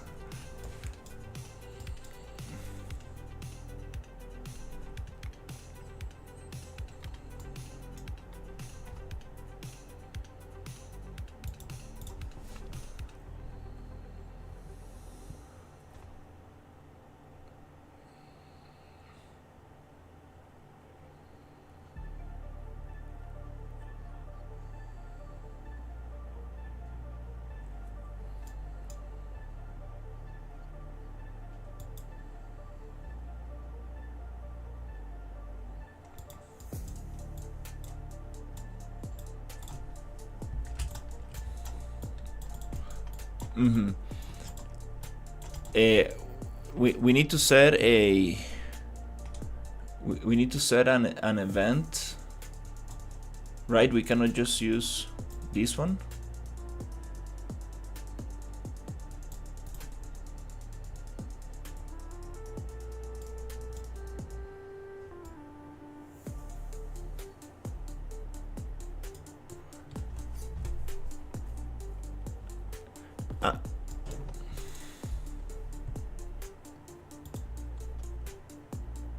So the begin play, we're not gonna use just add.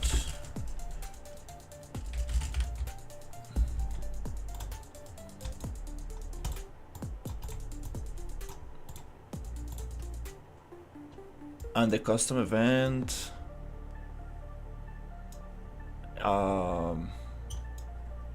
where should we call it?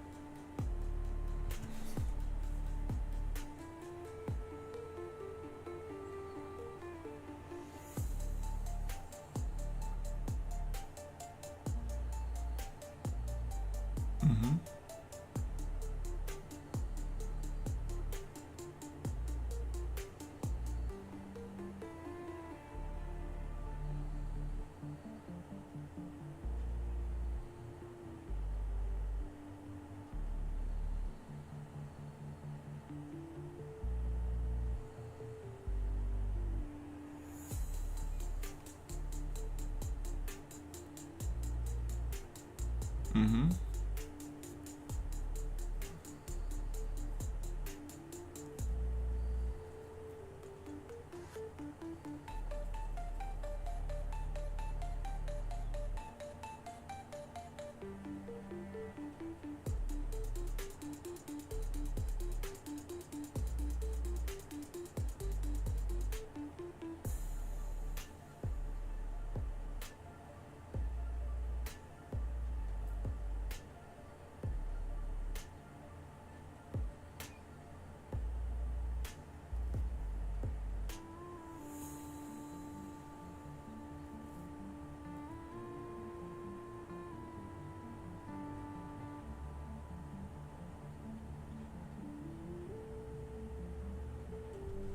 I see.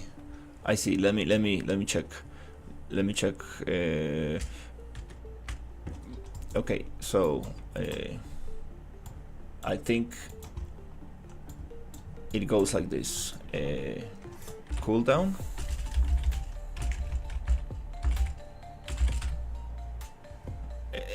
Cool off. Oh, what you said? Cool. Okay. And then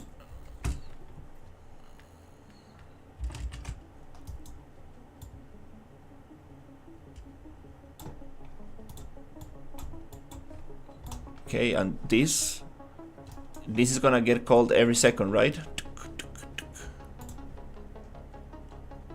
And then here -1.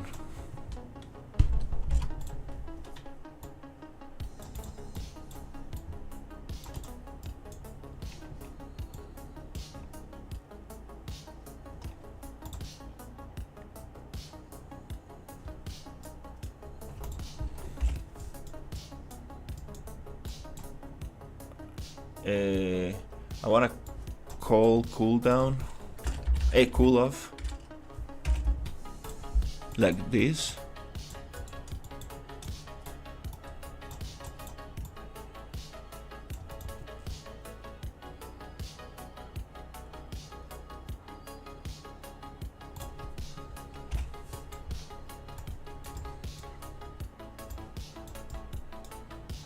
Ah, okay, here. Because this gets every second.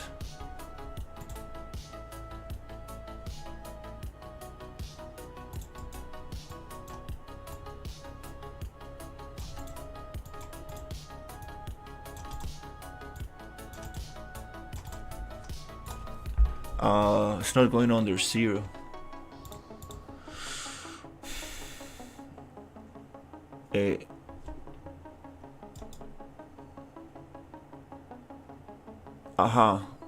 So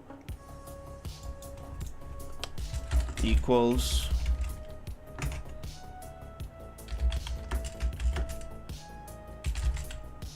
equals 0, or if it is lesser than 1, stop it, right?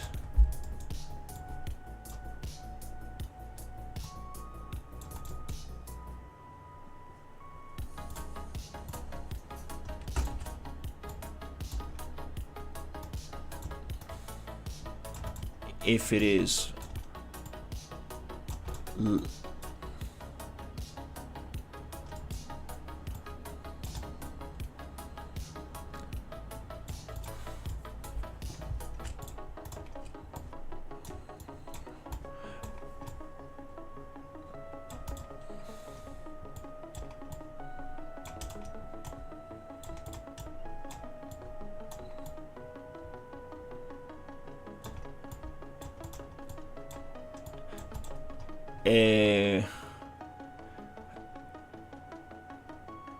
check for it here.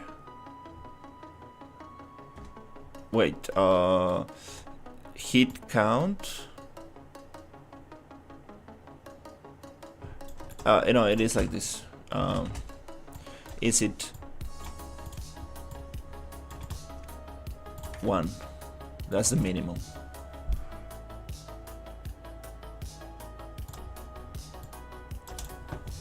Wait. Crap.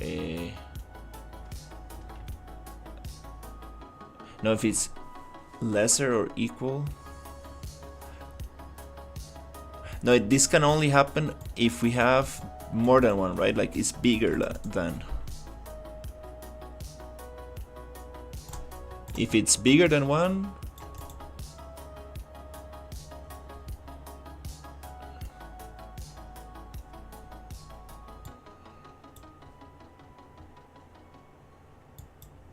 or 2, bigger than 2.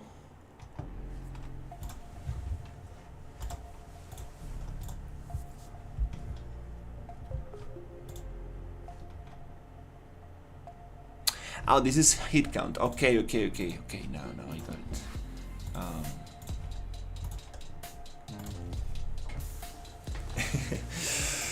Oh, shit.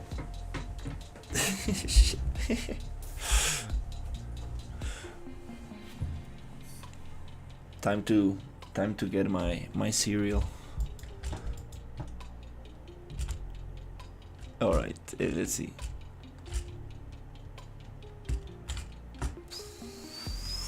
Okay. Okay, we won't get any visual representation.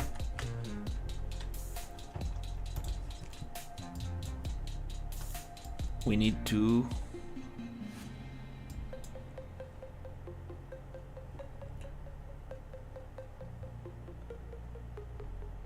can we just do it here? Like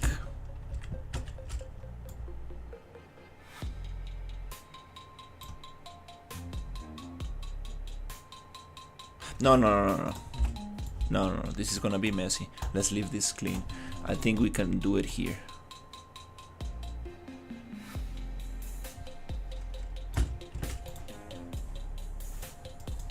We can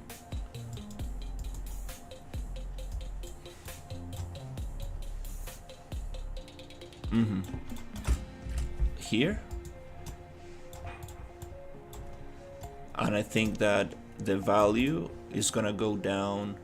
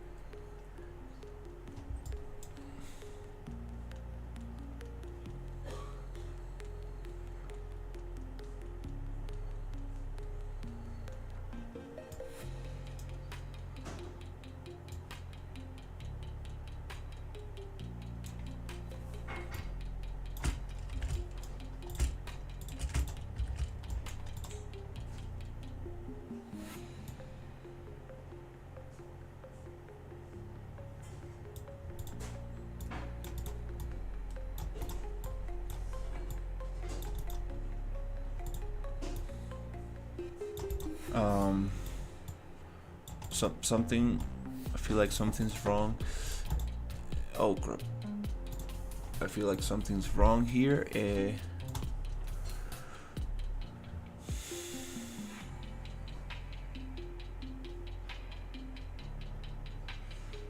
This is gonna give me unset here.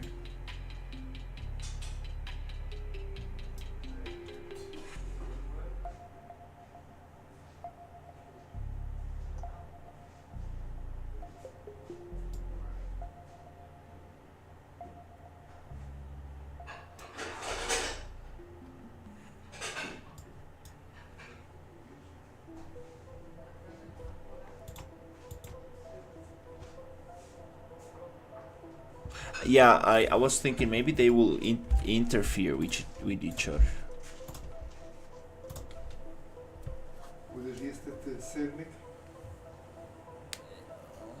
з варенням і сметанкою. Give me a second. So?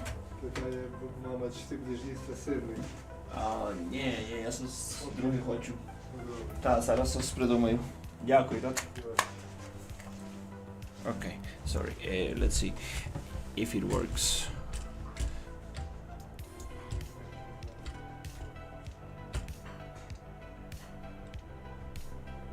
Let's see if it works.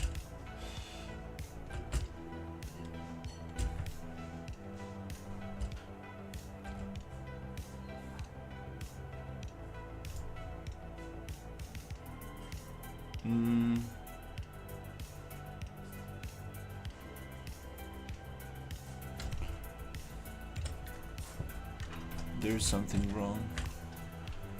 What is this? We can debug this.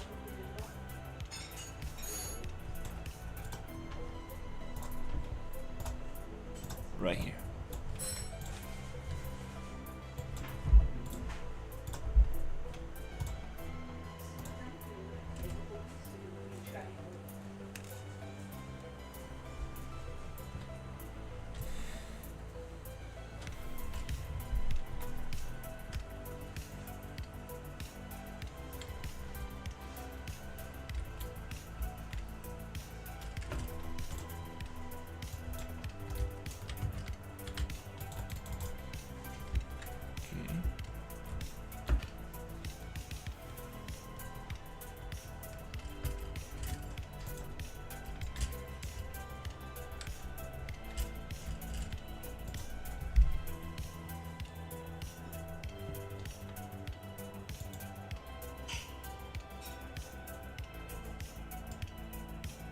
I don't see this triggering, right?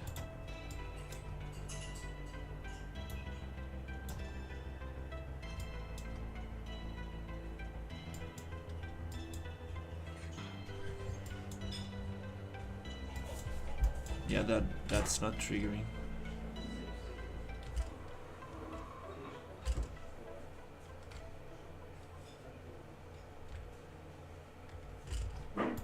Hmm.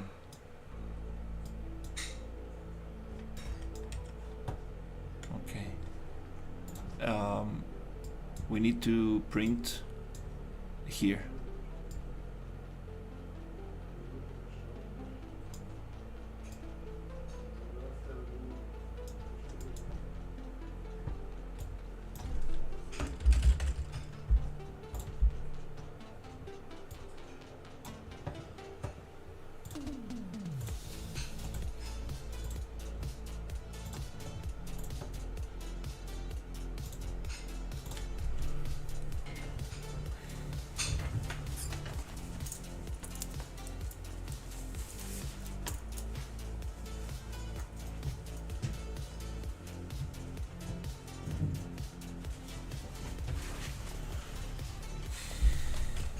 Okay, let's see.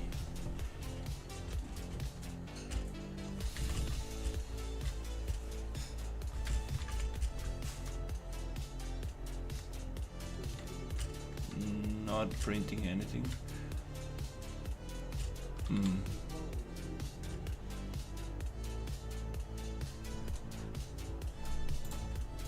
Oh.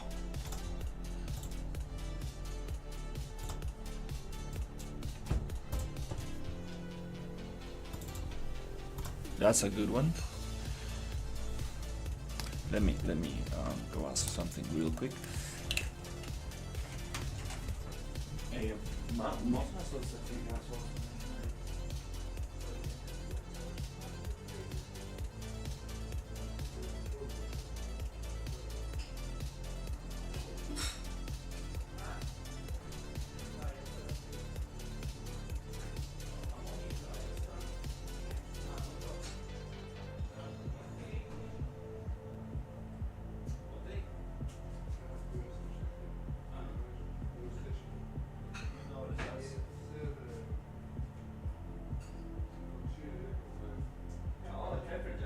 Дякую, тато, зараз роблю канапочку хорошу. Дякую.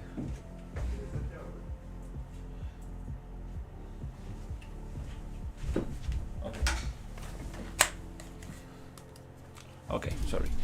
Was checking what I was going to have for dinner.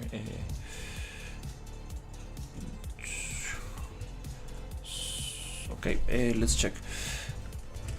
Okay, now I see some triggering. That's good.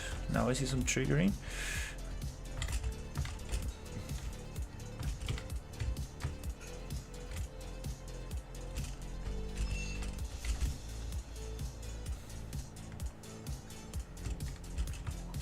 Okay.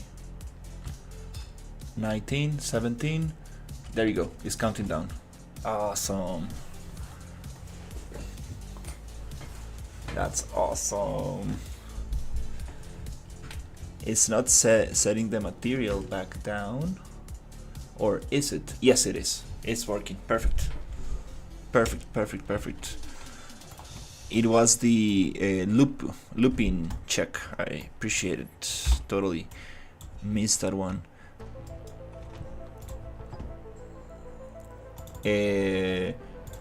What did you see?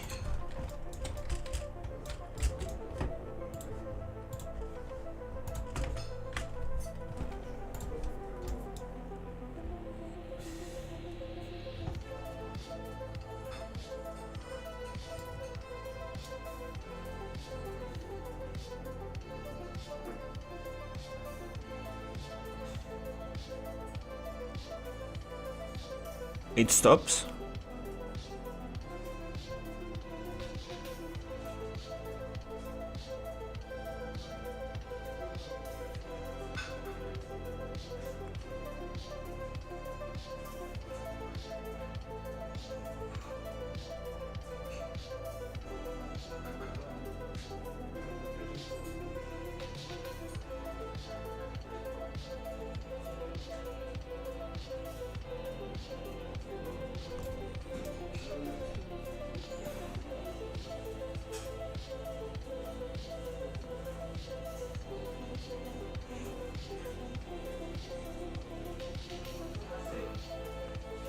0 divided by 5.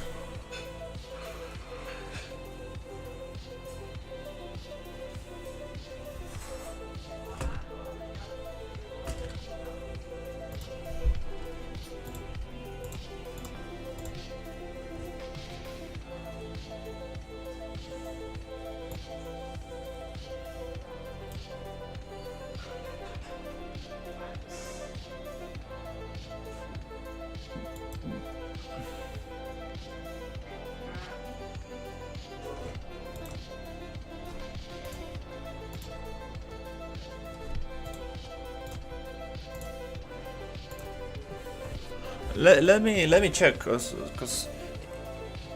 the 0 divided by 5, it should be 0. The material should go back to 0 on emissive.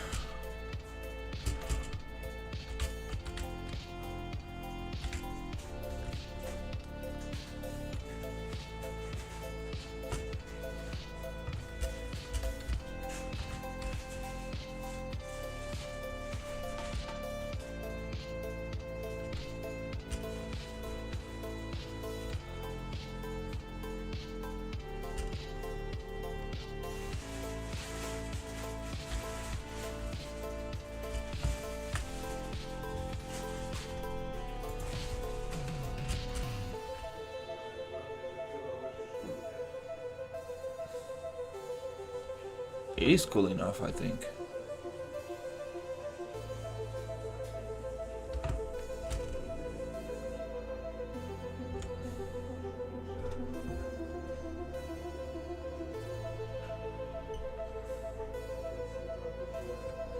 Okay, let me divide by 10 so we can cool off a little faster and print again.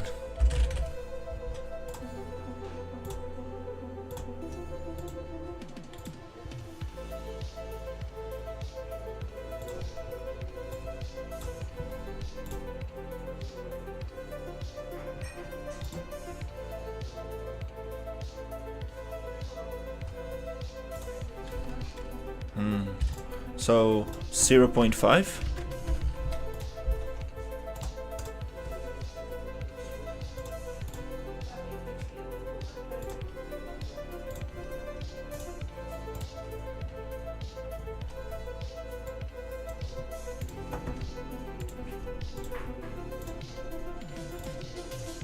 Not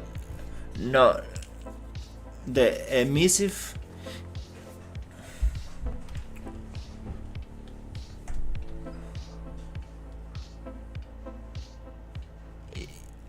We are counting the number of hits with the fire. So here it goes poop, poop, poop, poop, poop, poop, poop, poop, and then let's see if it cools down a little bit faster. There you go, going down, pook, pook, pook, pook. Let's see what happens if it reaches 0. The material should go back to normal.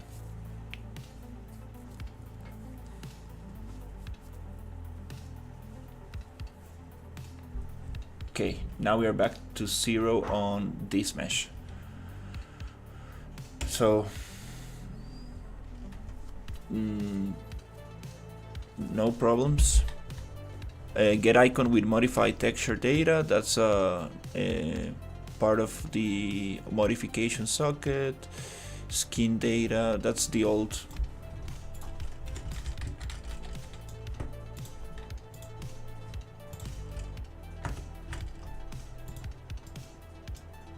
Because we are setting the scalar parameter, so it's gonna go back to 0, which is fine.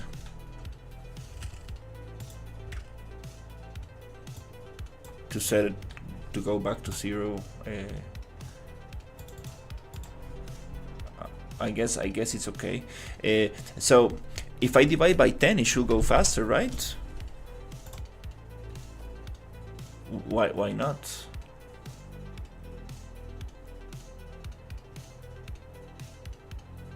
But the more I divide by is the quickest.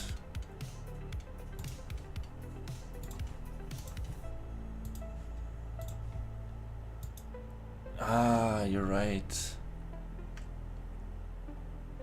You're right, you're right, you're right. Let's keep that the same. It's only the visual effect. 0.25, 0.1. Let's cool it off very quickly, just to see.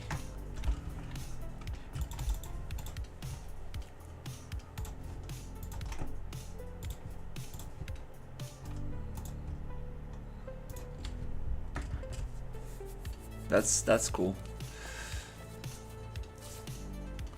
Okay, so I think we figured out the biggest. Yeah, I think we got the main mechanic going.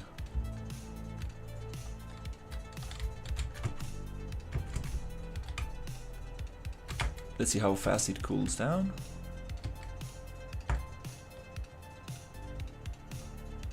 Not sure if it hit that one.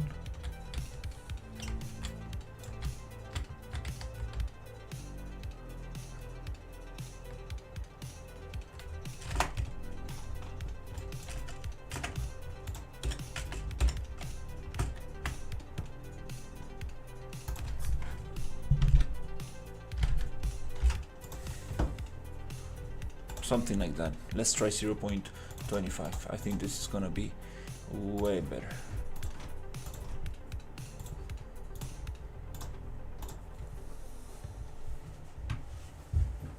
This is cool. This is gonna be super fun.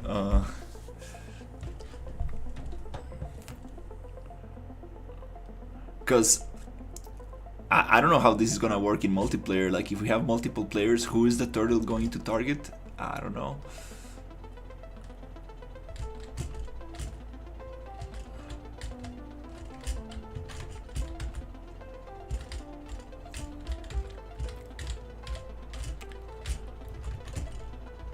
Is it going to change targets?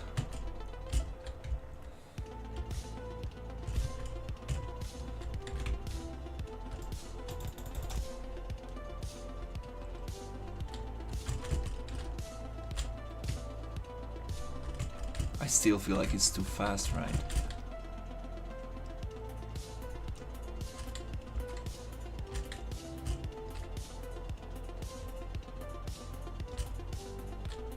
Not that bad.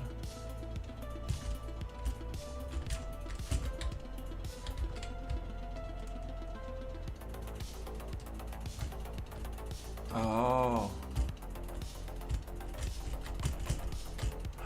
Well, I do like it to get like an indication.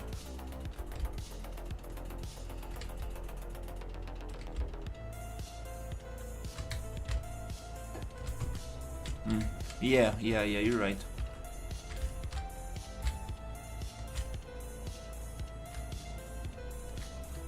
Why is this one not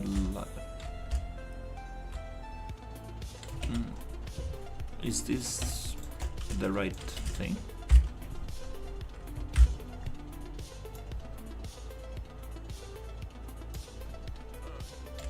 It doesn't seem to be a blueprint. Oh, is it okay? Well, what happened here? I thought I'd replace those. What the hell?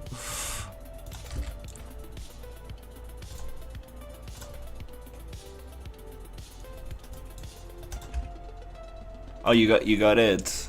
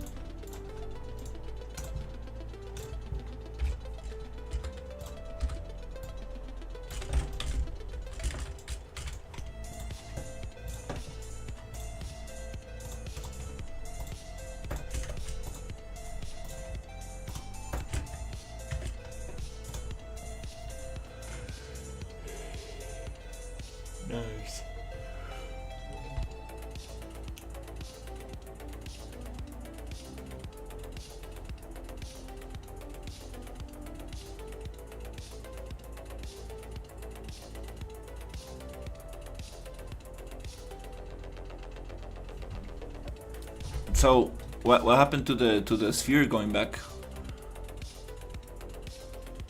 You gonna leave the sphere going back to the character?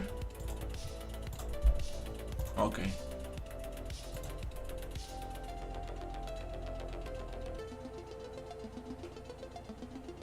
Mm-hmm.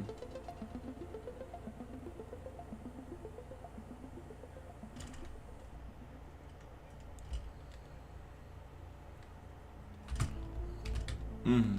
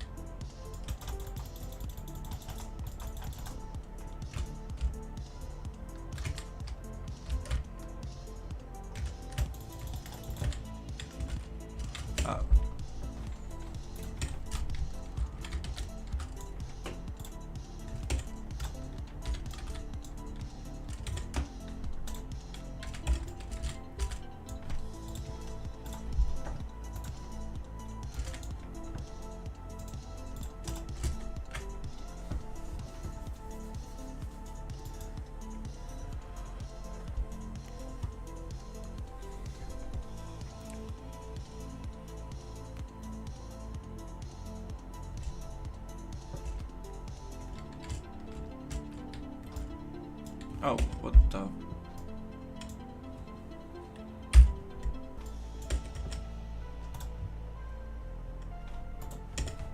What the hell? Yeah, sometimes my character ejects from the player while playing. I don't know what key is it or what. Maybe.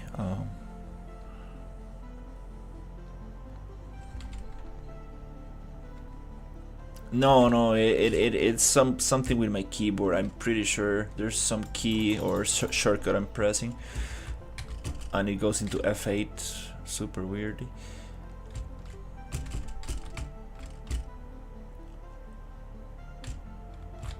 That's very cool. Now I wanna check the poof. Okay, it's like don't get close to the turtle. Let's see. Don't get close to the turtle. Poof. I should push me again, but sometimes unfortunately the launch character is not working, so we gotta figure that out differently. Hey. Oh, I see. It looks very weird when I'm close to the turtle. The projectile doesn't really render properly.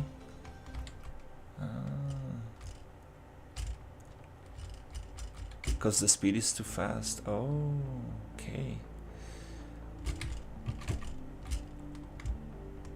Yeah, we might need to change that. Those visuals.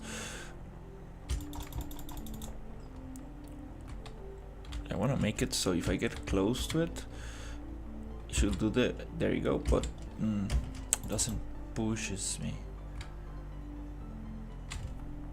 That launch character thing, it's messed up. We need to do it with player impulse or something. Poof. Yeah. But yeah, the turtle is not bugging anymore. Basically, it just never stops attacking you.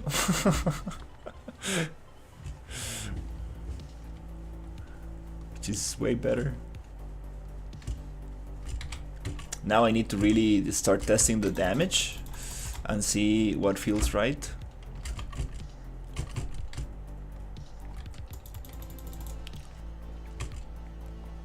How do you do it?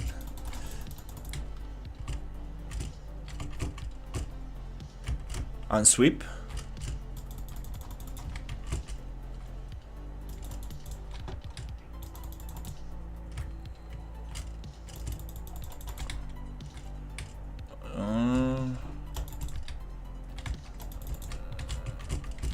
Well, I don't have a screen fade.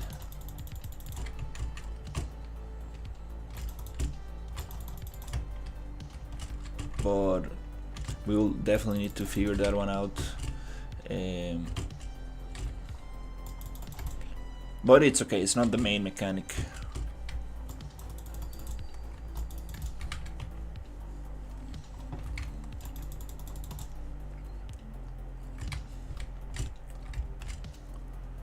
Okay, that's very cool.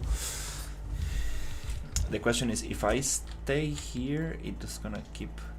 Oh, another thing. The projectile. I want them to stop when they hit an actor. So let me see.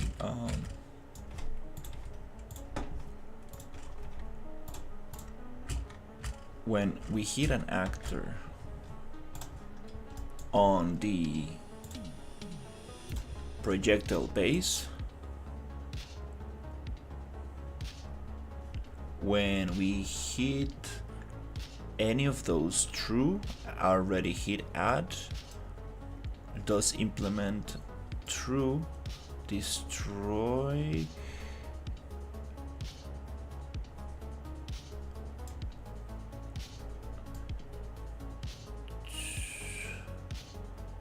it needs to branch from true, from here.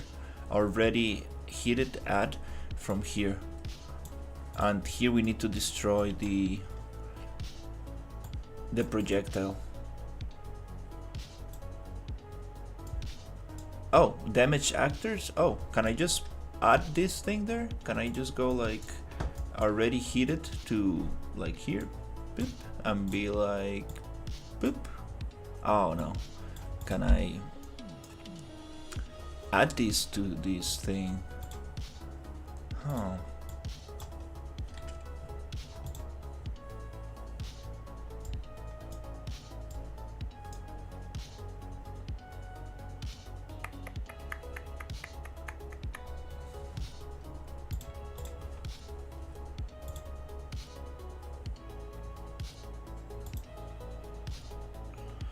I want to destroy the projectile once it hits the obstacle, the oil tanks.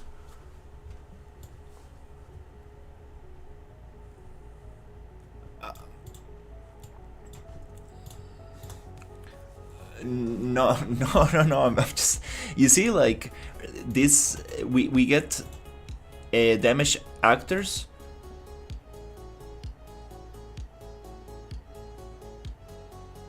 Can I like make them both connect here? Because I want the projectile to get destroyed.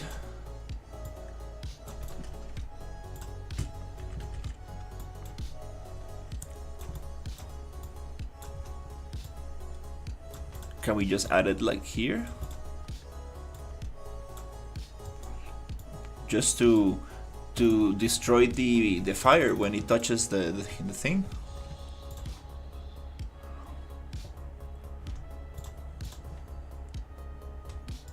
Because it destroys.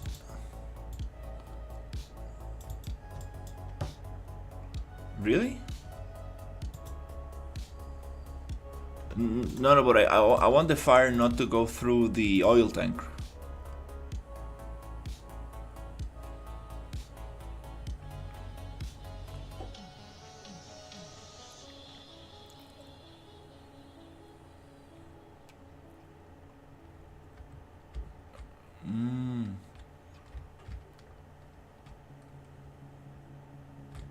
You see, it destroys the fire.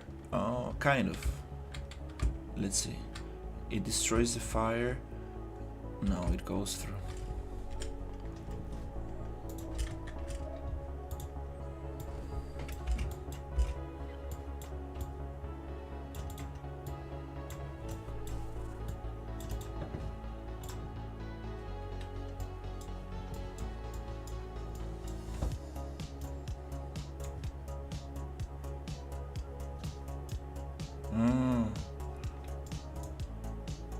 add.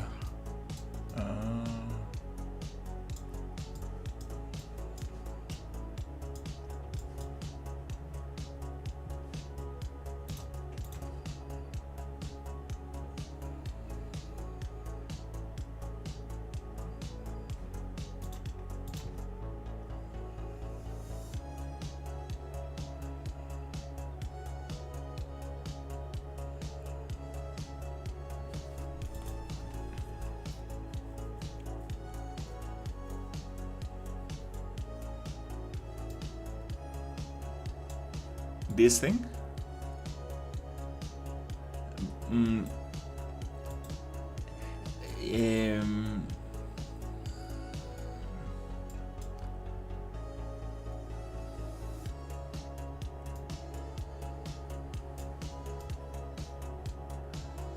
Uh-huh.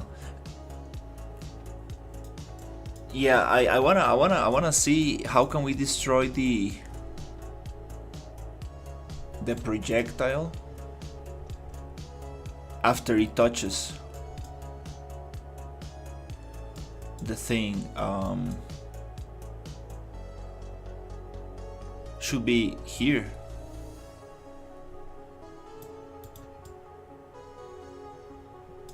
It's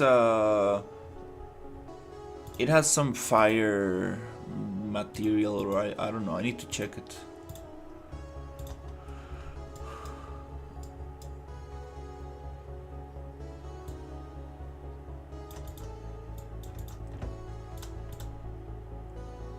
No, but this is just this. This is gonna destroy the thing. I wanna call this.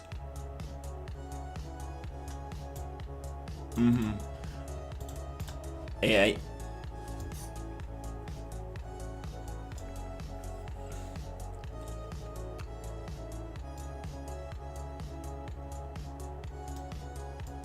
So, I believe here on true, we need to destroy the actor.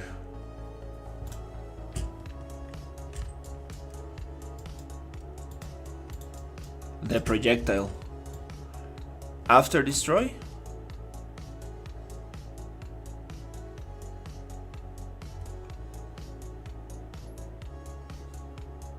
But after destroy, if destroy does not get triggered,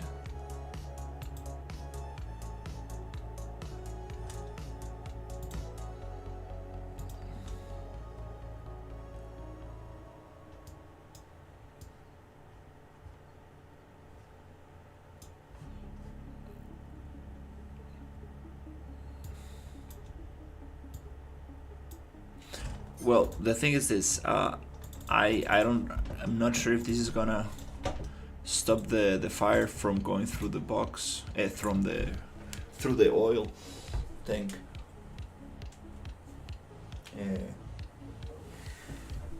Because we are not requesting on destroy yet. Like you see, like the fire.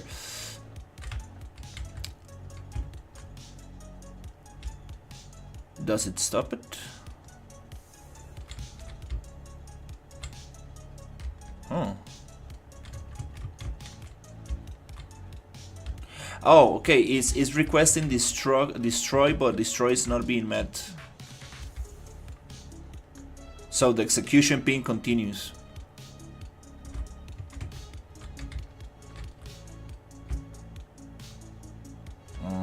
In that case, it didn't. In this case, okay.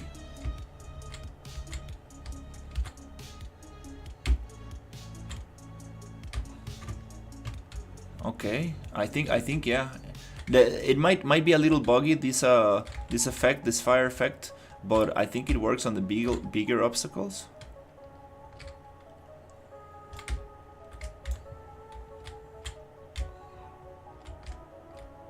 Is this a blueprint or not? Let me check. It's not a blueprint.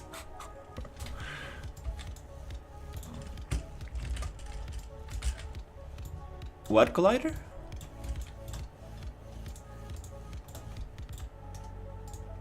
Sorry, I'm not sure. What do you mean, like tech collider, or?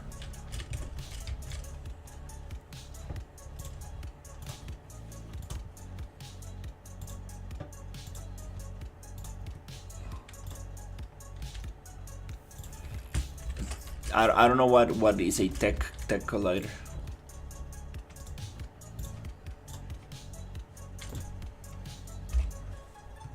Ah.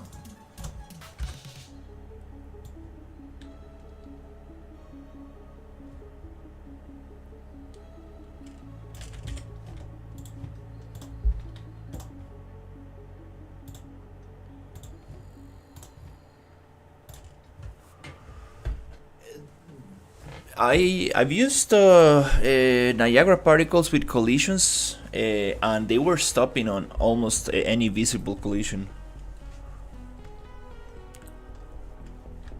Not sure if there's another channel for it or something.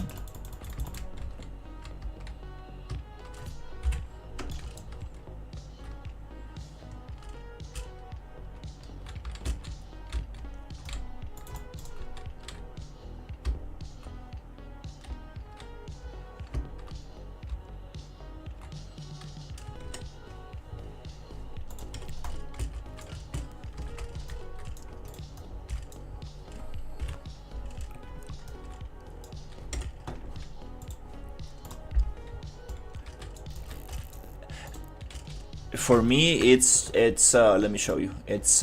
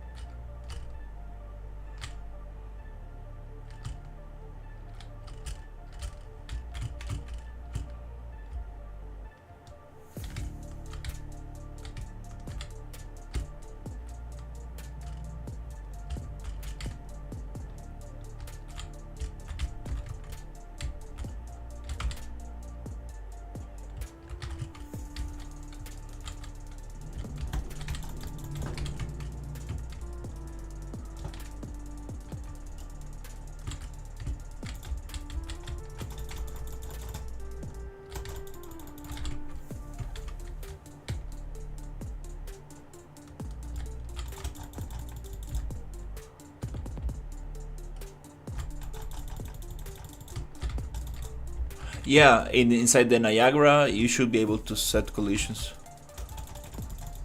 It's like you need to add it under the plus update Niagara particle, I think it is somewhere there.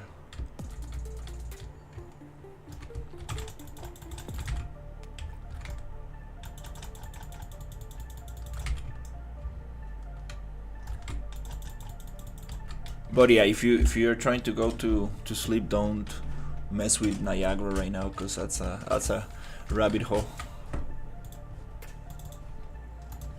It is very crazy, yeah.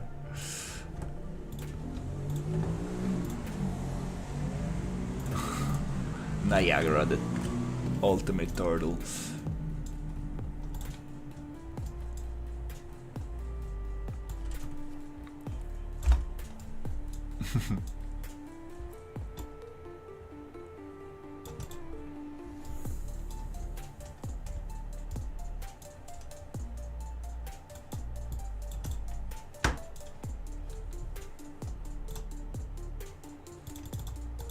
Yeah, Niagara is such a pain, for sure. Might be a couple of checks.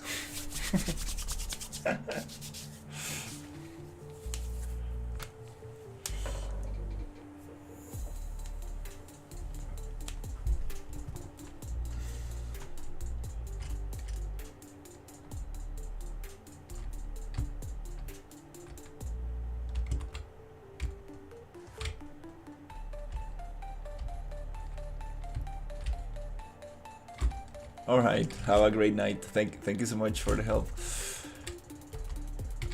See you. Bye bye.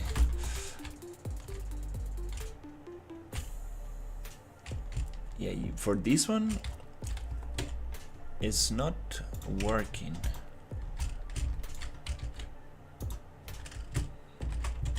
Very strange.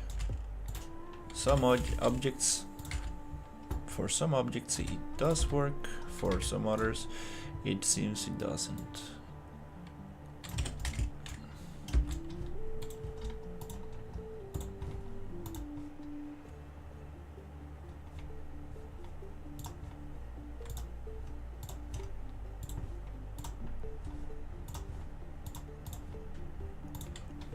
Let's see.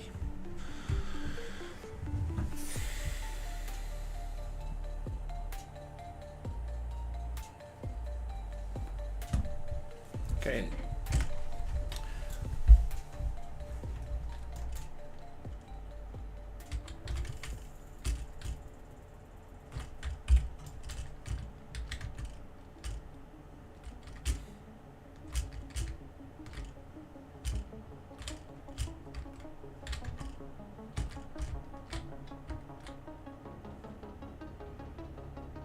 Why this one is not picking it up?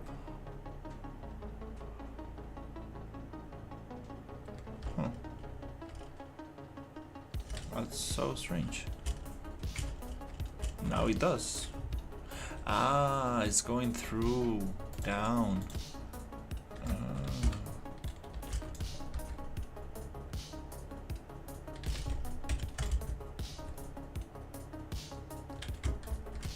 Might not be picking the projectile. It's probably going down there.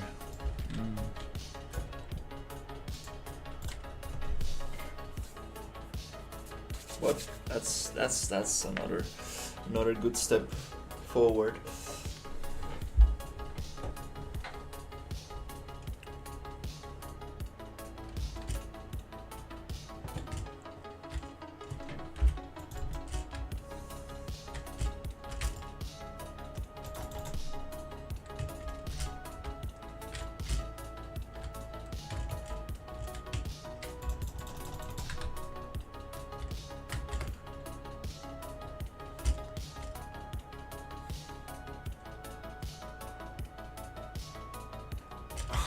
Why is it not working for some of them?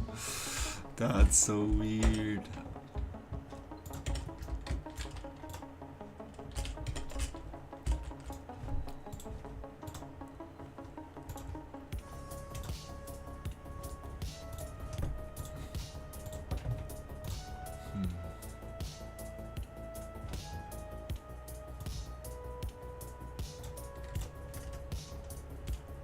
Destructible.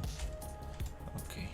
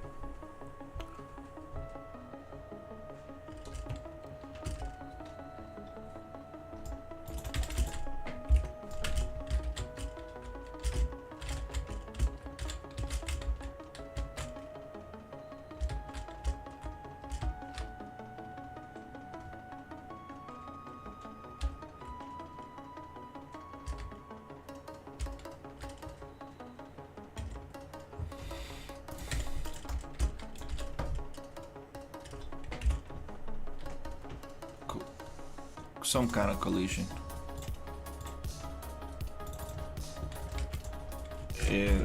What did it?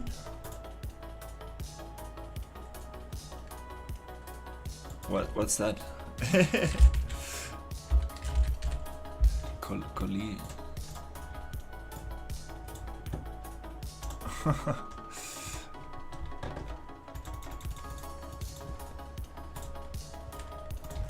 Let me check.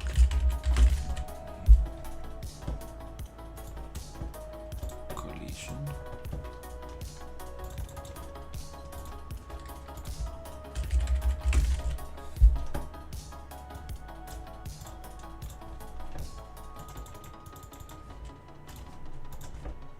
Let me check.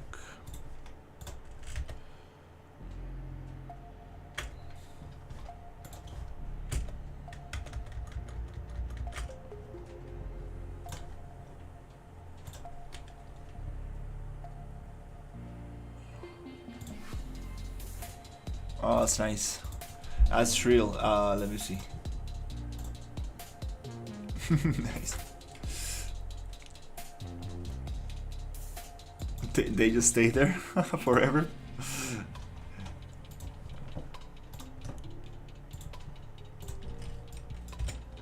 Well, for a small level like yours, I don't think it's a big problem, right? To just leave them there.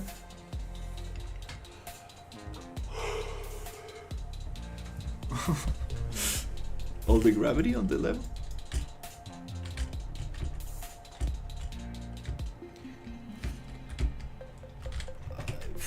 For like some kind of like mechanic or. Oh, it was collisions. Now it's working way better. So you can float around.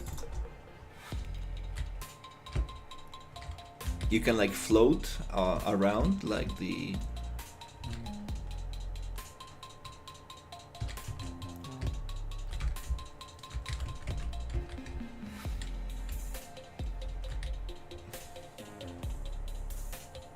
Because there's no gravity, you said?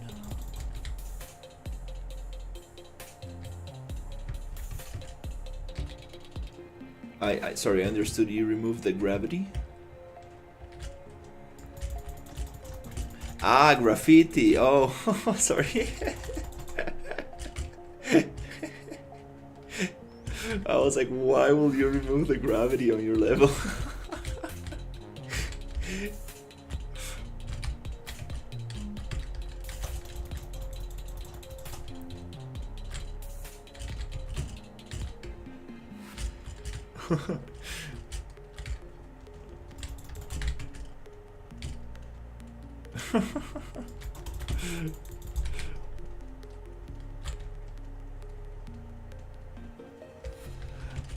Oh, I think. Yeah, I think there's this YouTube shorts that I follow. This guy who has like a super funny haircut. That's a funny one. I forgot the name of him, like shit or something like that.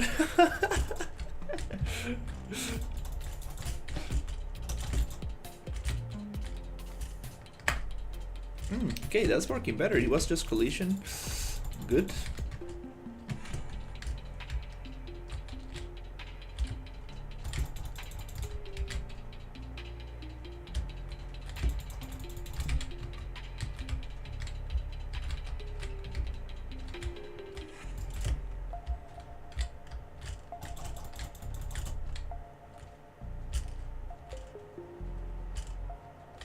So yeah, I still don't know how to deal with the range of the turtle.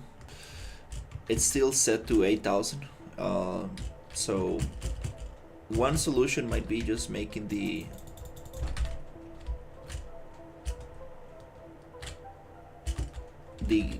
cage smaller, or make the turtle also walk a little bit.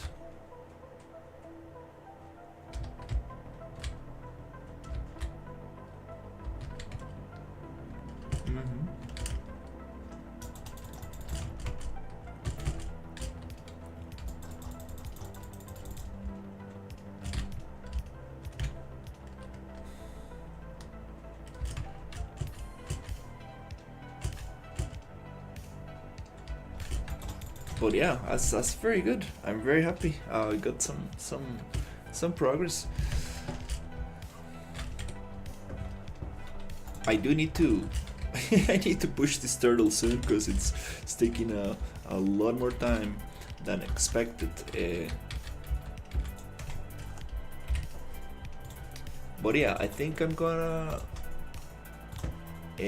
make myself a sandwich, and I'll be right back.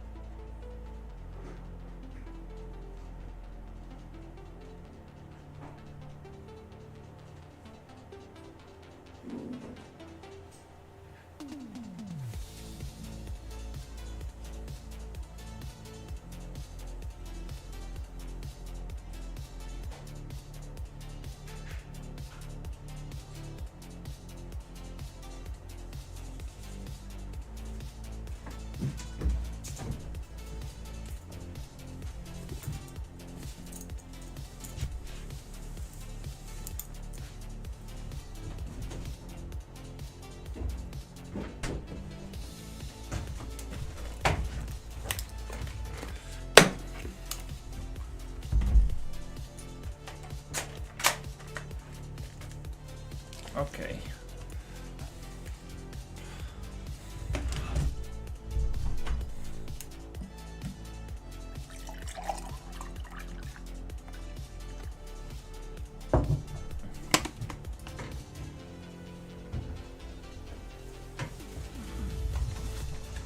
All right, that's very cool.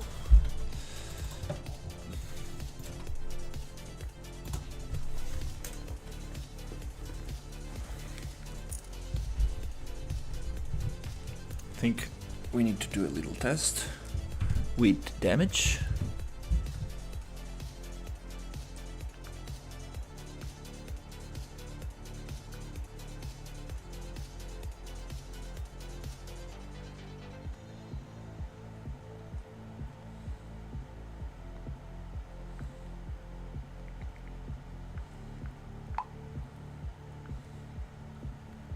Cero, mae. O sea, me ha chineado demasiado estas salidas, entonces sepa que lo hago con demasiado gusto. Yo temí que tal vez amaneciera un poco somnoliento por la gomita, ¿verdad? Pero bueno, que dice que están todas. Y estuvo súper lindo, de verdad. Bueno, también la próxima aventura puede ser yogo también. Hay que hacerle numeritos a la vara. Espero que le haya dado el paseíto que le prometió a la velita también. Yo ayer escuché muchas promesas.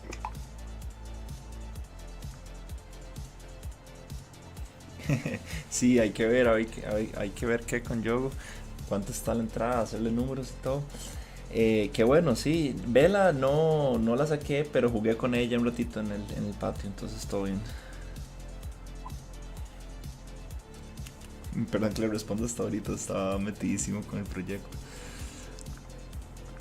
Okay, just responding some text messages. Voice messages.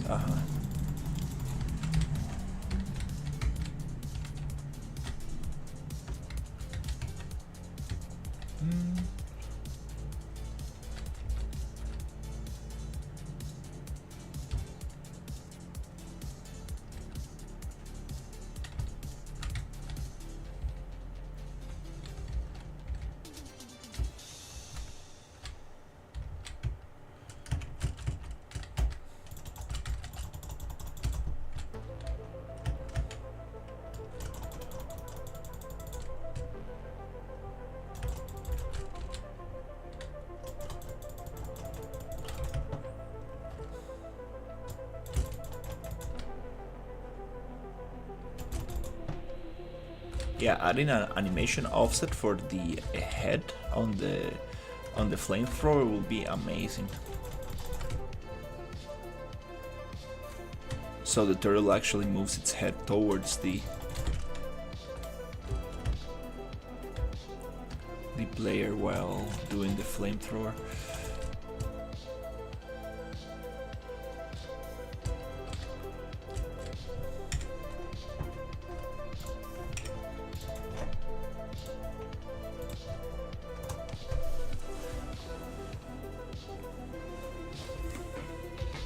Hey, how's it going, SCX?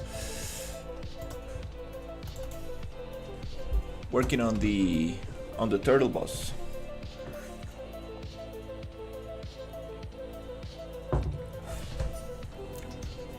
Trying to get the logic working, which is gonna be probably the thing that is gonna take the most amount of time for the demo, and then the other parts are going to be a little easier.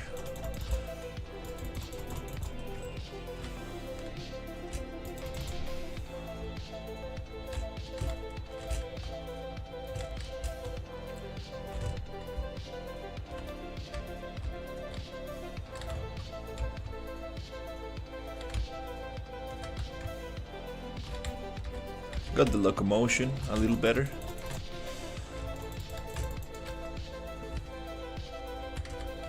So we have these obstacles that overheat and explode.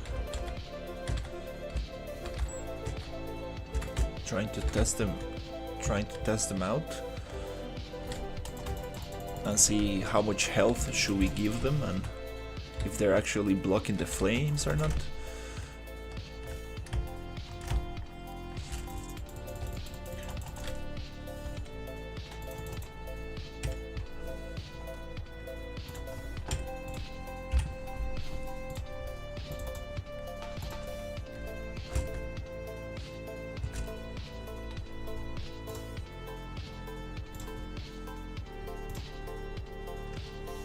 Then we can get them to look very nice. Adds the sounds and the VFX.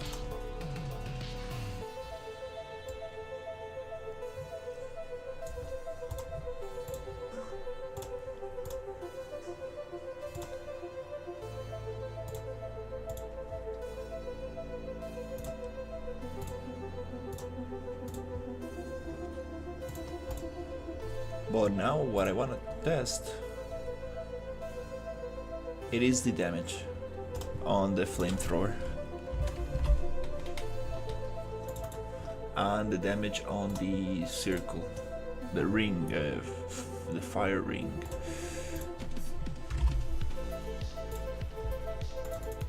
Want to see how this behaves all together.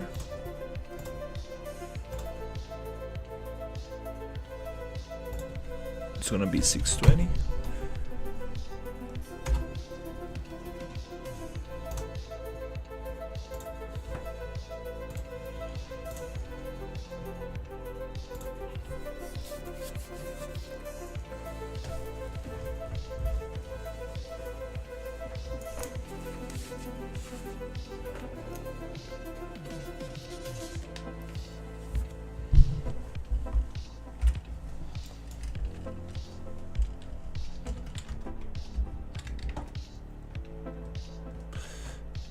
I don't know what is that line on my ultradynamic sky. That's a mystery. That's definitely a mystery that I need to fix.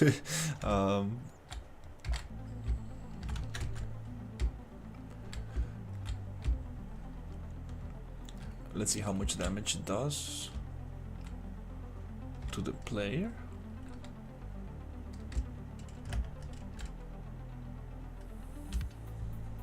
Not doing any damage. Why is that?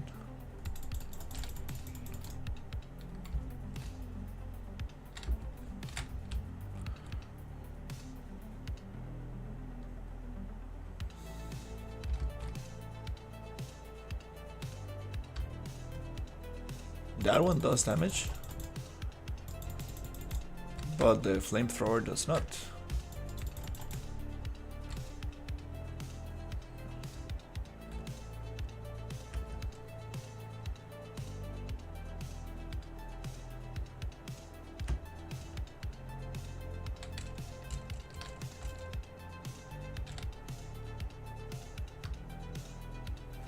Okay.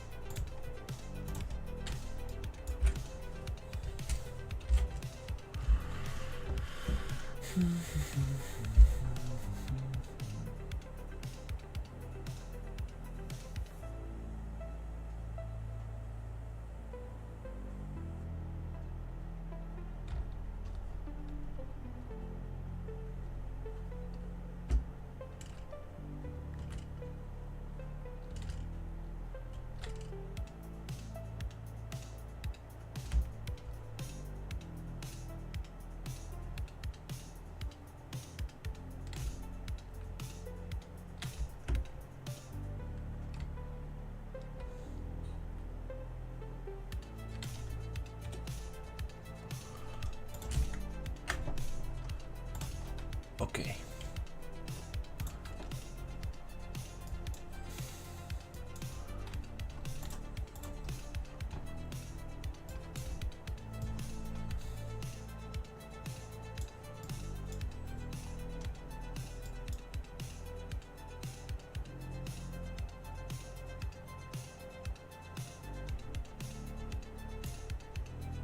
I might mess this up.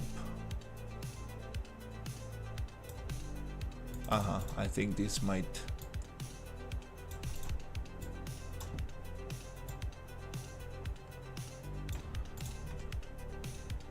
Who is the instigator? The instigator, it's the projectile itself. I think that's the problem. I think that was disconnected and I connected it.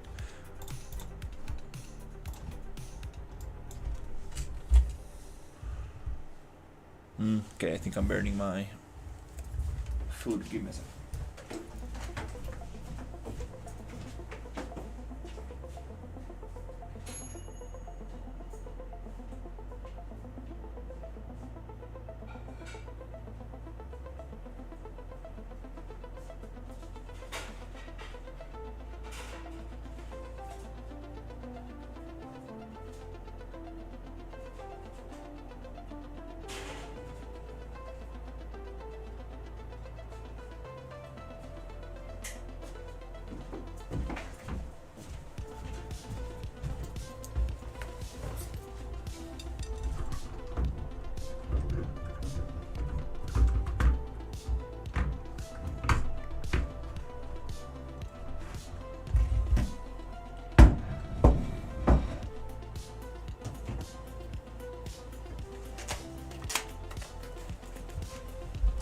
Alright. I love how it looks. The lighting, super orangey. Okay, let's see. Oh yeah, it does damage now. Okay. So, let's make it 0.1 like I had it before, because it's too much.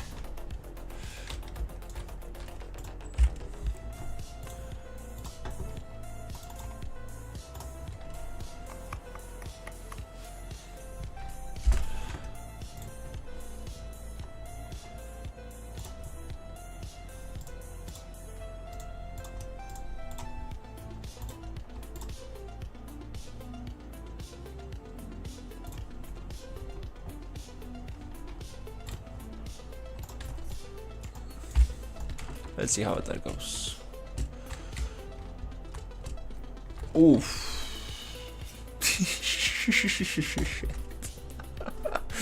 Okay, we need less damage for this, because now the projectile is a little bit more fast.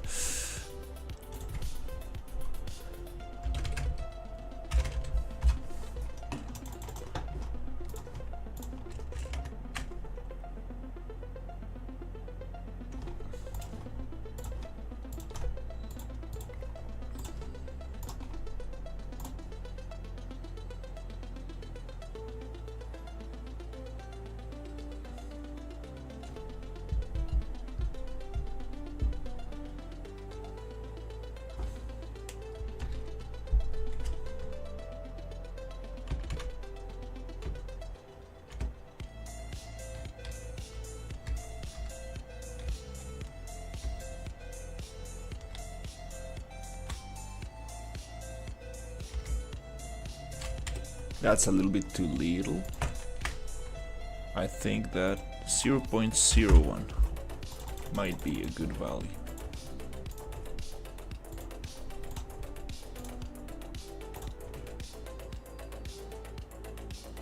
Also, the other attack can should do damage, but not too much.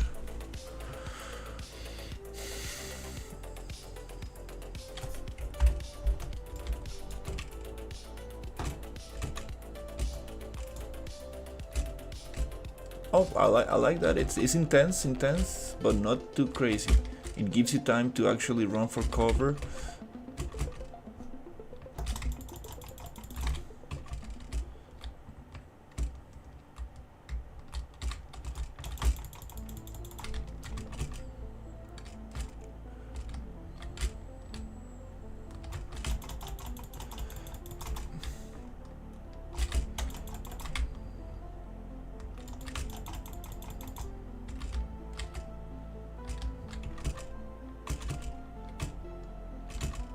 Yeah, that range of attack, we need to find where we can change that, so the turtle does not need to move when you are very far away.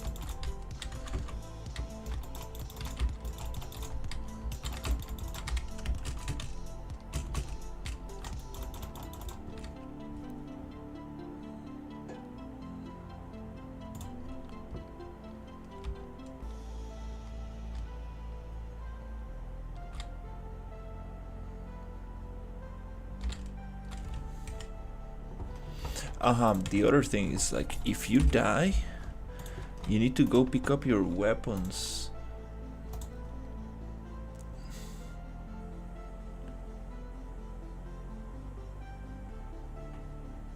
Which during the boss phase, it doesn't really make sense to do that.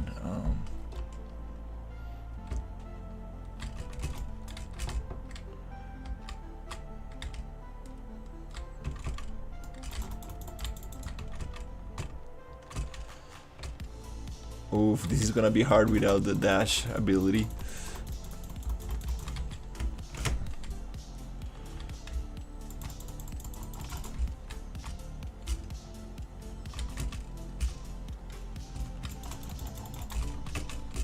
I think I would love to make the dash ability part of the jetpack.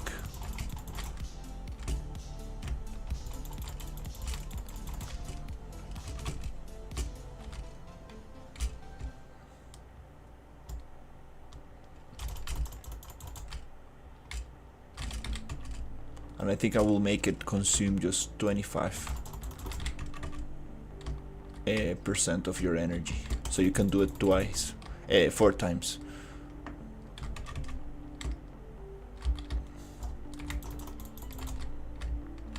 Yeah, it makes sense that this dash ability comes from the jetpack.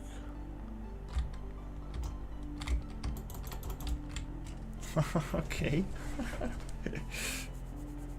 That's kind of cool. But yeah, I think that, let's see, what time is it? Yeah, it's gonna be 9. I think I might just have some food, chill out, try to go to bed. Oh my god. Yeah, I think I'm just gonna probably take eat. I might just have some food and relax for the rest of the day and continue. Oh yeah, Niagara, such a pain. Very cool stuff, but definitely takes a lot of effort to understand what's going on. So yeah, we got some progress. Very nice. Tomorrow I will keep going with this turtle and see how far we can push it. So yeah, yeah, really wanna get this going, so I can finish the other parts. But I think yeah, I think it's going good. The other parts are going to be a little bit easier because I'm not gonna do anything crazy. Just a couple of quests. Just pick up your items, build your jetpack, build your machine gun, and then go fight the turtle. All these other enemies I got, they're pretty much set up, and then yeah, just keep polishing little things.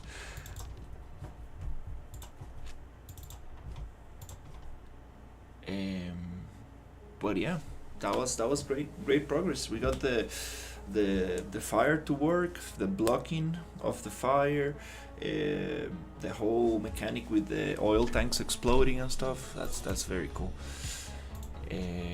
Can't wait to add like VFX and cool steam coming out, like when it's too hot, and explosions when they actually explode and stuff, and it's gonna be nice. But yeah, gonna leave it here and go get my food. So it was nice talking to you, Sherry. I'll see you on the next one.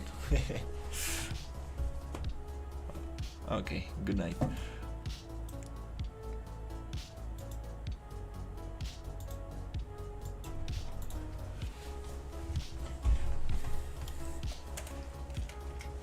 Okay, see you on the next one. Take care, everybody.